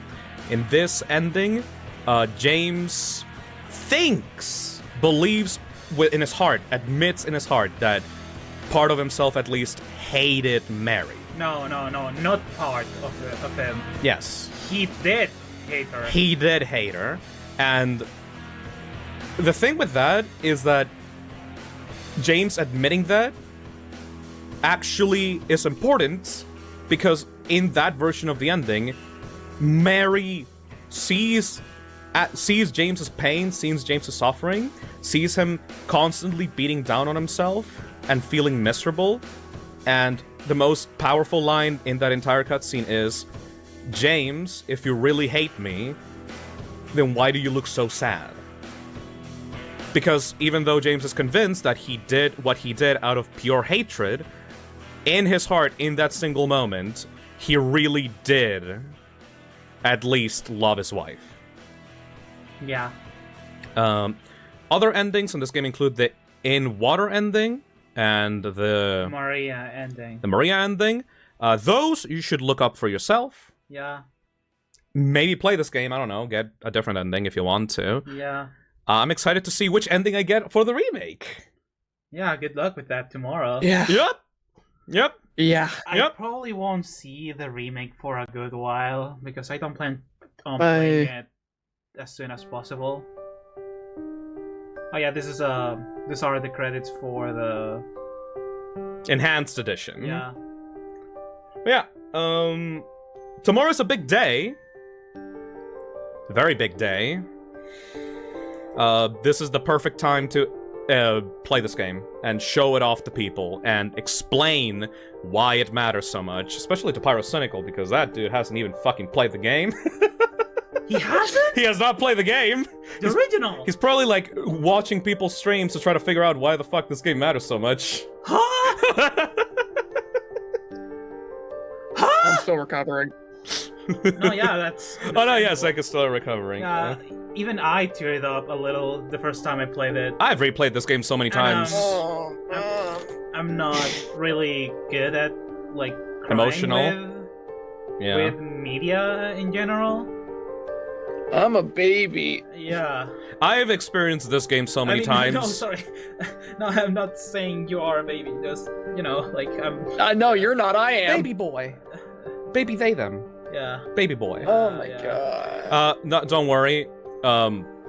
Even though I've played this game dozens and dozens and dozens of times, I still get mental damage from the letter. Yeah, it hurts. It hurts. The moment that you see at the end over there, like... The moment at the very end where, like, the voice actor starts, like, legitimately cracking. Yeah. You cannot... You cannot replicate that. Yeah, no, you cannot. No. And every single time I hear that letter reading, it's the voice breaking, but also, like, every single time I hear the letter reading, about halfway through, it clicks in my brain, this woman was murdered by the person she's writing to. Yep. The person that she specifically wrote to, giving him permission to move on. Yeah. And keep in mind, the reason for why the doctor allowed Mary in the first place to go back home to see James is because there was nothing left to do for her, and that she was going to pass out anyway in a few weeks. Yeah. But James did that anyway. He did it himself. Mm-hmm. And he only read the letter after. Yep. Isn't it implied that in the water ending, he doesn't even read it? Yep.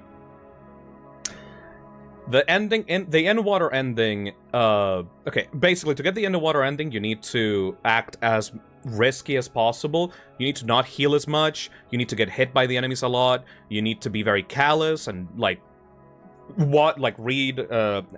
examine Angela's knife and all that.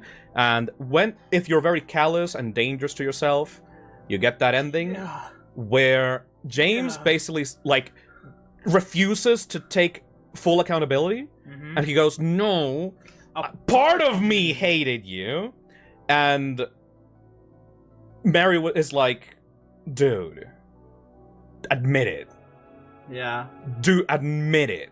And because Mary does not extend that olive branch to him, James is still obsessed and consumed by guilt, and eventually throws himself into the lake in his car with his wife's body. Yeah. Yeah, he got the ending, by the way. Yeah, I got it. So the thing with the In Water ending is that it is also totally appropriate, and it's also even more tragic because James doesn't even read the fucking letter. That's why I love it. I like the tragedy all the more. The tragedy of your wife handing you a letter telling you to move on with your life. Yeah, and you supposedly adopting Laura, even though she probably hates your guts. Yep. It's like... That doesn't make sense to me. For me, I think is better as a story for James to admit it and be allowed to move on. But it really depends on you. Like, there will never be a conclusion, a canonical conclusion to this. Yeah. James Sunderland, after the events of Silent Hill 2, is never fully mentioned in the other games. His whereabouts are unknown. He could be away from Silent Hill, somewhere like other country, living with Laura. He could be in the lake. Yeah. I also love that the In Water ending like connects so much more to the stuff going on in the prison and the the boat and the prisoners calling out to other guilty people, telling them to come to the lake. Silent Hill was literally calling to James through his guilt to come to the lake and throw himself into it. That's what he was going to do in the first place. Like, when he stopped, like, he went to Silent Hill to die. He got that letter, and before he could do it, he stood out of the car, went to the bathroom, and cleaned himself in the mirror.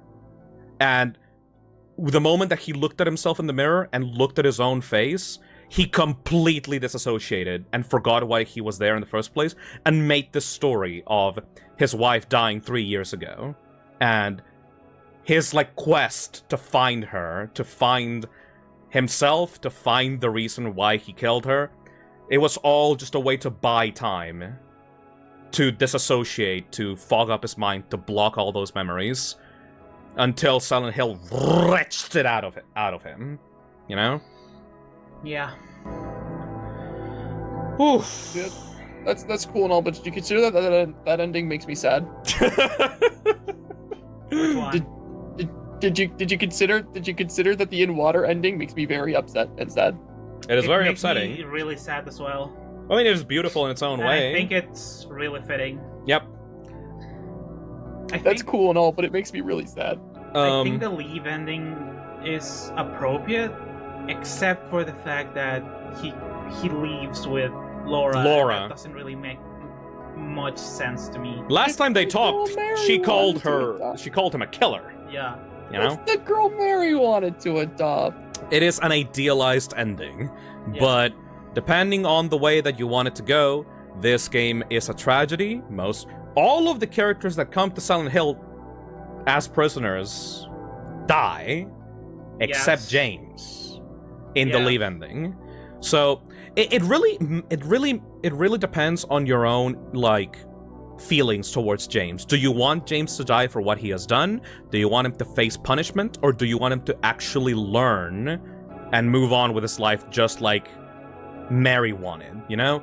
Do you agree with Silent Hill? Do you agree with the way that it punishes people? Do you agree with that murderers should die?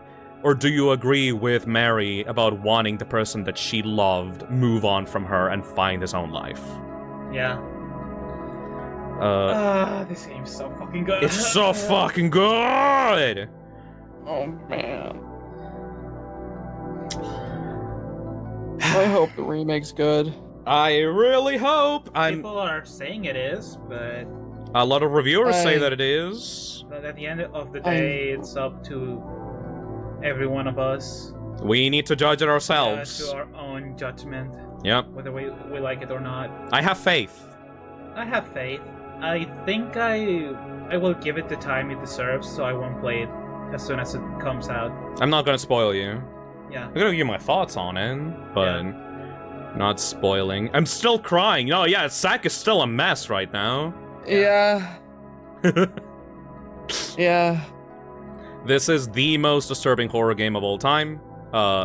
It literally fucks with your head in so many ways. If you have ever felt guilt, if you have ever like racked yourself with guilt, if you have ever been in a shitty situation in your home life, if you ever struggled with mental health, if you have ever like had a family member that struggled with their own mental health, Silent Hill has something to disturb every single one. Yeah, it literally approaches everything.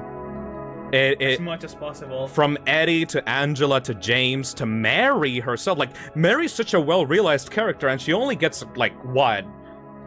A few minutes of screen time is the most important screen time in the game. Yeah. But she herself is such a human character with the way that she's treating her own illness. Yep.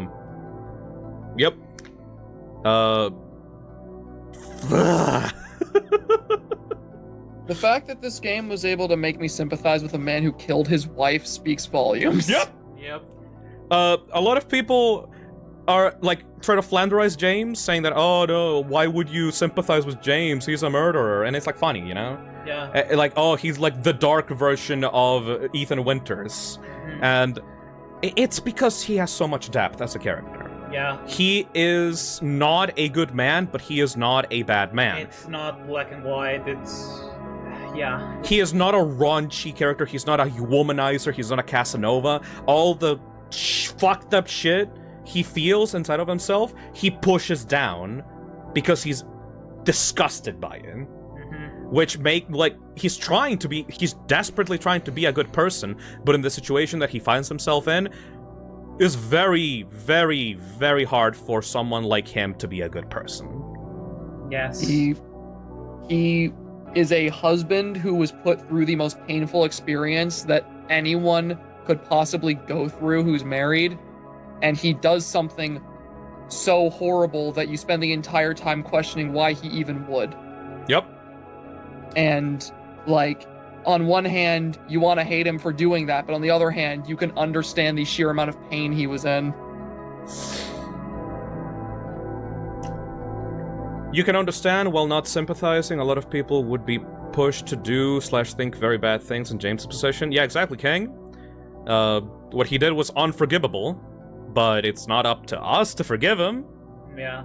It's up to what he believes should be his punishment and what other people around him that are affected by his actions believe he should, how he should be punished. There's nothing wrong with liking James as a character. Well, first of all, he's not real. Second of all, you know the context, you get to empathize, you know? Yep. But even if you like him, it doesn't mean you forgive him. Yep. You can like him. Exactly. And just not forgive him. Oh. I don't know if this is a hot take, especially considering the fact that I'm like a massive Resident Evil fan, but I genuinely believe James is the greatest like survival horror protagonist ever. I would for sure. I would challenge you with Elster from Signalis, but you haven't played that fucking game. Yeah. I would need to play that, but like, I think there are so many like horror game protagonists that are extraordinarily entertaining characters who are very well written. But I don't think I can have a discussion nearly as in-depth about any character, pretty much from any horror game, as like complex as James Sunderland. We can literally sit here for 10 plus more hours talking about James, talking about this game. We could sit here for hours. There's dozens and dozens of hours of video essays on YouTube right now talking about James, talking about this game, talking about how important Silent Hill 2 Remake is. Like, there's nothing that we could say right now at the end of the stream that would be able to do justice to how this game is written and the impact that this game left on everyone. But I hope that at least our playthrough right now, for the people that are watching this and are just experiencing the game with us right now, are able to understand even a shred of how good this game is, and why we were so hesitant with the announcement of the remake, and why this game killed the Silent Hill franchise, because nothing ever got even close to this. Yeah. They tried to chase the high so much, from 3 to 4, then away from Silent Team, Homecoming, Downpour, every single other Origins, every single other Silent Hill game. They all tried to pull off the James Sunderland again, but never. And now they're going back to the Silent Hill franchise after leaving it for dead for 10 years. And the game that everyone is most excited for is a remake of a 20-year-old game. Yep. 8 hours ago, I knew nothing about Silent Hill. Now I can't wait for tomorrow's stream. Yeah, I should probably go to bed. Holy I shit, can tomorrow's understand gonna if be you're crazy. not good with horror or anything. It's fine. You don't have to play this game, but I think the best way to experience this game is playing it yourself. Yep. Blind. Obviously, you cannot do that anymore, but I'm hoping you at least got to live, like, even a slight bit of what people that actually play the game did. Yep. And that's it. Any closing thoughts? Zach? Nick?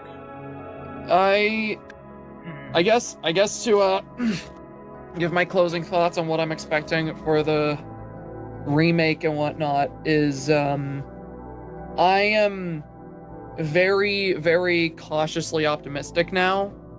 I'm really looking forward to hearing the thoughts of people tomorrow. I'm not going to be able to play it myself day one, but me neither. I'm going to be playing it whenever it like officially comes out, not like the 2 days prior. So I'm excited to hear what people's thoughts are. And even then, I just hope it's an enjoyable game, even if it doesn't quite live up to like the original. I just hope it's like a good standalone title that people can enjoy playing. And from what I've seen, it seems like it's going to be that. Yep. So that's my expectations for the game. Yeah. You? You can read the super chat. Oh. Please, first. Hey Phil, remember me from the Silent Hill 3 stream? I guess I'm a collector now because I bought Silent Hill 2 plus a PS2 for $380 and it was worth every cent. Thank you for introducing me to this franchise.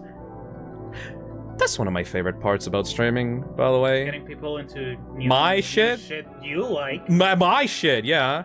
Hey Phil, funny bear game. Har har har har. Remember? Ha. Play the funny bear game, Phil. No. I'm grabbing you by the throat and showing you this. Yeah. You know? Yeah. Meanwhile, I'm over here getting people into Jeff the Killer. Getting people into Jeff the Killer. We, like, it was, like, all of our efforts getting people into Resident Evil as well. Yeah. Like, that's one of the things that I'm proud about in the channel. Like, getting people that are just like, oh yeah, Sumer, hey yeah, Pressure, hey, FNAF, Roblox, Lamau. And then they get into Silent Hill and it's like, fuck, what did you do to me? Yeah. I love it. Maybe don't spend $380 to buy an original PS2 and Silent Hill 2. But, you know, this guy wanted to do it. Yeah. It's up to you, really. Yeah. There are way cheaper ways. Though not necessarily legal, but yeah, you know.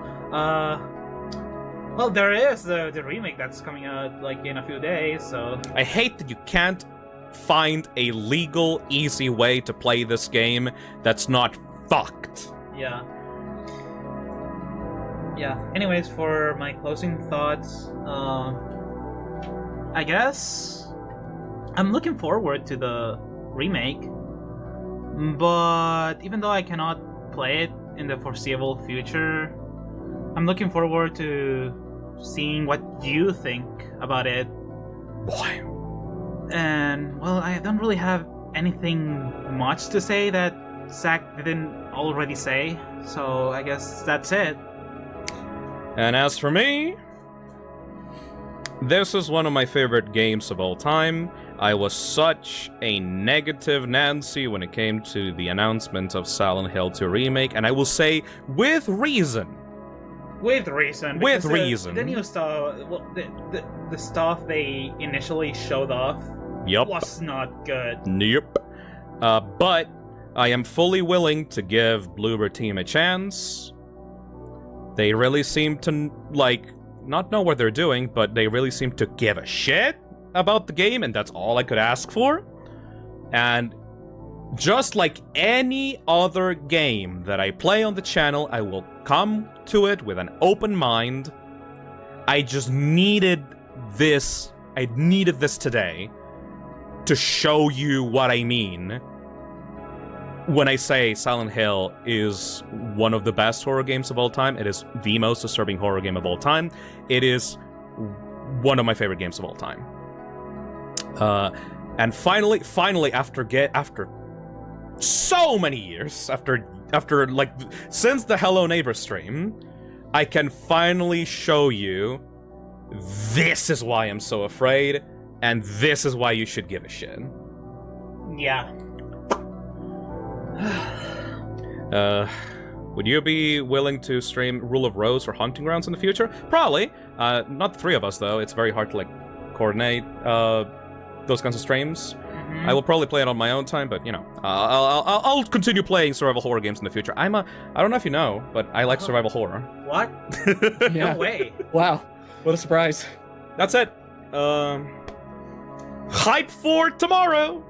Yeah. Let's go. Hope to see you there, chat. I will see you tomorrow for Silent Hill 2 Remake. You won't see me and Zach tomorrow, but That's a one-man show. But I really hope you. I really hope the remake is good, and I hope you all enjoy it. You guys enjoy tomorrow's stream. I'm going to enjoy my 24-hour crying session tomorrow. About this game. All right, bye-bye, everybody. See you later. Bye. Bye bye. Bye. Man. Man.